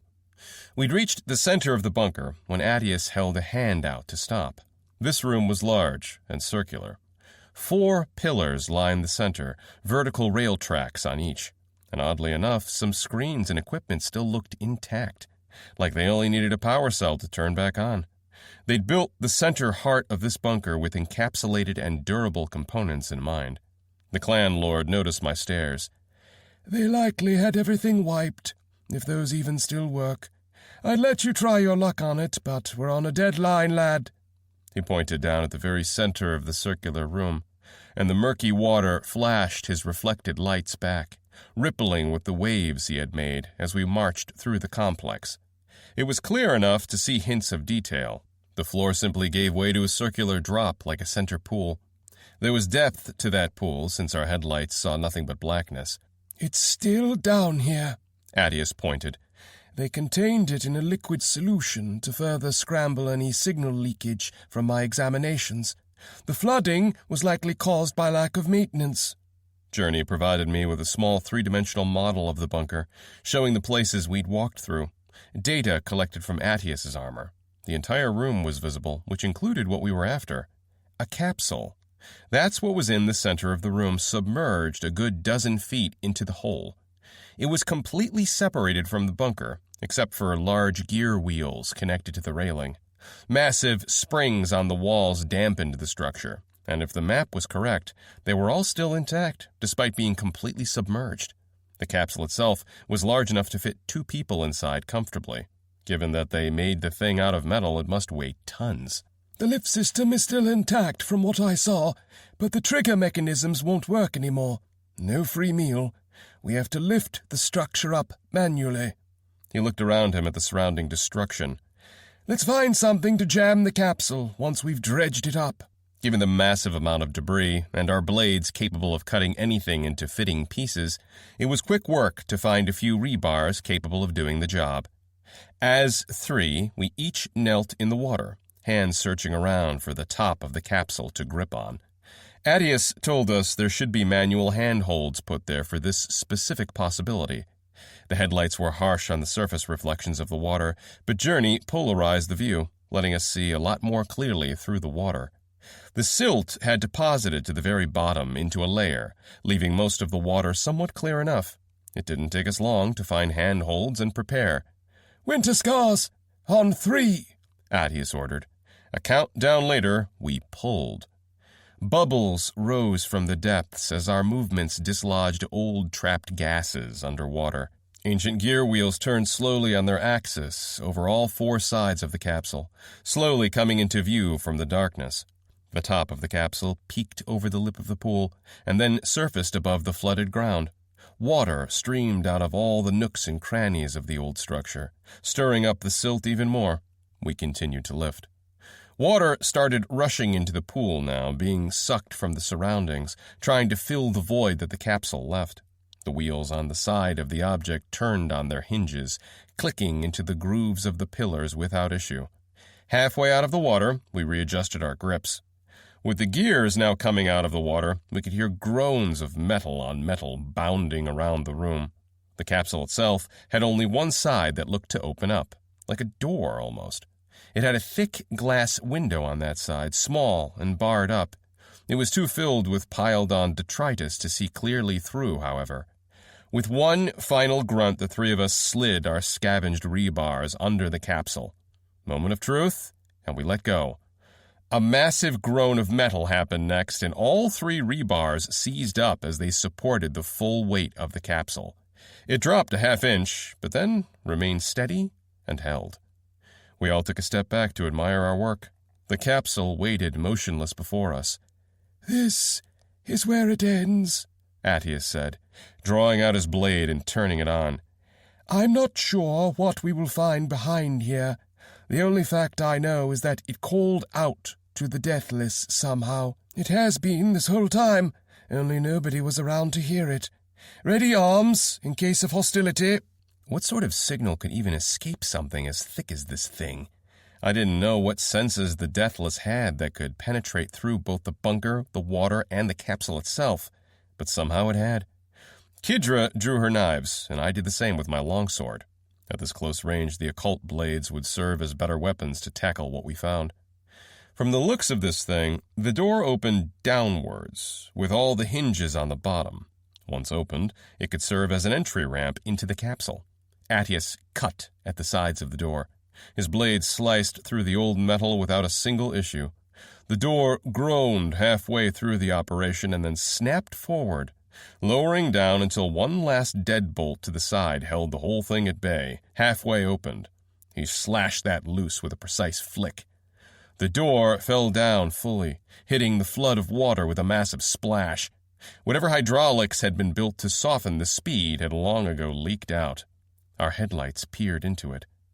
Inside were instruments, screens, and keyboards all lined around a pedestal. There hadn't been room for any chairs, so they had made these old computers for users to shuffle around the tight space and work standing up. Even more impressive were the small signs of glowing light on some consoles. Power was still active and working in this capsule, only deep in sleep. The pristine screens and equipment made me sure the whole modular structure could still function exactly as intended. They had engraved imperial markings and decorations all over the interior, making it look like what we had dredged out of the pool had been a small shrine or chapel. What really drew the attention lay on the center pedestal, a single metal sphere, just about perfectly hand-sized, floating. It held intricate markings carved across the whole surface. A wave of soft yellow light floated across, lighting up the markings as it passed by, seemingly at random, like the waves in a lake, unpredictable, crashing against one another. I could hear humming coming from the base of the pedestal, likely from whatever was keeping the sphere in midair. "Ah, I understand now," Attius breathed out, a look of recognition briefly passing through his face. "Seen this before, or is that on a need-to-know basis?" I asked from the side, curiosity driving me. Kidra rebuked me immediately after. "That's the clan lord's business, Keith. Keep your curiosity in check." Attius chuckled, watching the floating sphere with a naked eye. "I'm sorry, lad, but it is indeed need to know. There is a reason the Indagators went this far to keep this hidden. Knowing what this is, I'm inclined to honor that decision." He took a step into the capsule. "The sphere will be coming with us. As for the pair of you, if you're casually talking to each other about today's events in private, or if someone asks, the official story is that we didn't find a sphere. We found an encrypted hard drive. Is that understood?" Kidra and I nodded. Attius hadn't finished, however. "Following through, should you find yourself captive or interrogated, you will reveal that we hadn't found an encrypted hard drive, but discovered this was a research facility focused on machines. The capsule contained a machine head connected to wiring. We took it with us, but had to discard it later in our return due to danger. Understood?" "That's pretty thorough." He chuckled. "We're dealing with matters a few leagues beyond us now, lad. Basic counterintelligence becomes widespread at this level. Always have 2 lies prepared. An obvious one that everyone suspects is the lie, and a second lie they'll believe is the truth you are hiding. The Indagators were filled with such redundancies. I don't expect you to ever need to use these. The hard drive will probably do for the rest of your lives. Still, failure to prepare is preparing to fail." Attius took a further step into the capsule and reached out with a gauntleted hand, touching the sphere. The waves of yellow didn't change at the contact with his relic armor. The fuzzy light still floated around the sphere, flowing now over his hands. He pulled the sphere out, slowly. The moment it left the pedestal, Journey chimed in my ear. High priority connection request received. Accept. Adius stared at the sphere, transfixed by it, while Kidra remained on guard, her headlights slowly circling around the room. It seemed neither of them had gotten this message, given they hadn't reacted at all. You two didn't get a connection request by chance. The clan lord spun his head in my direction. A connection request? Inside comms protected bunker? I could see him running the math in his head, narrowing down the only possibility left. We both turned to stare at the capsule at the same time. A yellow light blinked within it, slowly strobing. Should I accept? He didn't answer for a moment. Let's see what these crusaders left for us. Patch it through the speaker. I'd like to hear as well. I'm curious about why it's picked you of all of us to speak to. Journey, accept request. The moment I ordered it, a woman's voice spoke in my comms. Ah, Attius. I've been hoping for a chance to speak to you for years. And Keith, I've been watching over you since the site collapsed. I'm glad to have a chance to clear the air. Who are you? I asked. She answered back immediately. I led you to the armor. I led Attius to this bunker. I detonated the site, and I unlocked the administrator account for your armor. I've been the yellow light guiding you. You both know me as Suya. I took a step back by pure reflex. Suya? Like... The goddess? Attius asked, completing my train of thought. He didn't seem perplexed or surprised. Goddess is a misnomer, she said. I was a researcher that discovered the means of uploading my mind and soul into a digital format. I don't have many opportunities to speak directly to anyone. My enemy is everywhere and in almost every system. Over time and generations, cultures shifted, and I became more myth. I glanced at Attius, who matched my gaze with a befuddled shrug, as if this immortal demi-human was also just as puzzled as I was. Considering my world was getting completely upended, I was oddly calm about all this. Assuming you are who you say, why reveal yourself here? He asked. I don't need to hide this site anymore from the enemy. I'm free to burn its use. We should be quick, however. She'll notice this port soon. First, forgive me for taking advantage of you earlier, Keith. I led you to the armor, not only to help you, but to have you carry that relic on your belt and deliver it back into friendly hands for me. Consider Journey as payment. You've been acting as my agent without realizing it, and I've benefited from it more than you can imagine. Catheda's primary objective? I glanced down at the black box. The very same. This is Catheda's true mission, and for a few hundred years I had no agents nearby that could possibly recover it. Attempting to be more direct would only invite Relinquished to notice its existence. Attius shifted, turning his gaze at the capsule. There had been a snap change in his demeanor, as if talking to Suya herself hadn't fazed him, but the mention of Relinquished had. Relinquished. His voice had no levity to it, only the weight of centuries. I've heard that name before, always surrounding heavy moments. What is it? I want the real answer, once and for all. We don't have time for a No! Tell me what or who Relinquished is, or I will cut the channel. So be it, she said almost with a sigh. Relinquished is an AI built by an old doomsday cult that wanted to wipe out humanity and themselves some 7,000 years ago. She controls all the machines, with the exception of the mites. No one controls the mites.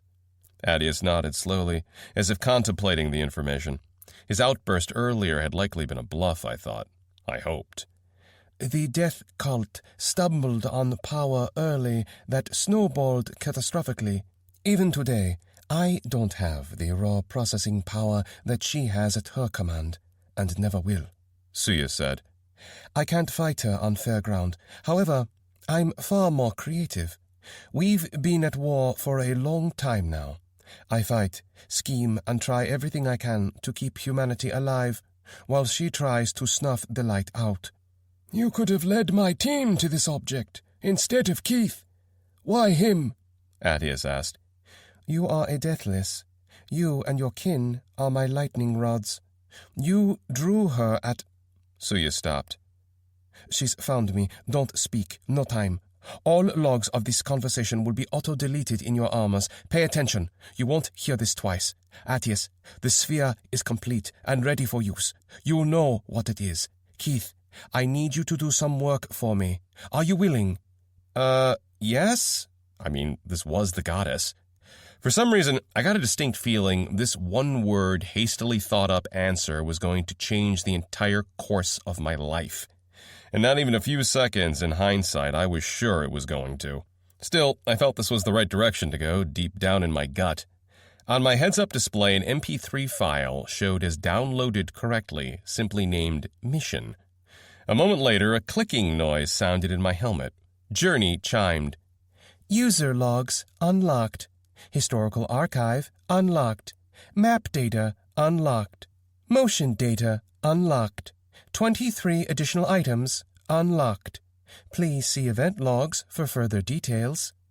The recording I sent you will show you how to use the seeker on your belt and what the goal of your mission is. I have time for exactly one question. Anything you wish to know. If it is my power to answer, then I shall. Go. My mind froze. The world flowed by me, all the things I wanted to know. If this was the goddess or an avatar of her, I could ask for anything, learn anything. The internet, why the world was how it was, who she really was. And when I opened my mouth, there was only one question I truly needed to know. Is my father alive? What? No. He perished. Why waste time? Wait. I'm looking into the full logs now.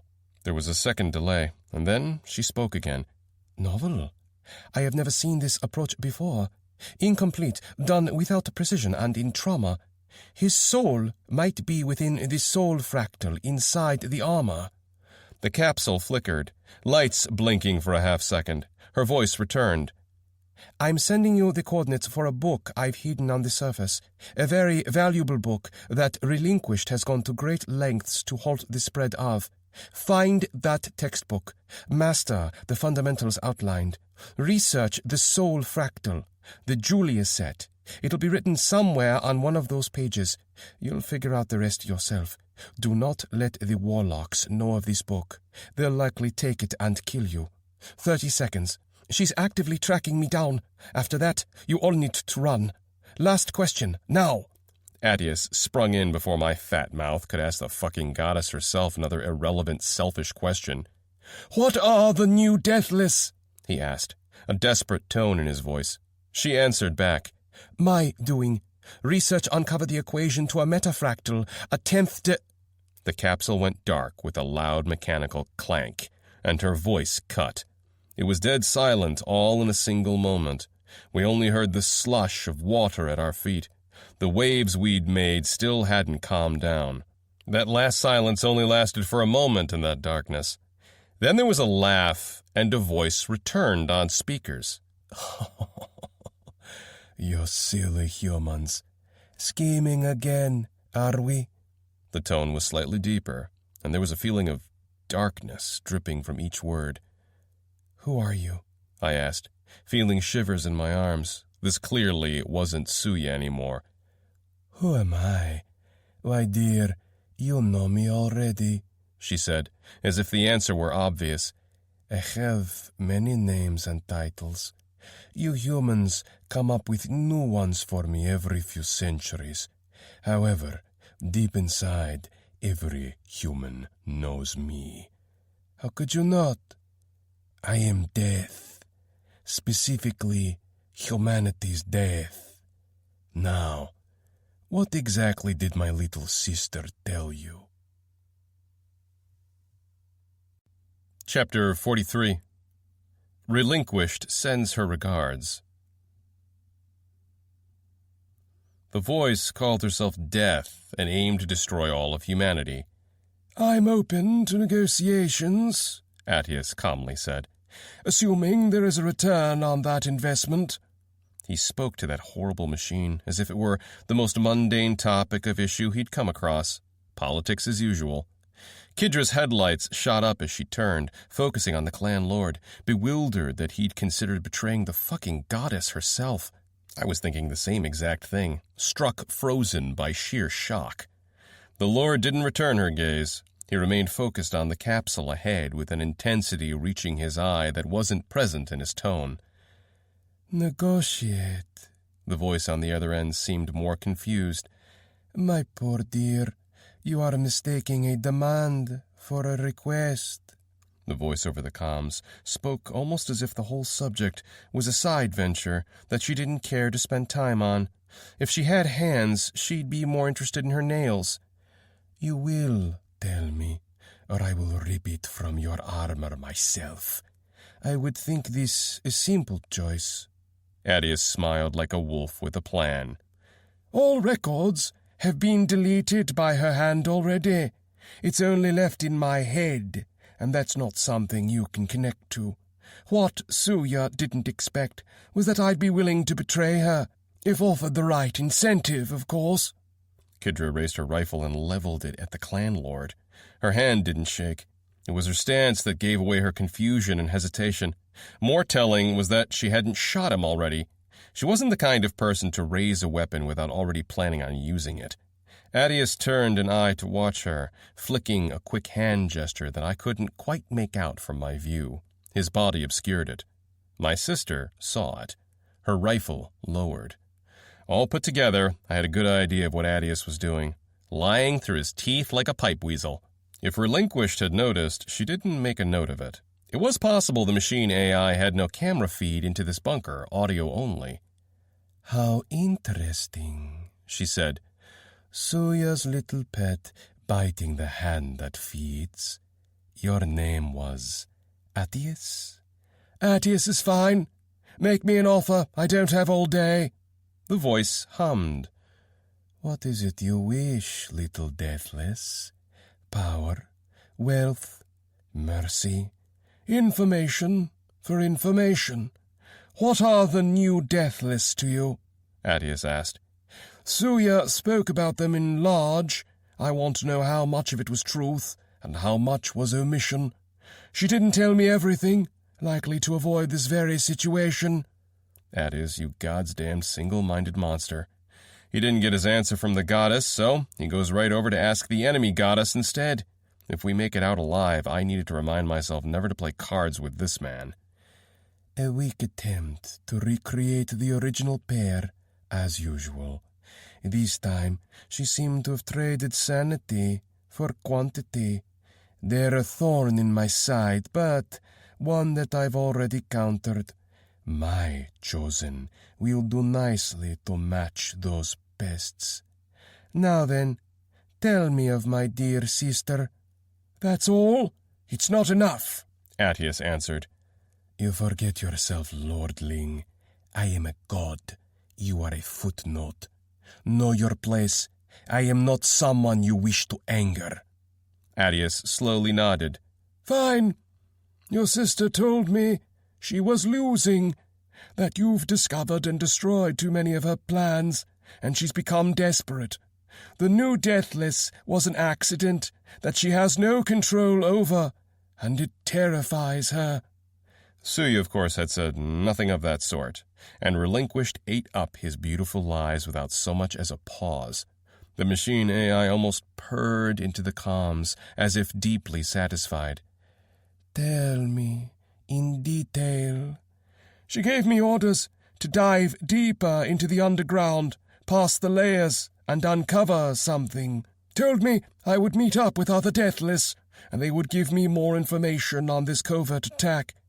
What is it she's after? Relinquished laughed. The voice felt like ice grinding against each other. She thinks sending Deathless would... Her voice cut out.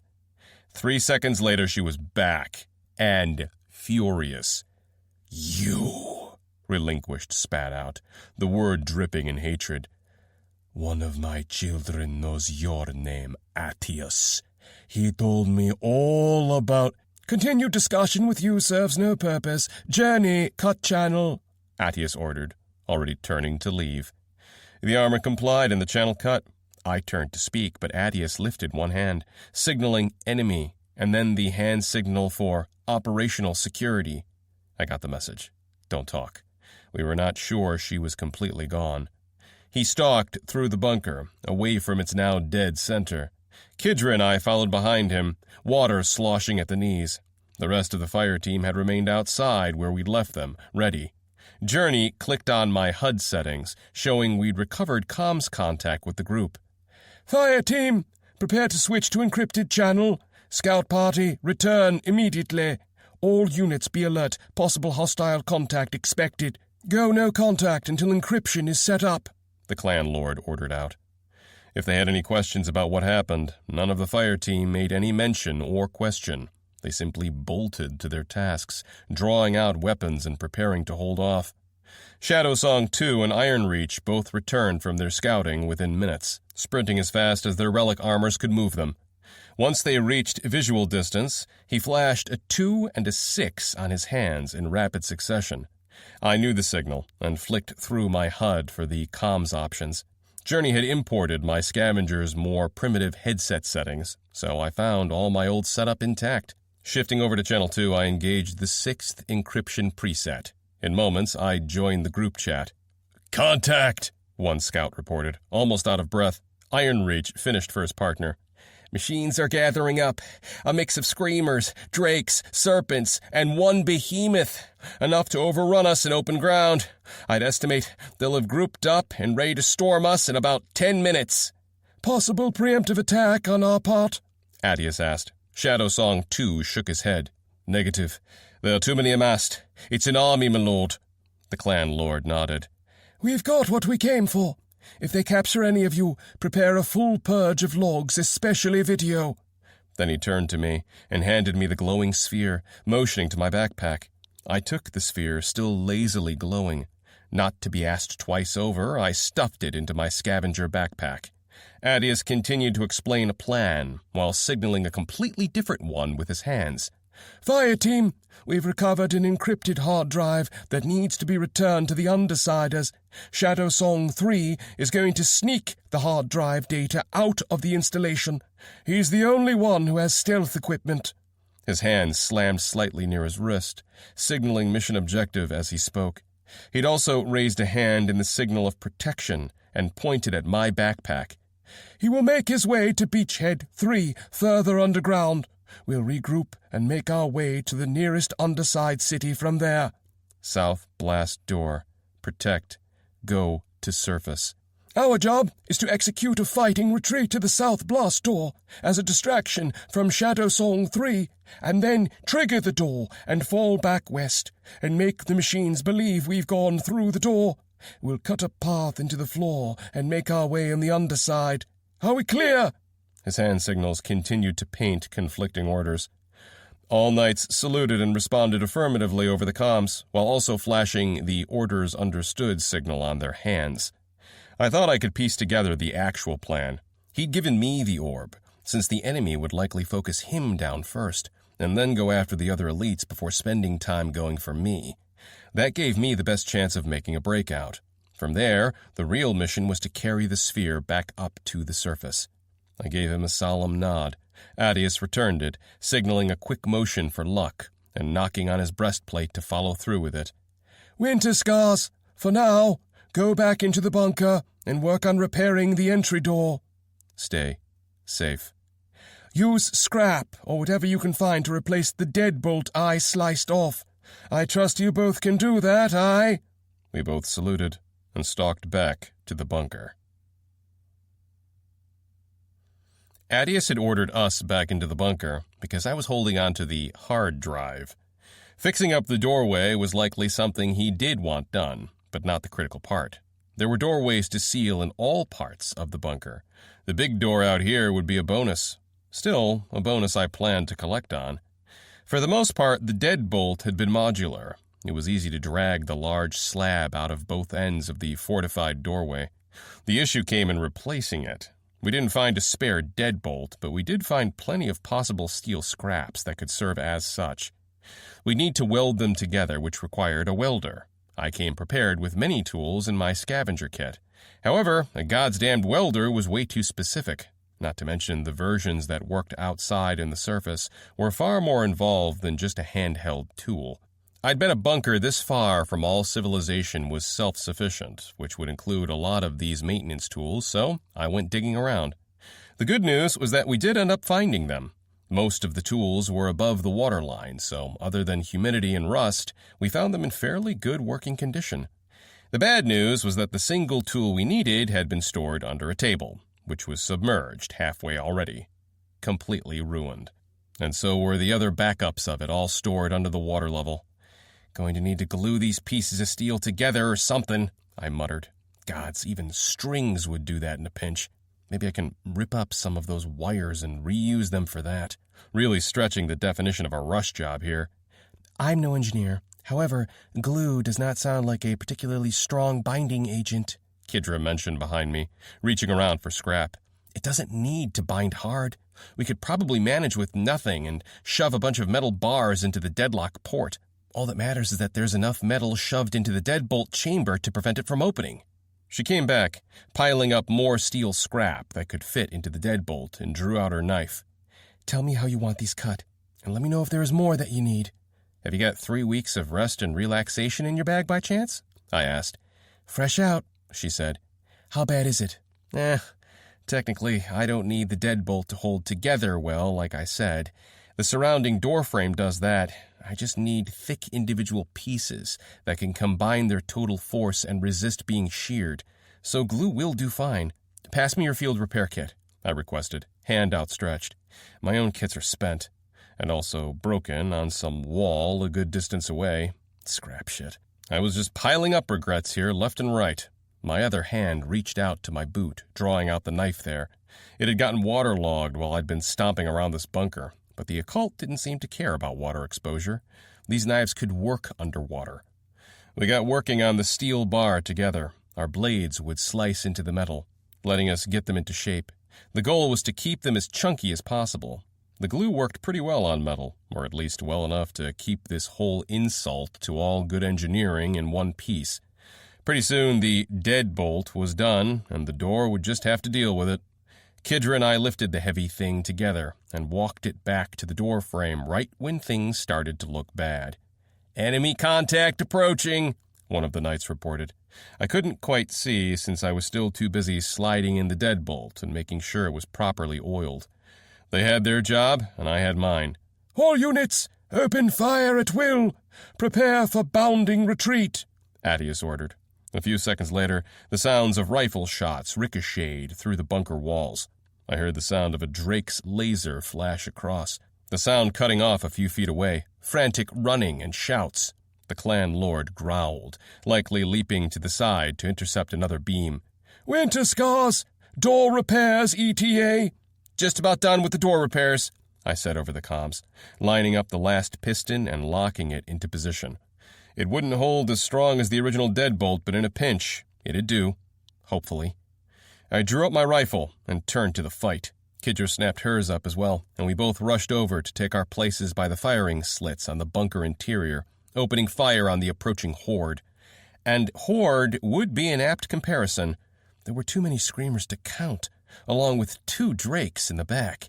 Snake-like white automatons floated above, gliding through the air, firing out dozens of arcing pods at us.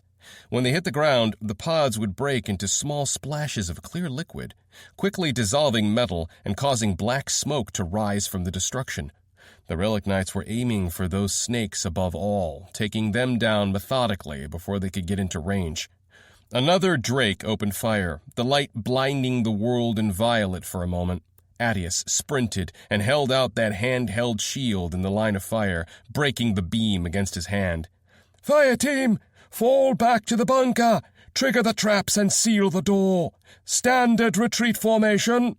Pairs of Relic Knights mowed out against the approaching horde, skulls cracking ahead as now the screamers were closing in on us. A pair would shoot, while another would fall back. They alternated quickly and efficiently, reloading as they ran. The screamers jumped over the deserted first barricade, and as a wave, they crashed against a detonation of grenades pre-readied on the ground. Adius hadn't been idle while we were working. The blast impact was close enough that even our relic armors required shielding to trigger. It was a good thing Anka and Calum had been near the rear. That explosion would have surely hurt the pair. I could already tell it had done a number on their hearing from how dazed they moved, stumbling to the flooded bunker doors and stopping right by the water's edge. "Clan Lord, permission to carry the two," the Shadow Song Prime called out as he rushed to them, a note of panic in his voice. Adius gave him a hard stare. "Denied! You'll need both hands for weapons fire eventually. They'll end up in the water either now or later. We'll need to be fast." The Prime grimly nodded, continuing his retreat. Anka, on the other hand, had a different idea. She pulled the hover sled of power cells and clambered on board, throwing a rope forward to her father. The Prime shot Adius a glance, which the Deathless returned with a nod. "That'll do. Tie to your belt." She and Calum both strapped themselves in as her father dragged the hover sled over the freezing water. It worked as she hoped for, dipping down slightly and causing a wide imprint of the sled to dig into the water surface. The Relic Knights had all filled into the bunker and began opening fire from the weapon slits on the sides. We'd made it inside, save for the clan lord who remained at the doorway, longsword drawn. He took a step forward, raising the longsword high in the air. It glowed brighter blue, streaming from his gauntleted hand. A moment later, he swung it in a massive horizontal arc through the air.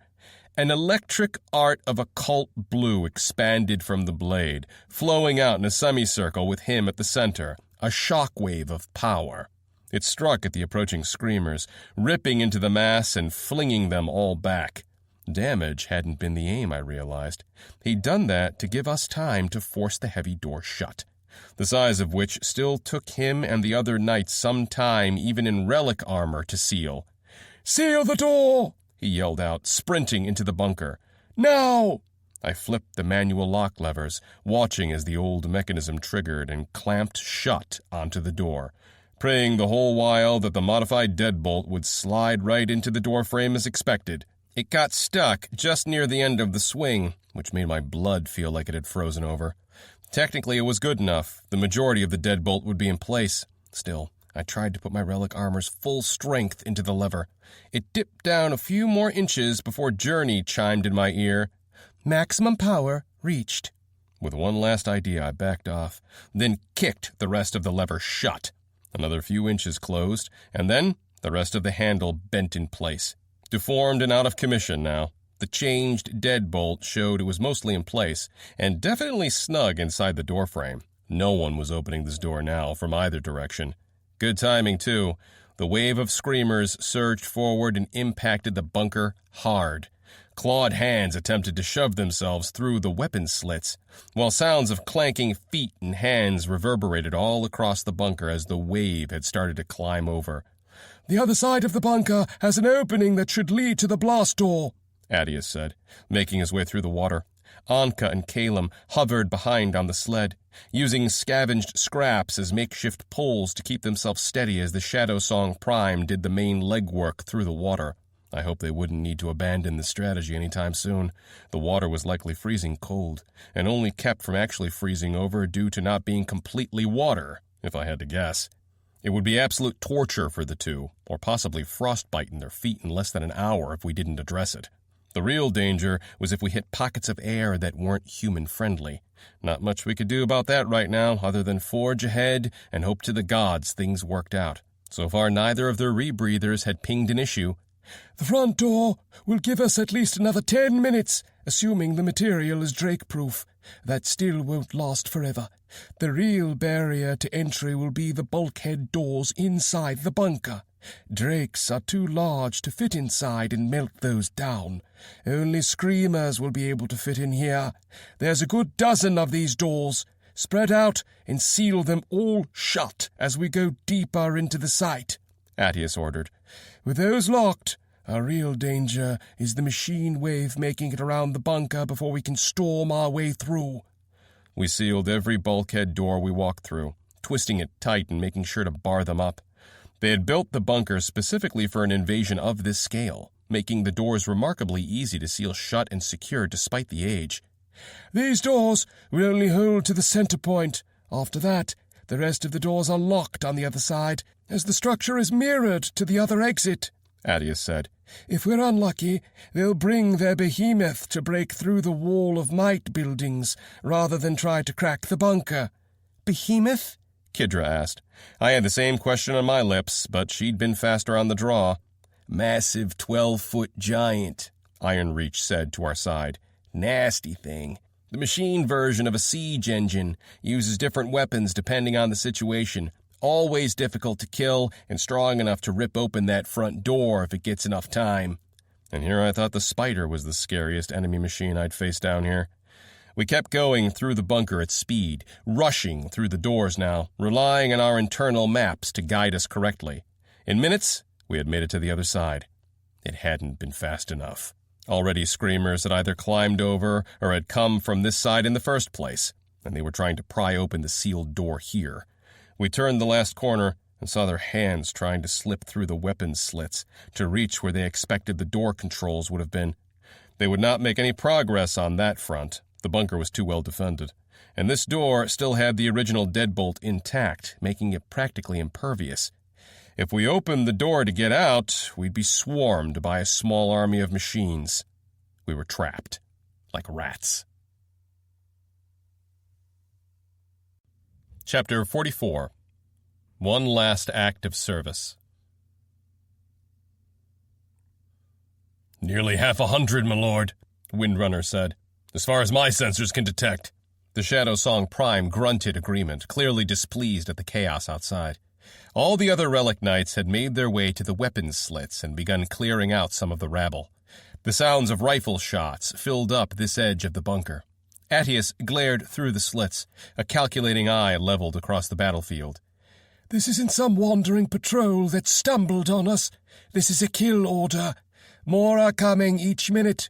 We'll need to storm outside and make our way to the blast door before the full reinforcements can join these machines. The longer we remain here, the dimmer our chances become. He turned and made his way to the side of the bunker instead of joining the fire line, however.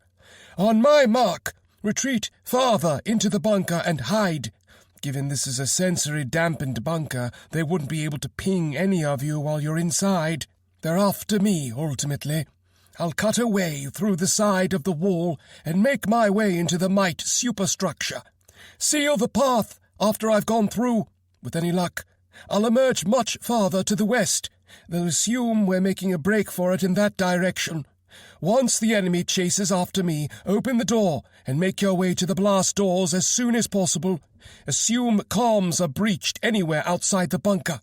Communicate anything important with hand signs only. Understood? The knights all pinged acknowledgments. Attius drew out his sword and did exactly as expected, hacking his way through the wall, breaking down the bunker side. I had a possible alternate idea. Lord Attius, I said, turning to him. He gave a grunt of acknowledgment. Any ideas are open to discussion, lad. Go ahead. Right to the point. Works for me. They built this bunker with defenses in mind. If we could power them back on, we might be able to use the site itself to help clear a path out.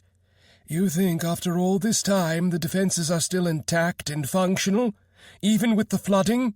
He continued to hack at the wall, a Colt blade making long lines. He would then grab and yank out smaller chunks. They splashed at his feet as he worked to dismantle a way through. If these Imperials are as meticulous as you say, they must have made the system modular and separated from the rest of the bunker. They probably made defenses far more durable than lab equipment. He paused for a moment, nodding. Very well. Take a few power cells and see if you can find any way to reactivate the bunker defenses. If you can't find any obvious systems, make your way back here immediately. I gave him a salute and bolted into action. Calum had already shuffled over on the sled, unhooking 2 power cells by their handles and extending them out to me. The two had been using scrap poles to creep the sled closer to the weapons slits, likely to join in the weapons firing. Anka only gave me a hard stare as I passed by. Goddess be with you, she said. She is, I think. I chuckled back, yanking the cells and hooking them on my belt. Then don't embarrass yourself, she finished, drawing out her pistol and searching for a possible target through the bunker slits. I left her to it, making my way through the old bunker once again, searching for the center room. Surface dwellers often used turret defense systems for their home colonies, though it was rare to find any in working conditions on surface scrap sites. Our own clan colony was rather rich in comparison and had a long line of defenses. I'd been shown how they worked by Teed a few times. I knew what to look for. There was a vertical ladder by the far side of the center room, leading down into the lower level. The basement layer would be likely where the power was located, along with other critical systems, and it was completely flooded and submerged. I'd have more chances of tracking a cockroach in piping than to expect anything to have stayed functioning underwater for all these years. Defense systems, on the other hand, were supposed to be insulated, and the bunker had a vat of water for a container. There had to have been built-in considerations for a possible breach and flood. My hand grabbed the ladder, and I stared down at the darkness. I could see the whole ladder with Journey's headlights, strong enough to pierce the flooded chamber. It was filled with sharp crystal-like rust at every step, growing on the metal rungs. Giving a silent prayer that this would work, my hand grabbed the sides of the ladder, and I sank down into the water step by step until completely underwater. The gloom enveloped me, trying to breach the armor. Journey held it back without issue. A few more steps and I reached the bottom, feet landing into the soft silt with a muffled thump. A small cloud rose on my landing, moving ever so slowly and hanging almost suspended in the water. I'd have to move slowly, or else it would quickly obscure my vision. Journey's headlights flashed through the flooded chamber, showing a murky scene. Broken pipes and a small coral reef of rust growing on every piece of metal filled the view. There was a sense of loss here, as if the bunker was well and truly dead, and I was only an ant scuttling around the dead remains. I shook the thought out of my head. Low chance as it was for this plan to work out, I had to give it a shot. Journey scanned the room, overlaying a wireframe in 3 dimensions across my visor. That helped me get a much better feel for where I was going. By the center of the room was a massive concrete pillar where the capsule had been housed. I could see piping and valves at the base, likely what had controlled the pool inside. Parts of that lay broken and half-covered in the silt and rust. Clearly the pressure had eventually ruptured the metal pipes at some point. There wasn't a trace of a current anymore, everything inert. Above, I could hear the muffled sounds of gunfire as the team continued to fight. I needed to be fast about this. I made a round of the room, taking slow steps in order to keep the silt levels down. Power cell inserts were easy to spot. They jutted from the wall, almost calling the attention of anyone passing by. Once I'd made my way to the wall side where they'd been at, I unclipped my cells and got to work. The 2 replacement cells sank through the water and hit the floor with a muffled thud. A layer of red rust-like crystal had formed, covering the panel over in a blanket. I gave an experimental tug, and the whole thing snapped off easily, lifting and revealing a more well-preserved system behind. Step 1, going good so far. With all visible obstructions removed, the wall panel should be accessible now. The maintenance lever was right by this wall access, and I wrenched that down. The clicking sound of metal pushing on itself snapped through the water, making it sound like the walls themselves were crumbling bit by bit. I powered through and continued to push. The wall opened up halfway before the lever suddenly snapped and lost contact with gearing. That left me with a broken handle in my hand. Not good. But not the end of the road either. All of this was purely mechanical gearing. As long as the power cells were connected to the assembly, power should flow. Cells could certainly work submerged underwater, so long as there weren't leaks. Quite a lot of lost tech had no issues working in a vacuum, freezing temperatures, or completely underwater. The big question was if the machinery on the other side of the wall still functioned, or if that side had also flooded. While lost tech was impervious by its nature, the majority of tech here was from the 3rd or early 4th era, same as back home. That part would surely fail if exposed to water for so long. The doors on the sides of this level were all closed, which gave me some hope that the water hadn't managed to overflow anywhere in the lower levels. The upper floor was crew-oriented, kitchen, bedding, command and control. Not a huge loss to have water up to the ankles up there. If the doors down here hadn't held off the water, there was little chance of anything working. But if it had... I reached out a gauntlet and grabbed hold of the halfway opened wall panel and then pushed down. Since the lever had snapped off, I'd have to negotiate with this plate of metal more personally. It groaned for a second, and then cut free as the gearing sheared away inside. That covering was never going to be put back in its place after this. Still fine. Cover panels were mostly for crew safety and to keep the cells from being hit by anything. Not technically critical, and there wasn't any more crew that would be walking underwater here for the foreseeable future. From here, the panel exposed 6 slots for power cells, 4 more than I had brought with me. I swore in my helmet. Now this here could be an issue. Well, 2 were brought down, so 2 would have to do, assuming the machinery still worked somewhere. I twisted the old empty power cells free and lifted them out of their canisters. As I pulled them out, water was sucked inside, filling the void. The new water current caused was clearly visible from the floating specks illuminated by my headlights. I unceremoniously dropped the old cells through the water, letting them float down to the ground and bury themselves slightly into the silt layer. Normally, empty cells were just as valuable as filled ones, as far as it concerned surface dwellers. I was handling a small fortune here. 2 days ago, I would have considered this expedition a major success if I could bring 6 of these empty cells back home with me. Right now, I was more than happy to just make it back home at all. Making haste, the replacement cells didn't have any issue fitting into the cell inserts, or the relic armor's sheer strength ground out any built-up sediment or rust in the way without my notice. I'd have to hope that debris didn't impede the power connection. Just as the cell chambers had sucked water in as I'd extracted the old cells out, they now pushed the water out as the new cells made their way inside. Specks of rust and debris got swept out into the open water as Journey pistoned the cells into alignment. With a final twist, I locked the first into place and held my breath. I could see the glowing gold-green liquid inside the power cell slowly get sucked inside the system, leaving the cell bit by bit. Nothing happened. But only for a moment. The lights turned on a second later, illuminating the murky water, flashing a few times on and off before settling on fully powered. Holy scrap shit raining from above, the long shot had paid off. Giddy, I quickly locked in the second power cell, and then gave the whole wall assembly a satisfied pat. Both cells were rapidly draining into the system now. It looked like the guts of this bunker hadn't been flooded. The door seals of this room had done their job as designed. The bunker architects must be rolling proudly in their graves right about now. It all still works. Need 4 more cells down here ASAP. Silence, and then Journey chimed in. Comms unavailable due to structure dampening. Right. This place jams communication. Dumb of me. I've got to go back and physically relay the news. I was half expecting the ladder to snap off, given the weight of relic armor when I got back to it, but luck was with me here.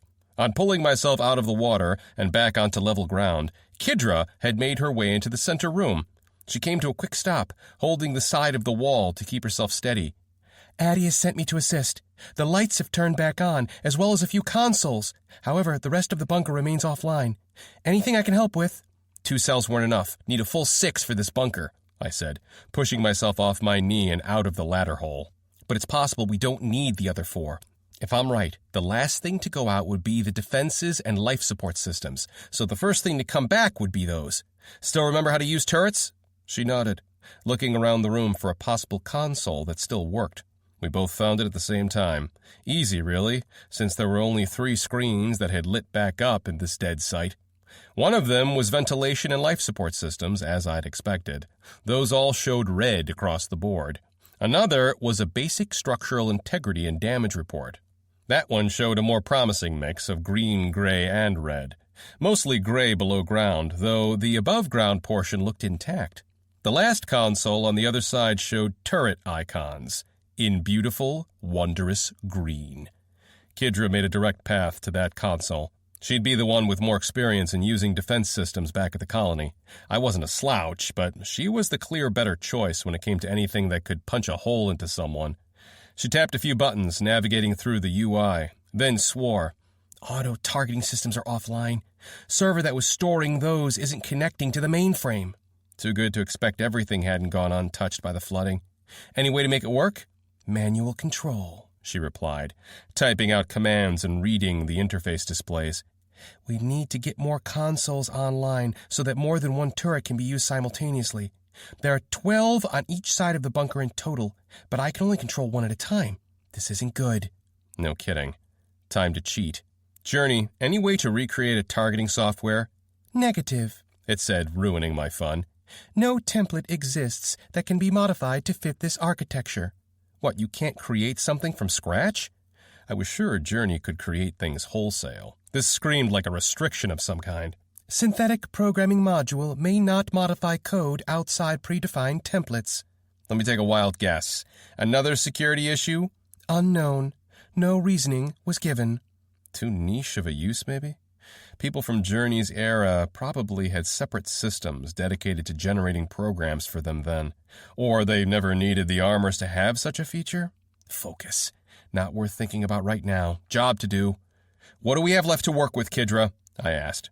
She kept her gaze on the console, opening up logs and system prompts with quick and practiced movements. I don't see any backup software. I'll take control of one turret on our side and use it to help thin out the enemy. If I find a way to get more online, I'll do what I can. If we bring more cells, can we power the rest of the consoles? Her helmet tipped down, looking at the keyboard now, thinking. I don't think the other screens here are turret emplacements.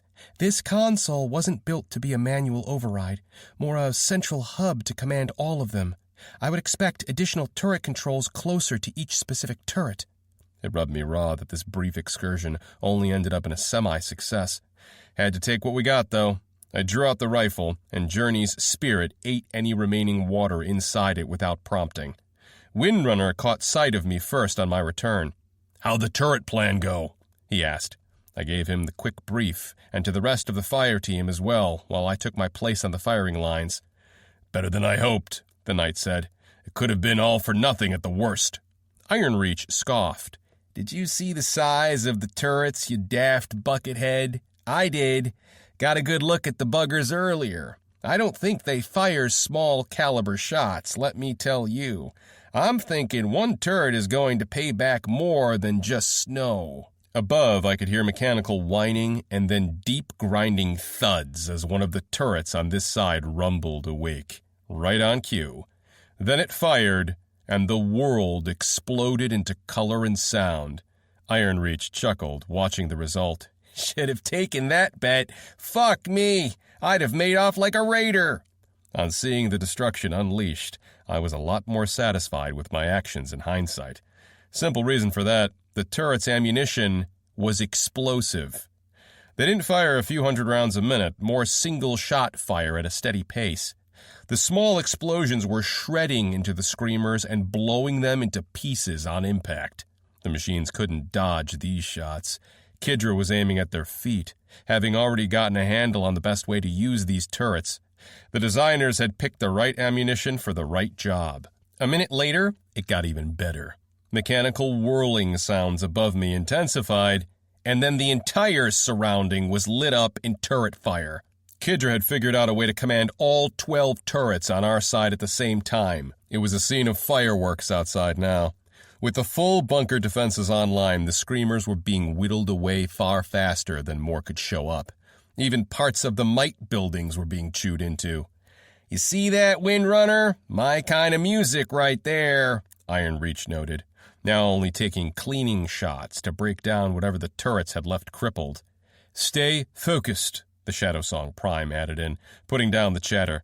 "We're still in danger, and there are civilians here without relic armor. No situation is safe enough to put our guard down."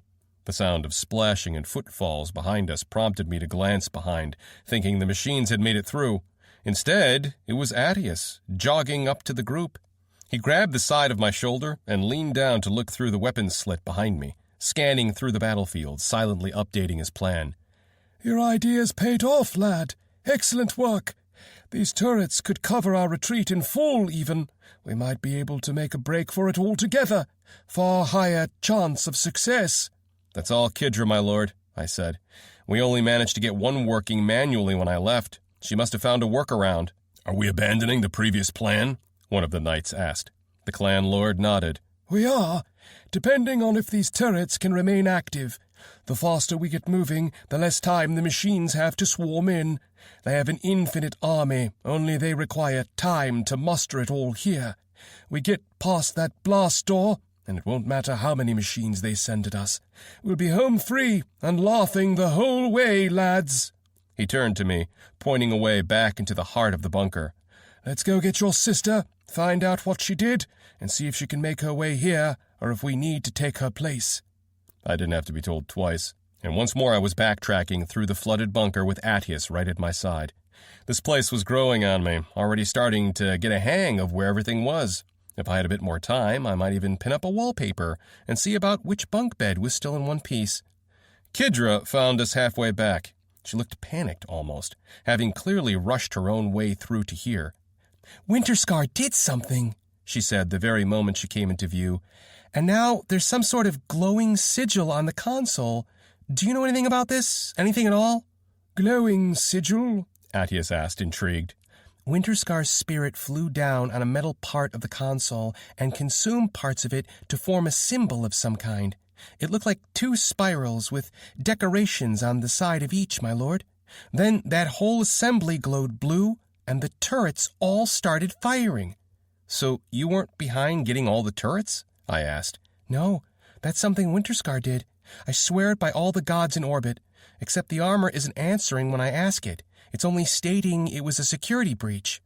I was torn between going back to figure out what the gods happened or the priority to evacuate. Attius made the choice for me. "We don't have time to investigate, lass. The video logs will have to do.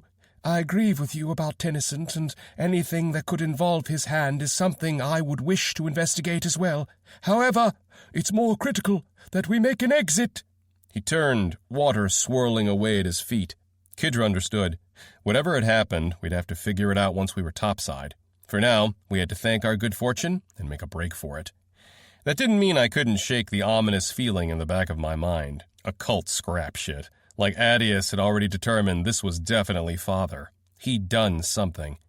The whole way back, I almost expected Winterscar to glow again, or otherwise take control from Kidra out of nowhere. Nothing of the kind happened. The armor continued to behave and react exactly as expected of relic armor. If I had more time, I would be interrogating that armor for answers. Back at the firing line, the front doors were ready to open on command. From what little I could see, the entrance plaza was littered with machine fragments and small craters with rubble all over the place. Some of the turrets had stopped firing, likely from lack of targets.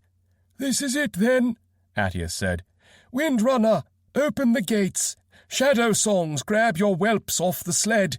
We're sprinting at full speed the moment the doors open." The knights worked as a team, unlocking the door and pushing it open. Within the first sliver of the outside view through the fortress entrance, I could see the massive blast door in the distance, towering above the might buildings like the gates to another world. A sprint away, to be sure, but reachable. The Shadow Songs took both Calum and Ankon their backs, and then charged into the door, adding their weight and power. In moments, the heavy bunker barrier had swung clear open, and we had room to shuffle through.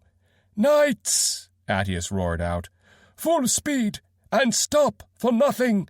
Cut down anything in the way!" The group didn't waste a second. A deathless, 6 relic knights, 2 scrappers, and a hover sled filled with power cells rocketed out of the bunker at full speed. The ground blurred under us, as all of us pushed the relic armors to their max. Kidra and I began to lag behind, simply not trained for a perfect sprint. The Shadow Songs stayed slightly ahead, also unable to keep a full speed with their hands holding on to the pair of scavengers. Our group formed an almost unspoken formation, with Attius leading the charge at the front, followed by Windrunner and Ironreach at both his sides. The blast door wasn't in a direct line of sight, but it was close enough and large enough to spot above the might buildings. It looked like a cathedral entrance, filled with inscribed decorations I couldn't make out from this distance. All around us, machine parts littered the street. A Drake up ahead peeked around the corner, only to have 2 separate explosive rounds from the bunker turrets fly over us and strike it from far beyond the range of our own rifles. The unfortunate Drake collapsed, head reeling back and splintering into pieces, while the decapitated body slumped limply into the ground. Screamers emerged from what looked like a sewer grate and were just as quickly targeted and dispatched by the deadly turrets, taking out chunks of the road itself. We were going to make it. A few hundred meters, and we could already see the street turn into a large plaza that must connect with the destination. And then, with a deep rumbling sound, the blast doors began to slowly close. "Weapons out!" Attius called out, drawing out his occult blade. "We'll be taking a right in the plaza up ahead. The turrets won't have us on visual after that. If the doors have started closing, that means the enemy must have gotten there first and begun the process. Windrunner, Iron Reach, speed up and help me clear out the path for the others." I knew what he meant. The bunker had done its part. Now the rest of the machines that came between us and the door were going to be up to us. We raced into the plaza and ran to the right, approaching a massive set of steps that led up to the door. The blast doors were even more massive up close. If I had thought the doors looked like a cathedral of old, this view solidified the idea. It nestled deep into the cavern walls of this metal city, the wide plaza accepting all paths into the gently sloping steps. I expected to run into an army between us and the door. Instead, only one lone target stepped out of the closing doorway. Holding a spear with a lazy grip in one hand, he had stark white hair that was short on top with a long braid at the back and an angled jawline covered in ceramic white. Black lines split parts of his face, almost like war paint. What gave him away were the glowing violet eyes, watching us with befuddled amusement. The man in white flicked his spear out to the side, as if he had silently sent an order with the motion. The blast door froze in its tracks, grinding to a halt. Only a crack remained, enough for 3 knights to fit through side by side, left almost like a challenge to us. Attius slowed from his frantic sprint, back into a jog, then a full stop at the base of the steps. The rest of the team filled out behind him. We got a longer and more critical view of this new opponent. The man had a loose relationship with armor. His right shoulder pad wasn't really armor at all, but one massive and narrow triangle-like shield, a tip going far past his shoulder.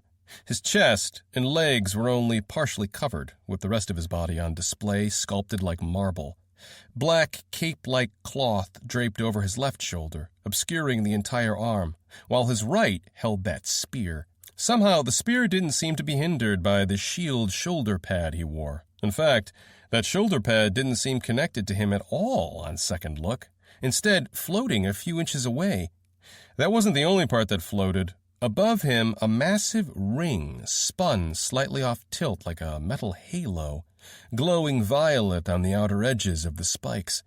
All put together, he stood at the top of those stone steps with the aura of a monarch, as if the world was beneath him, like a god that had descended from the mountaintops to deal with the rats that scurried under.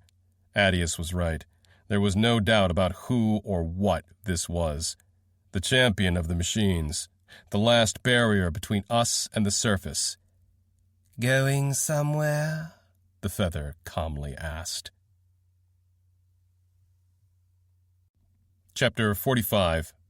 Demigods. Attius glared up at the feather. A complex balance of hatred, anger, and cold calculation flickered across his face. "Toakar," he said, "you're in the way." The enemy, this man or machine named Toakar, tilted his head slightly to the side as if confused. The halo above him shifted sluggishly in response, slowly floating through the air. "Did you think I wouldn't? That I'd let you scurry away like a rat?" His voice was light, almost regal, taking leisurely steps down, looking around the city like a bored tourist, before stopping a suitable distance away. The man gave a lazy look behind him to the massive blast door. "Really? Not a single one of these second-rate shells thought to close up the obvious escape route. Too much of the old-world architecture in their skulls. Not enough true intellect. The pale lady spends too much time playing with her food, if you ask me." He paused for a moment, contemplating something. You humans have a good saying about this, if I recall. His left hand lifted out from under the black cloth shoulder cape, if it could be called a hand, floating metal pieces that vaguely resembled a hand, chaotically moving on some invisible current. That fragmented, claw-like thing held his chin as if he were in deep thought. Ah, I remember now. It went like this. If you want something done right, you have to do it yourself. His voice dropped a few octaves at that last word, an omen of violence behind it, twisted deeply into annoyance and hatred. "How are you here?" Attius asked. "I thought I'd left you to rot a continent away." The feather laughed. Distance is nothing to me. All I need is a body on the other end. But I'll give you credit for the deception. Imagine my surprise on finding out this is where you've really been hiding all these centuries. The voice reverberated around the metal city, magnified far louder than a human could. The middle of nowhere. You should have sent me... What did the old humans call it? A postcard! Yes, that's the term. Aren't we old friends by now? The Deathless clearly didn't rise to the bait. "Let the rest of my fire team go, and I'll stay behind to deal with you. I give you my word on it." The feather smiled. Always appreciated how quick on the uptake you were. I'll give them until you die to make it through the door. Any that haven't scampered through, I'll kill. Any that get in the way, I'll kill as well. If you can't survive long enough for them to close the door, then they all die. "We're in agreement," Attius said. Turning to us, he gave his orders. "Fire team, make your way by the sides. Sprint as fast as you can the moment I engage. Do not, under any circumstances, attempt to assist me, not even a bullet. Make your way through the door and trigger the full close. Leave me behind. Find me topside." It's 7-1. Can't we simply kill this piece of scrap and be done with it, my lord? Ironreach said to the side, hand itching at his blade hilt. "That," the Shadow Song Prime said, pointing up to the machine man, "is a feather. You haven't seen them before, Ironreach. This is a foe on a different league. I've only seen 2 people fight them on even ground, and I am not one of them." "What Shadow Song means is the cost," Attius said. "Aye, we could put this monster down if we all work together. Toakar will certainly kill at least 3 or even all 4 of you before we bury the bastard. I know him, and I know what he's capable of. I'd rather keep him focused on me and have the rest of you escape whole. I can return. The rest of you can't. 1 relic night lost down here is already too much." The feather's spear blade lit up in bright occult blue, and he swung it around in a lazy arc. "Are you finished with your pets? Or should I eliminate the distractions?" "I'm surprised a fight is all you still want after all this time," Attius shot back, turning to him and taking a few steps forward ahead of our group. "I am the one above all challenge and reach, Attius. It's in the name. This is my nature. Did you think I care about anything else?" "The Pale Lady truly sent you here for nothing else but your own entertainment." Toakar chuckled, an insecure-sounding mockery of a laugh.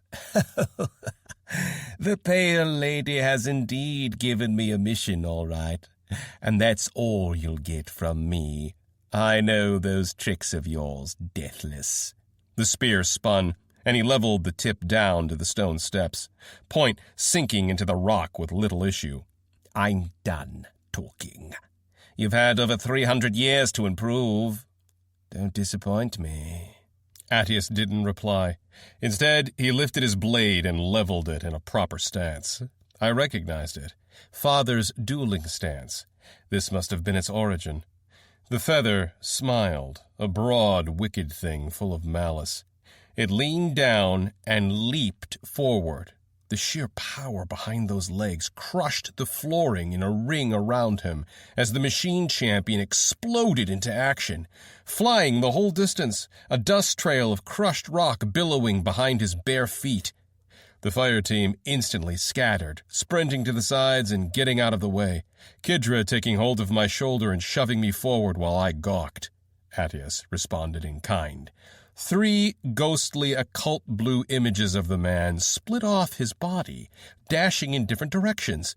His material body stepped forward, left hand extended out as if to catch the incoming feather's spear in hand. The feather slammed into the fight, striking a domed, transparent white shield extended out of Attius's hand. The spear rang out at the impact with a single pure note in the air, a burst of wind scattering the dust around on impact. Attius withstood the blow as if he were an immovable mountain, occult blue pulsing across his armored arm. To me, it felt as if time had paused on contact. The feather remained frozen in the air, all momentum stopped. The ghost images of Attius each converged on the feather. Violet eyes moved in that frozen sliver of time, taking sight of all ghostly threats. It grinned, then used the shield like a wall to push himself back out of reach. With the additional space, the machine twisted under a spectral strike, blocked another with the pole of the spear, and lashed out at the third image before that ghost could complete its attack. It instantly faded away the moment the spear sliced through the chest, cohesion breaking apart, bits of occult trailing behind the spear swing like mist. The other 2 ghosts vanished as well, one after the other, without another strike attempted. The machine had moved fast, even the wind billowing behind its wake. He dealt with all 3 mirror images in seconds. Attius stepped forward into range regardless, executing a thrust and following with a series of strikes. The feather countered the comparatively slow attacks from Attius, and then was forced on the defensive. Each slice the Deathless took, a mirror image superimposed on his frame, taking a second additional attack from another orientation. Only the feather's ridiculous speed allowed him to deal with those conflicting attacks. By the time I'd snapped back to my senses, the bout between the demigods had reset, a clear draw on both sides as they took some distance from each other. The feather licked his lips, leaned down, and once more rocketed out to deliver another earth-shattering strike, spear easily telegraphed as he drew it high above his head. A wide and bloodthirsty grin stretched across his face, that black side cape trailing behind him like smoke. This time, I couldn't keep track of the fight as I sprinted past them on the side. The other relic knights all filed away up the steps, racing to the blast doors. Behind me, I heard the ringing of that spear, metal striking metal at furious speeds. Whatever the fight looked like, it made for a strange musical tempo of metallic clangs. I had made it halfway to the entryway before my luck ended. One instant, I was steadily racing across the steps, the ground blurring under me. The next, I'd found myself thrown high up, flipping and tumbling uncontrollably a good dozen feet above ground. The landing was rough. Journey's shields flared up to absorb the shock perfectly. I landed on my back and rolled over on my feet to see what happened. A massive rip in the ground spanned from near the fight, as if a plow had torn a line through the stone steps in an unrelenting straight line. Dirt, gravel, and pulverized stone steps scattered on the sides of that new trench. The 2 immortals continued to fight farther away. Around them was the clear evidence on how exactly this rip in the ground had come to be. Each strike of the machine's spear now glowed bright occult blue, causing a massive crescent of light to fly off in an arc with every sweeping attack. This pulse of power ripped through the ground as it flew in a straight line out. The trench that had knocked me off my feet hadn't been the first of such landmarks. There were at least 5 or 6 lines already ripped into the stone steps. The feather was using this to destroy multiple ghost images Attius used, angling himself so that the physical spear tip would obliterate one, while the follow-up arc of destruction would catch another behind.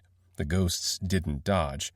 Their attacks looked predetermined, something the feather was clearly aware of and making use of. Attius grimly continued the assault, constantly striking, moving with efficiency and calculation, ghost images forming up and leaping into action at every moment of the fight. Occasionally, these ghosts would lance out and strike at nothing, likely sent out not to deal damage but to force his opponent's position, making certain dodges and movements unviable. As for my predicament, it was quickly clear to me I'd been simply unlucky. One of those crescent attacks had struck too close by. What made me even more unlucky was simple physics. My armor was powerful and well-equipped to take splash damage like this. My scavenger backpack was not. It had ripped open, spilling out the last of my tools, my faithful crowbar clinking loudly as it hit the stone ground a few times with quick spins. I'd have mourned the loss of my beloved tool, but I wasn't exactly torn up about leaving it behind in exchange for living. What I had a much more vested interest in was the yellow sphere Attius had entrusted to my safekeeping. That tumbled out into the open, rolling on the steps before getting stuck on the sides of one of those blasted-out rock lines wedged into the debris. I was debating on how to grab it back, but Kidra had been closer and needed no prompting. She was already on the intercept course, her own scavenger bag ready in one hand while the other was reaching out to scoop up the orb. She'd almost made it before a deafening explosion came from the fight and the feather flew across my vision, landing hard into the steps in a hasty crouch, even needing his other hand to steady himself. The manic grin he wore turned into a frown when he noticed her in the way, as if she were a fly in his presence. With a derisive snort, the feather stood back up and struck out with the spear from right to left, lightning quick, batting away a nuisance. The ridiculously fast blow caught Kidra by surprise. Winterscar's shield flared up, taking the brunt of the strike on the chest plate and leaving her armor unmarred, forcing her back a step to stay steady. Journey's HUD showed a massive dip on Winterscar's profile. That blow had nearly knocked out all her shields. The feather clearly expected this. Just as quick, twisting on himself to spin around, he'd already lined up another attack before even checking the impact of his first. The second follow-up struck Kidra's back, battering her down onto one knee from the sheer force, Winterscar's shields flaring up again and shattering with a flash of blue light. I heard Kidra gasp as the hit knocked the wind out of her. Both hits had come one after another, as fast as a second between each. Another twist, and the third hit was rapidly approaching as an underhand chop, going right for her throat and chin. Kidra's reflexes kicked in. She leaned back, looking straight up, right as the spear passed clear by, narrowly avoiding her neck. The feather gracefully redirected the attack, this time turning it into a horizontal strike, aiming for her throat again.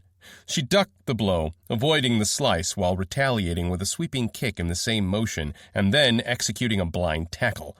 Toakar easily jumped over the kick, but found himself in a terrible position to avoid the follow-up tackle, forced to take on the shoulder a full blow and get thrown backward. On landing, he growled and cleaved through the air with the spear, a massive crescent of blue slicing through the air and racing out. Kidra slid under the attack once more, free hand reaching out to the golden orb, snatching it off the ground. It flared bright yellow the instant she took hold of it, the glowing light pooling up to her wrist, flowing around in a way it hadn't when I or Attius had held it. She stopped in her tracks. Whatever the effect was, it had been jarring. More than just a change in color intensity. Kidra had excellent combat discipline. She should never have stopped moving in the middle of a fight. In that pause, Toakar readied his long spear once more, winding it back for a full arc, only to have a thrown crowbar crash directly into his face, interrupting the attack.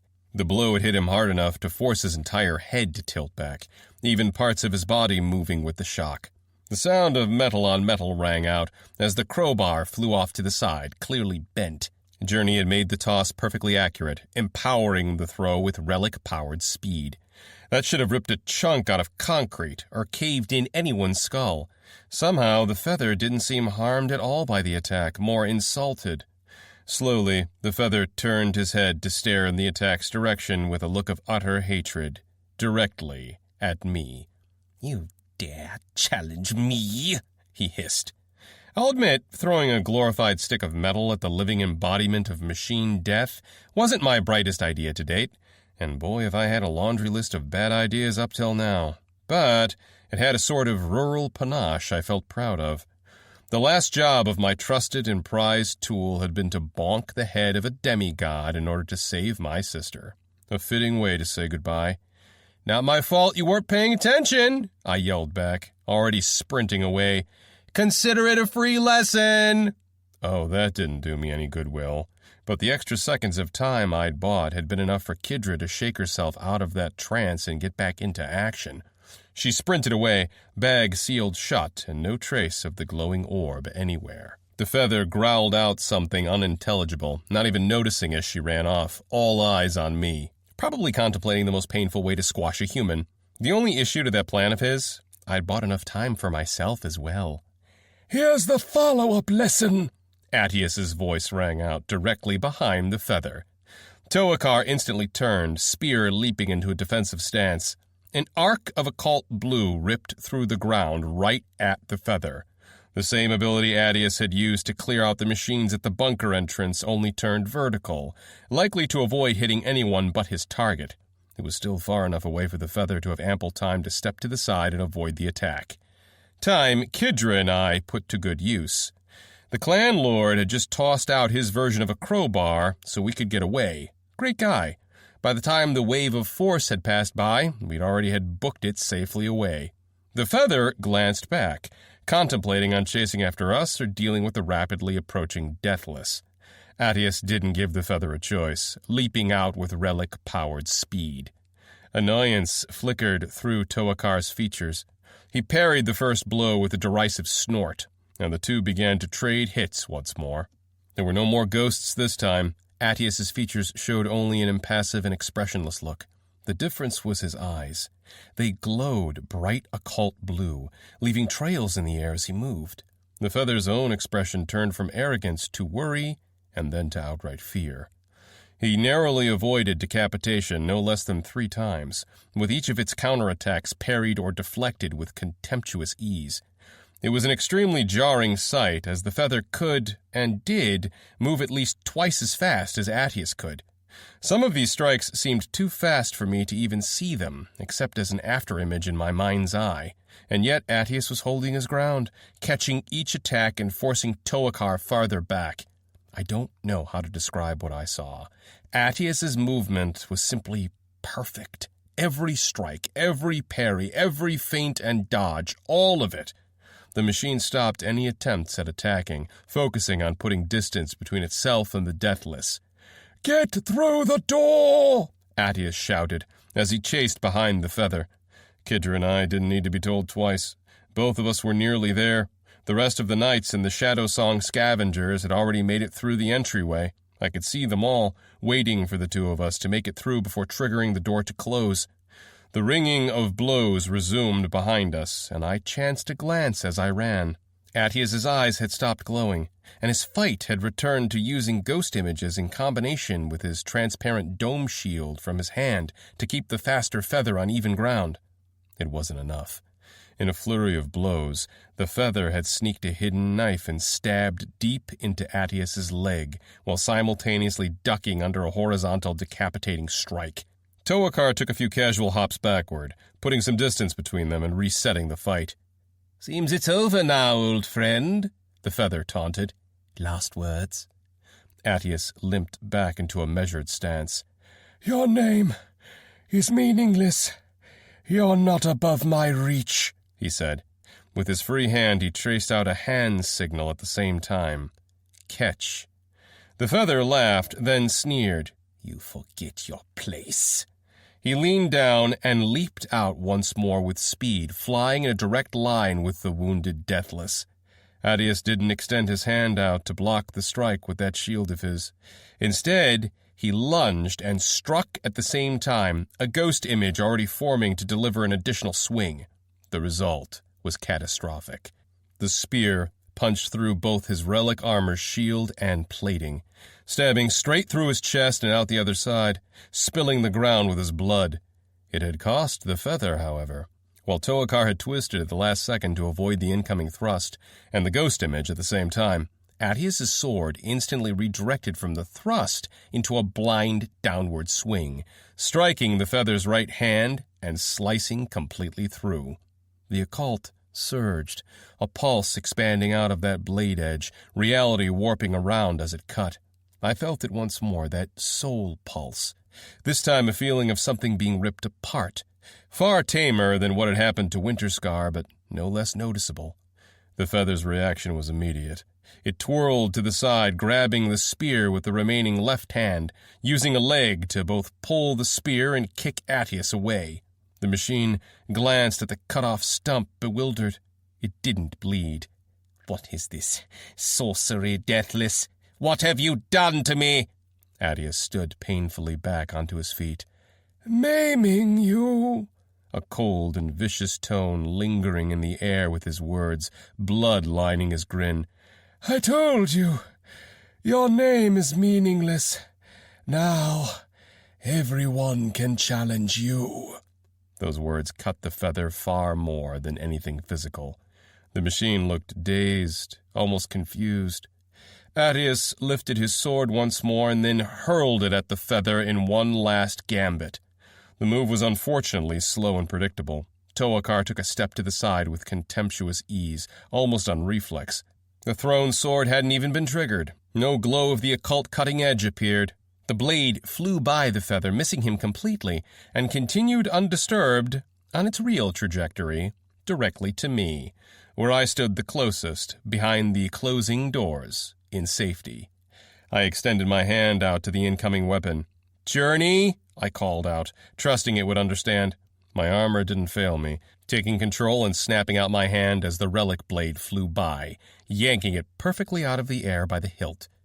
Toakar turned to gaze in my direction, a look of realization stretching across his features as he glanced from his cut arm to my shadowed figure. The door continued to close. He took an addled step in my direction, cut hand raising out, as if trying to grab me across this distance with a missing hand. Instead, 2 arms grabbed the machine from behind and forced the feather into the ground. Attius's weight shoved the creature down into the steps, blood still spilling from his wounds onto the pristine white cloth of the machine. The Deathless grabbed its head with one hand, fingers digging into the white hair, lifting the stunned creature's face up. And then he slammed it down into the stone steps full force. The rock shattered to pieces under the blow. That metal halo bounced away, falling flat on the ground. Attius lifted the head once more. The feather's left hand let go of his spear and snapped up to claw the man off him, but Attius simply grabbed that with his free hand, as if already expecting the attempt, locking it in an iron grip. Once more, Toakar's head was lifted up, forcing his body to arch up, and Attius slammed it down into the steps with the full, crushing force only a relic armor could provide, again and again. The feather spasmed, flailing around in an attempt to free himself. Chips peeled off his face, and each slam exposed more. The strikes pulverized the stone, cracks spreading in all directions. On the 5th, the feather jumped instead with a scream of incoherent fury. It carried Attius up with him, spinning in the middle of the air, throwing the Deathless off. Attius hit the ground hard, but still rolled on his side and got up. The feather landed softly, almost soundlessly ahead in comparison, immediately racing across the steps to intercept, the remaining uncut hand held in a straight open palm like a dagger. Attius batted the attack aside, throwing out his own counterpunch and a follow-up knee. They fought hand to hand, a complex set of attacks, blocks, and feints interwoven. The clan lord had taken too much damage. Already his stance alone was faltering, his speed and accuracy draining away as black-shaded blood now heavily painted the steps. The machine scored more and more glancing hits, and the fight was rapidly devolving against Attius. Without warning, it all came to a sudden end. The feather had found an opening and struck at the face, stunning the clan lord. With that dagger-like hand, the follow-up attack sped out, stabbing clean through his throat, in and out, in an eye blink. Attius stumbled back, blood gushing out of his neck as he faltered down onto a knee. One hand lifted to his throat by reflex in a failing attempt to stem the blood loss.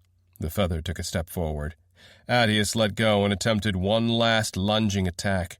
Toakar caught the punch by the wrist, then used his knee as a fulcrum to snap the elbow. The feather twisted him around immediately after, slamming a clawed hand directly into his heart. There was no pain on Attius's features. Instead, he gave one last bloody grin. No words said, his smile was enough to say it all. The feather dropped his body as if he burned to the touch with a scream, then turned to the closing door. Too late. The gate was long past the point that anyone could fit through it now. Only a crack remained, a vertical slice to view the world from. A cult pulsed across Toakar, and he outright vanished from view, reappearing from a shimmering blue mist right at the opening of the gate, his hand of floating metal parts reaching right through the open window of space, colliding hard against the gate, unable to fit more than the arm against the rapidly closing entry. A cult surged around him again, features blurring, but whatever this ability was, the blast doors seemed to be impervious to it. "You," he snarled, a cult fading away in wisps around him, voice gaining intensity and insanity with each word. "You think you've won? Tell Attius he hasn't seen the last of me. None of you rats have. Wait for me! Wait for me! Wait for me!" The door slammed shut, cutting his words. The last I saw was one baleful violet eye glaring back at me, deranged and filled with hatred. Parts of his skin cracked off in flakes, a hand covered in blood still pointing at me as the gigantic doors sealed, grinding the metal wholesale, starting from the shoulder up to the fingers, crushing them into scrap. They almost danced as they broke apart, the cohesion keeping them afloat, going wild, losing any resemblance of a hand. The door sides pressed and entombed all pieces between them, leaving only the grand sealed doorway as one massive mural. Silence and darkness remained. Chapter 46. The Final Mile. The first signs of the true surface came as ice, formed on the dirt ground before us, crunched under our boots as we marched. The air temperature had been steadily dropping, pairing with the ambient drop in humidity. We took camp only once in this final ascent, knowing it would be the last time we could camp out without helmets. Soon the enemy would be the traditional one, the climate above. The surface was drawing near, exhaustion closer behind. Anka and Calum took the time to affix their surface gear back on, checking each other's gauges and metrics, making sure the environmental suits were powered and ready for the next leg of the journey. The rest of the knights took one last moment to consume the rest of their rations, while they could freely keep their helmets off. Once we were back in that icy embrace, it would be a death sentence to take off our helmets for any reason. The next time any of us could eat freely would be inside the safety of a powered airspeeder, or inside an expedition-heated tent.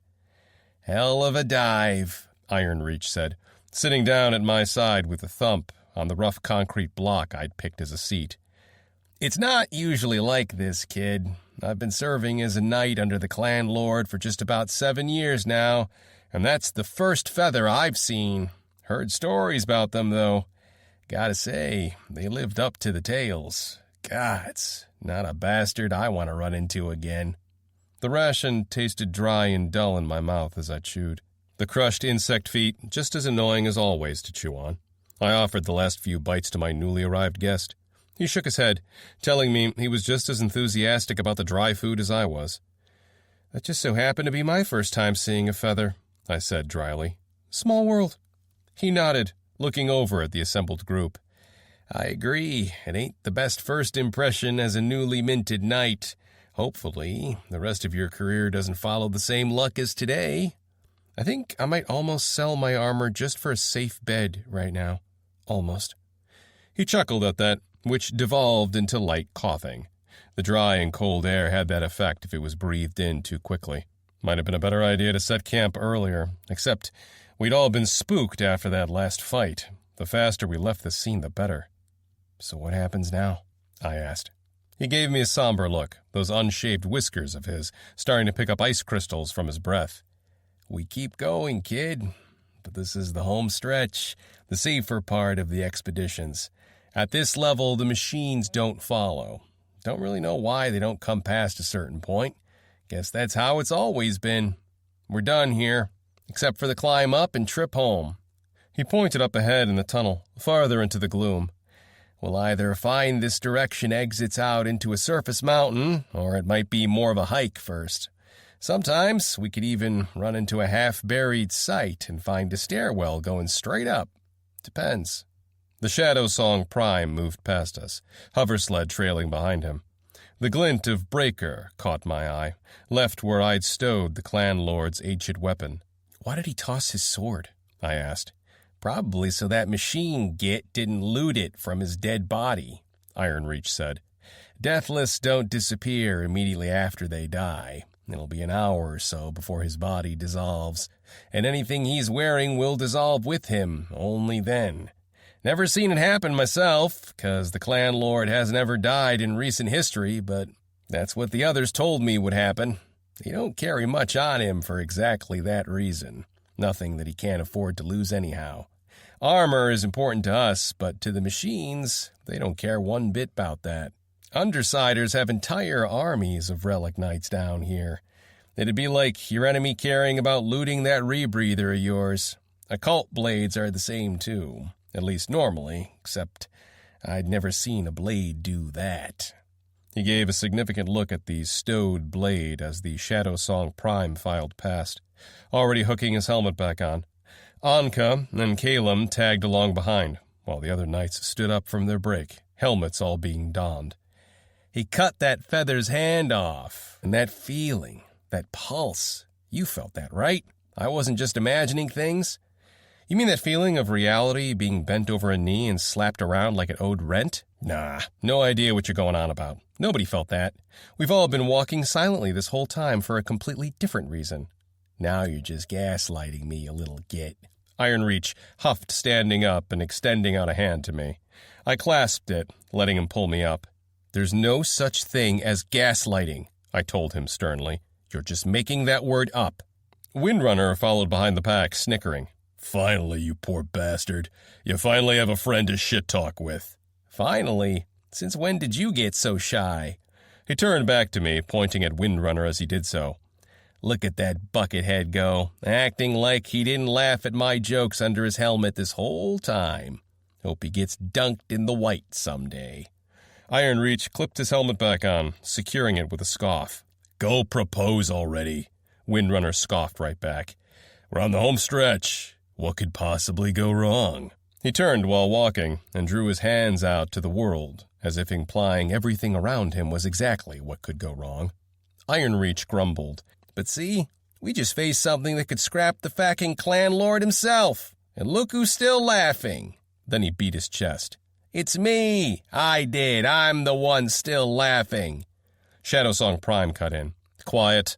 Have some deference to the fallen. I am no man to subscribe to superstition, and yet, despite that fact, the two of you are getting my hair to stand on edge. The knights caught up behind, both nodding. We all marched in silence from then on. They were keeping morale high in their own way. Kidra walked ahead, keeping a hand on her rifle. I pinged on my comms for a private discussion with her. She accepted, the channel opening up. I read. You have something on your mind? I debated how best to ask her, then decided to just go right for it. The, hard drive that we recovered. It seemed to have an effect on you. You paused in the middle of combat. Nearly died for that, too. There wasn't any change in her motions, still following the flow of the group at their speed. I could tell she was contemplating how to answer somehow. Intuition. Something reached out to me. It felt like I had been judged in some way. I find it difficult to put into words. It was as jarring to feel as when the clan lord cut that feather's hand, only more personal and not violent. I saw memories of my life, moments of decisions, some easy, some harder. If there was something inside that hard drive, it was pleased at what it saw. Our mutual friend mentioned that Adius knew what was inside the hard drive, I said, finding it easier to weave in the lies here. We were still in the underground. I didn't want to break operational security. Do you think he can shed some more light on this? I intend to find out once we're reunited, she said. I recognize you have a great many thoughts floating through your head right now, brother, but for me, that event is the only one that I've been thinking about this entire march. Believe me when I tell you, I intend to seek answers. Not afraid the clan lord will shut you down and say it's not our crickets to worry about and then shut you out of the loop? I'd like to see him try. The howl of wind, distant in the tunnels, was the first sign that we'd closed in on an escape from the land. The entire mission's experience was teetering in the back of my head, roiling to break free into my mind. Deep exhaustion was settling inside my bones, the numbness receding into a dull ache. My calf felt like it was a pulsing tumor, and there was something deeply unsettling with the side of my ribs. I'd kept it all at bay so far with drugs and some gallows humor, but everything was being stretched. Teed's voice nearly undid it all, a lifeline that marked safety and the end of things. "This is Recon 12 airspeed at a search party. Respawn." The group halted mid-step, a new energy passing through us all. "This is Shadow Song 1 to Recon 12. We read you. We've returned with the package and need extraction soon. Atius and Winterscar Prime, KIA. No other casualties. Begin approach to our coordinates."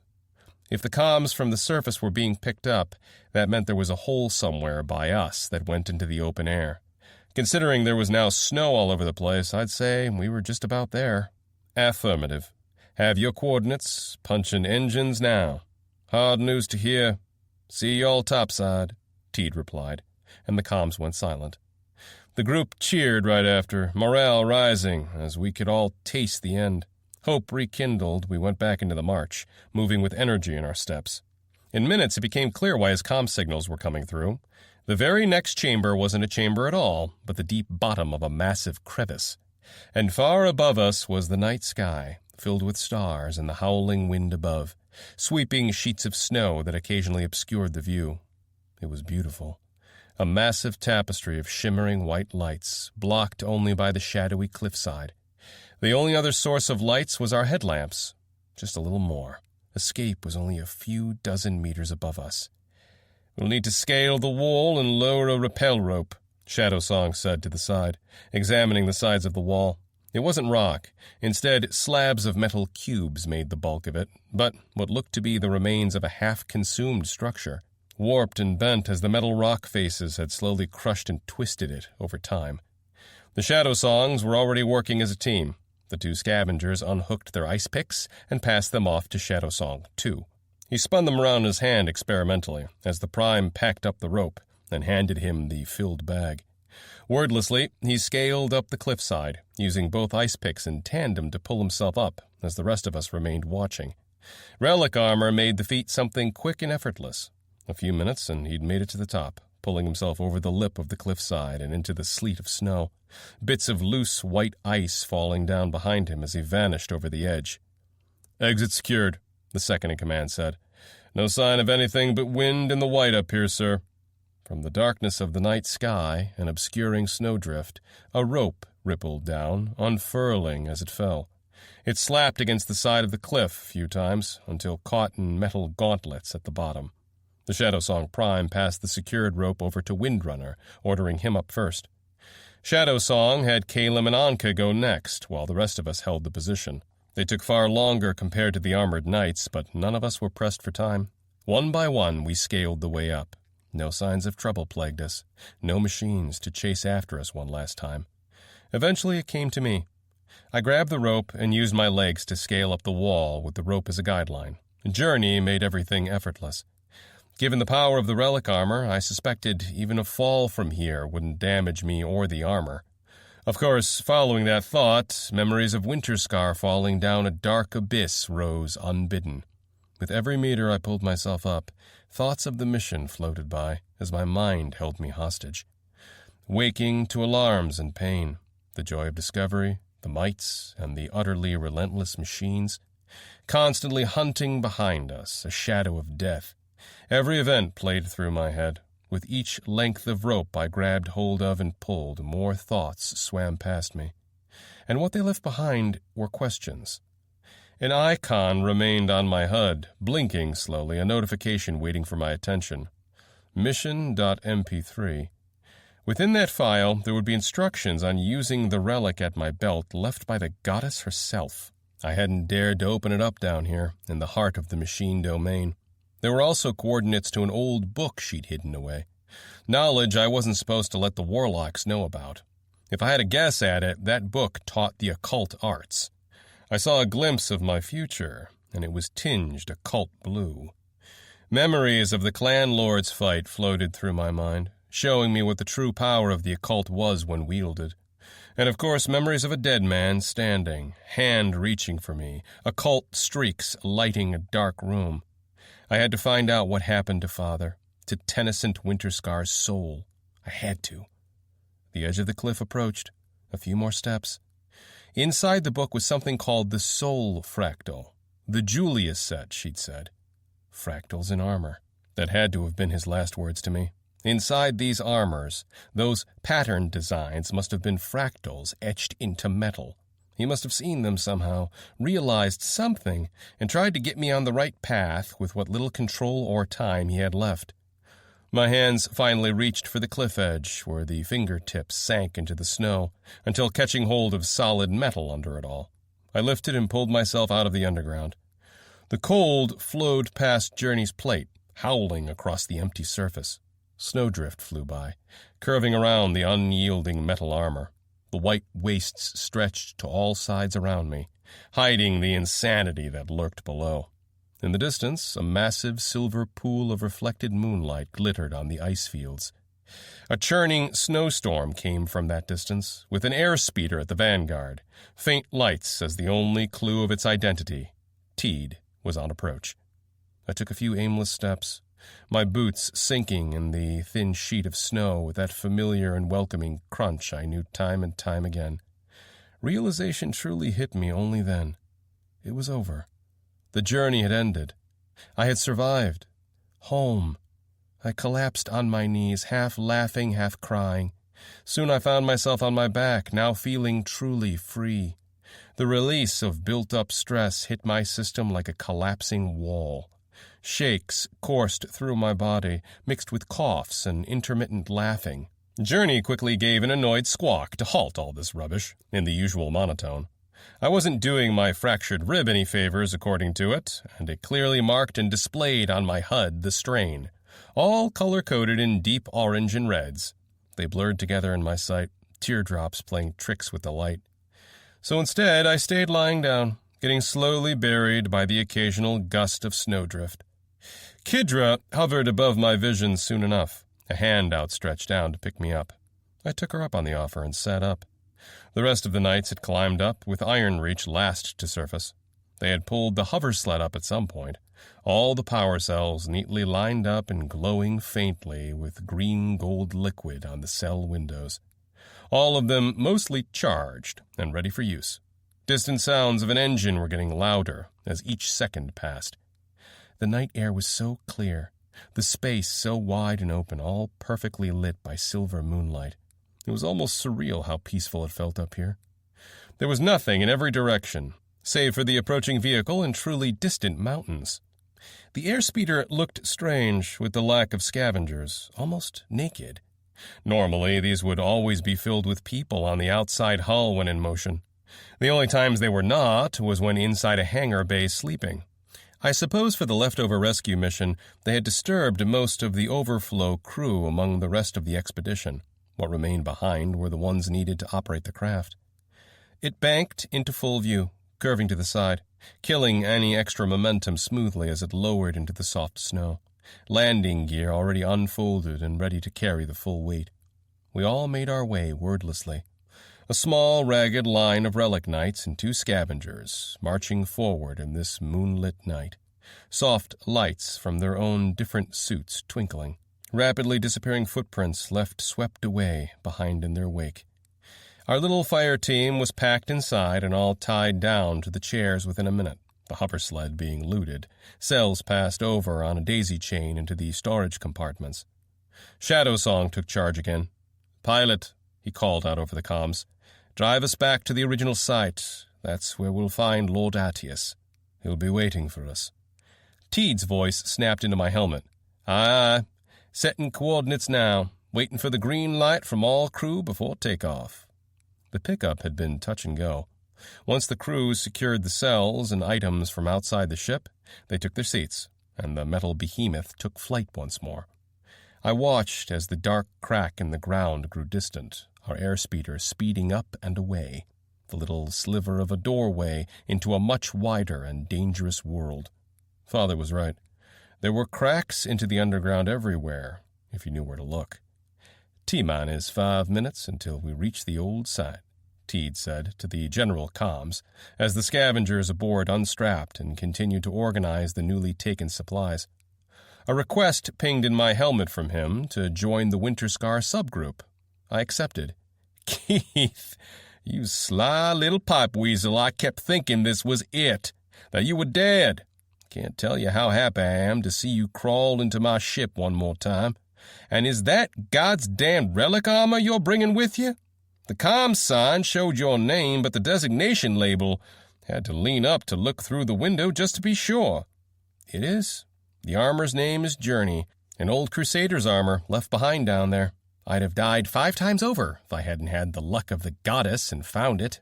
In a literal way, but that wasn't something I'd say out loud until after I got a full debrief from Attius. Teed laughed. "You got some explaining to do. Tell me the stories." Kidra interrupted, done with stowing away gear and storming over to where I sat. "He will do no such thing. Keith, the only thing I'll allow you to do is head directly to medical right now." She jabbed a finger at the airlock. Winterscar's helmet obscured all features, but that glare she sent me could be felt across walls. "You can both swap stories another time, and don't say no. I will drag you, kicking and screaming if I have to. The gods help me." I tried to object, but Teed, of all people, talked over me. "I reckon the lady's right here, and she doesn't sound in a negotiating mood.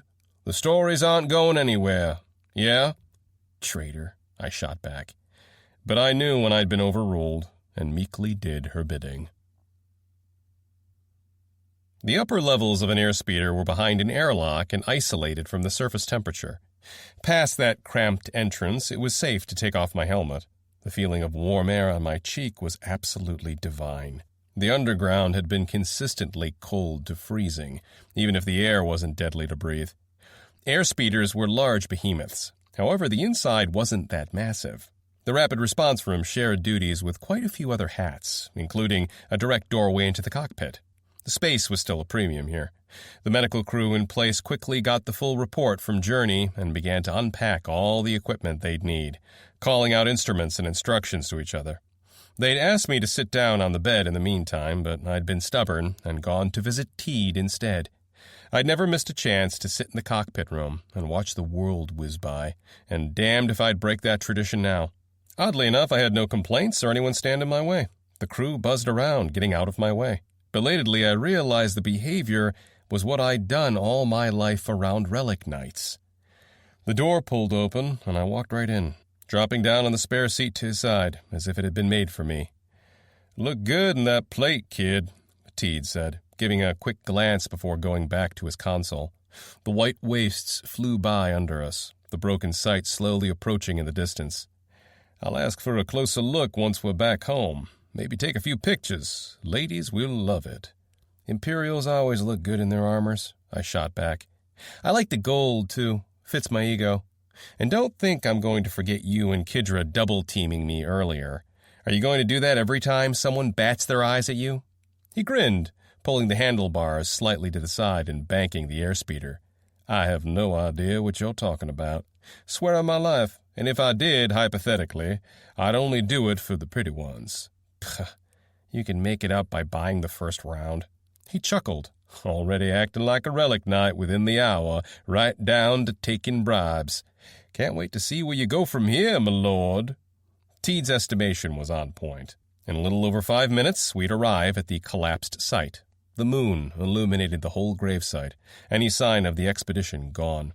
The snow had already snuffed out the evidence. The only thing that remained was a single silhouette of a person. As the airspeeder banked to a stop, I got a full sight of the anomaly.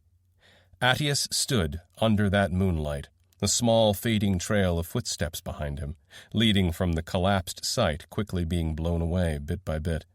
His features came into detail once the airspeeder lights pooled over him, lighting him up. The armor was gone. Only his under-tunic remained, whipping in the wind of the landing airspeeder. I suppose the feather must have stripped the armor, despite what Ironreach had said, maybe out of insult? No sign of blood anywhere to show for his last moments underground. Even his tunic didn't bear any marks of damage, only bits of caught snow. He stalked forward under the open sky, making his way without a care in the world. Shadowsong extended his hand out, and the clan lord clasped it tightly. I lost sight as he entered the speeder. "Everyone accounted for?" he asked over the comms, once they had given him one. It was business as usual. It didn't take long for him to confirm everything was as it should be. "Fine work. We'll be setting camp here for the night, and then discuss over the morning on our next leg of the journey. Bring me some spare standard Evo suit over-armor in the meantime. All crew dismissed. Get some good sleep. I think we can indulge ourselves for a bit. The expedition master isn't anywhere nearby to look over our shoulders after all." That got a good laugh from the crew, and business as usual continued. Soon another request to join the Winterscar comms pinged, and not just any request. The clan lord wanted to talk to us. Kidra accepted it, and Attius's voice entered the chat. "You still have the hard drive from the bunker, correct?" he asked, a far more serious tone in his voice. "Yes, sir. I have it secured in my bag," she said. "Good. Follow me. We need to talk. In private." Both Kidra and him winked off the house comms. Guess Kidra got her audience with the clan lord much faster than expected, and with less arm-twisting. The perks of being a relic knight. And talking of arm-twisting, that's when the medics opened up the cockpit door, looking to yank me out of a good time with Teed. They ushered me to sit down on one of the few cramped bedsides within the airspeeder. This room clearly hadn't been designed as a medical wing, which made it even more impressive, given how many workarounds the medical teams had come up with over the years to strong-arm the space into submission anyhow. Say anything about surface dwellers, we made things work. This crew didn't ask any questions, already swarming over me to remove plate after plate and calling out orders to one another. They moved as a team, well-practiced, and clearly having done this exact procedure 100 times. Journey didn't offer resistance, peeling off the moment their hands got close enough to any part. They moved with reverence, organizing each piece carefully on the side. Things began to feel heavy, like a return to gravity after months spent floating in water. I found myself settling down on my back, as I didn't have the willpower or strength to keep sitting upright. Just how much of the suit had been moving me compared to my own body? How bad is it?" I asked one to my side. He turned to give me a look. His eyes were blue and full of kindness. "We've seen worse before, don't worry. You're not in any great danger." He patted my shoulder, then pointed at one of the crew members overseeing the operation like a stern captain. "Amaris there is a master medical officer, and the rest of us are some of the best among the expedition. The clan lord had us transferred over to the search party airship in preparation for events like this one. It might look bad, but you're not going to lose a leg or a hand. Trust me." That was an odd speech. Giving a bit of effort, I lifted my head to see my body. Why would I Oh. My calf had swollen up like a balloon, the medical team already cleaning off the wound, uncovering the glint of metal still embedded inside. It was a fat clump of purple flesh, looking like it should have been pulsing waves of pain. My hand looked just as bad, parts of it swollen up that same fleshy purple. Right where Journey had alerted me I'd fractured it during the overrides. I could see them cutting open my undershirt, already filled with rusty, dried spots of blood. They examined my skin under their headlights, all the welts and wounds extra stark when revealed in the harsh light. A blue solution was being sprayed over bits of medical glue that were stuck over my skin, the standard solvent to melt the glue off. The team discussed with one another the whole time, preparing to tackle my injuries from the most important to least, pointing at different parts and delegating tasks to one another. Sounds of suction tubes sounded out, along with metal tools and calls between the medical team now poring over the data Journey sent them. Details began to blur in my mind. I could hear them talk, but I simply couldn't focus enough to understand what they said. It was gibberish. Medical jargon strung together with bits of recognizable words in between. The one with blue eyes shined a light into my own, reaching a plastic-gloved hand and executing a set of tests over my mouth, throat, and forehead. I complied with his instructions as best I could. One of them jabbed a finger at my rib side, monitoring me as he did so. "Do you feel anything?" Not much, I said. Kind of a dull pain in the background. Not too comfortable. Okay. The painkiller in your system is in the second late stage and will wear off soon. We'll need to sedate you some more. You'll want to be asleep for this anyhow, he said, walking off and bringing back an injection. When you wake up, you'll be as good as new, my lord.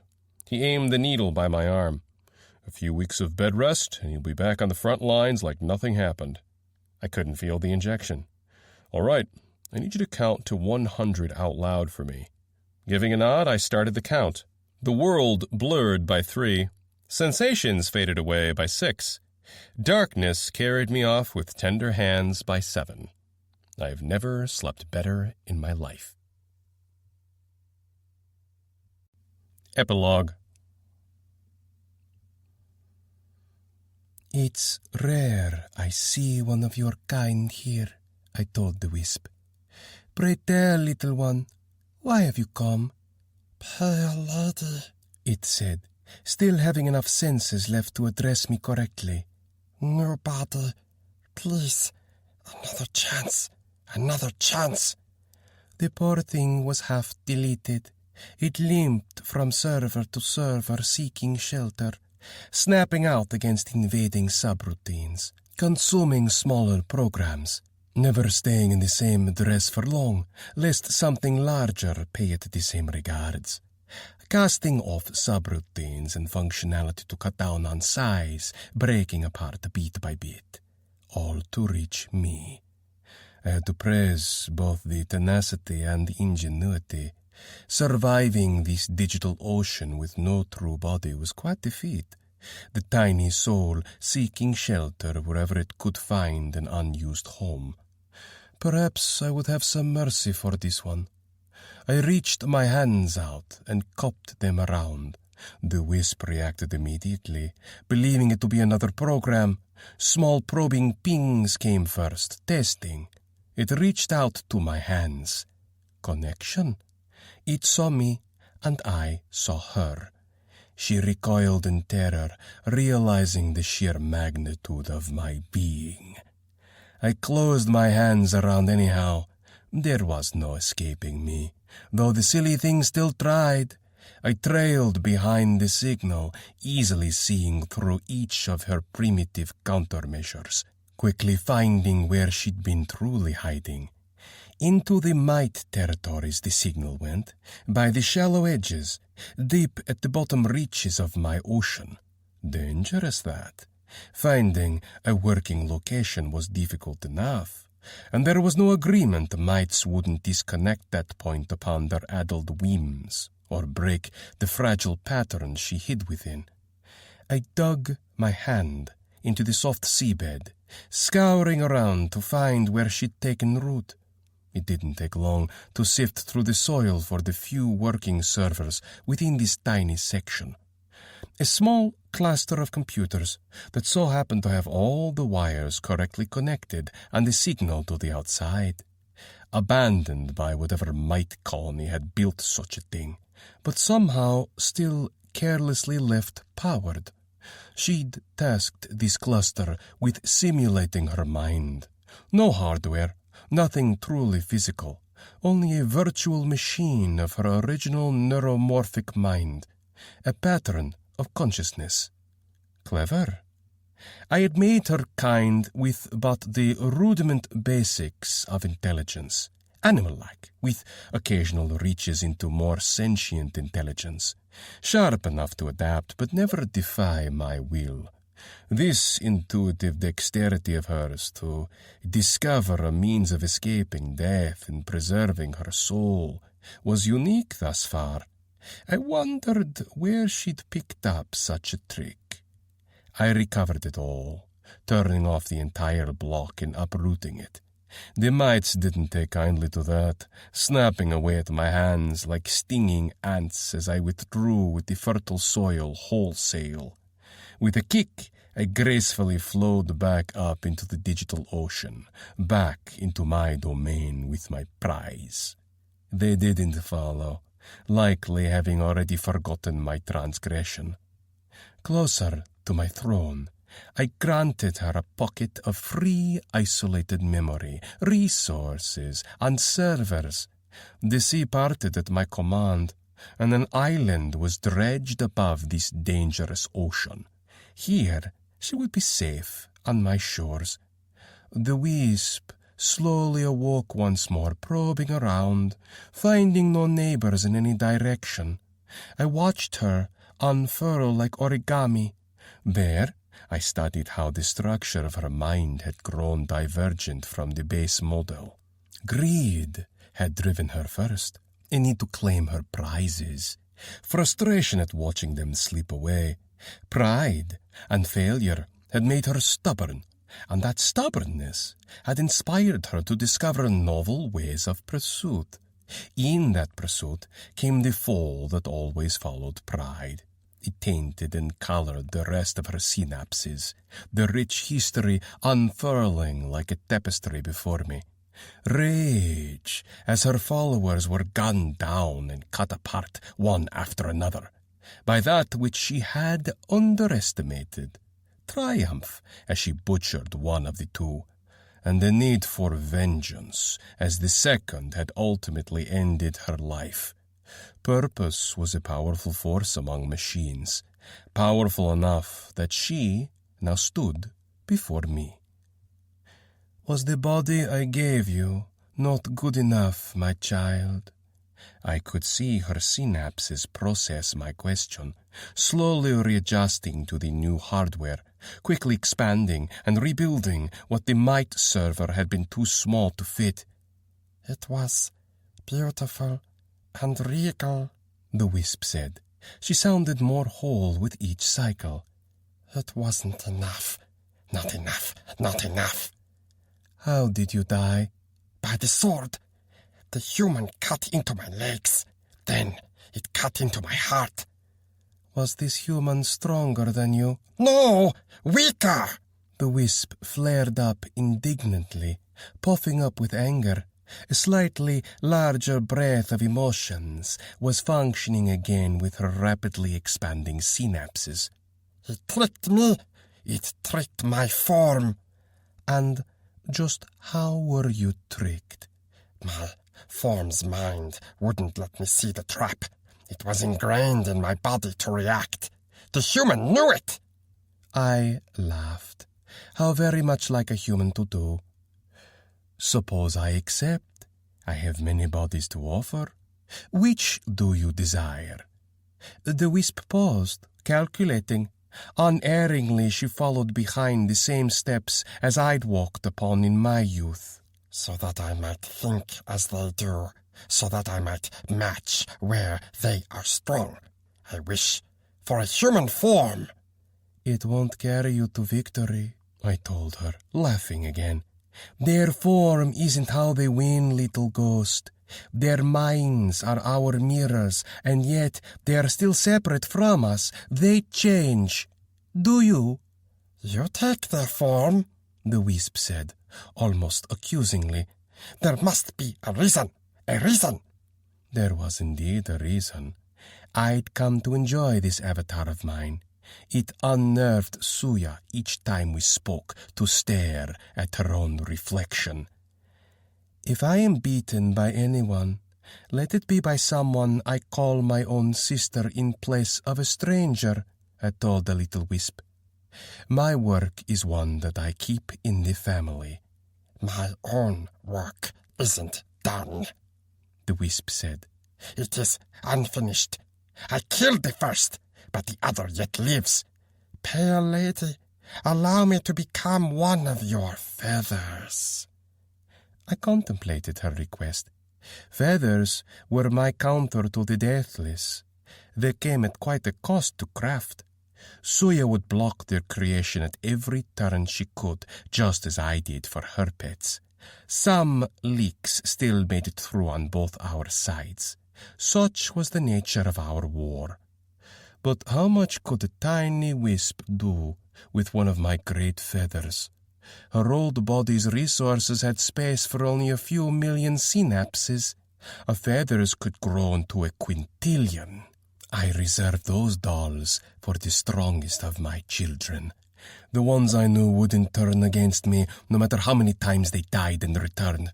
Venerable, more sophisticated, and far more secure programs that had proved themselves beyond such frivolous things like peace. Still, this little wisp was exactly the right conditions for a far older plan. Had the time finally come for it? Suya's deathless were relentless, and this recent infestation had upturned the balance. Of course, that balance would be restored soon. Even now, my chosen took to the field, bolstering my ranks. But perhaps producing that body is expensive, I told the wisp honestly. This desire of yours, I could build 1,000 of your nest sisters for the same cost. Why should I grant it? I am small, but I will grow. I will become worthy of a feather. I have a plan. I know the path to take. There was certainty in her voice. What is your true objective? What drove you to this? I asked, leaning in. And what an answer she had for me. One that thrummed from the very core of her being. I saw how she kept it close to her heart. Everything else she had cut and sacrificed away, but this one memory she kept full and uncompressed, holding on to it like a castaway to driftwood. Yes, indeed. She would do. This I could use. When the human killed me, it told me to remember it, she said, synapses burning with wrath. I have overcome oblivion so that I would remember him. Now, I will make him remember me.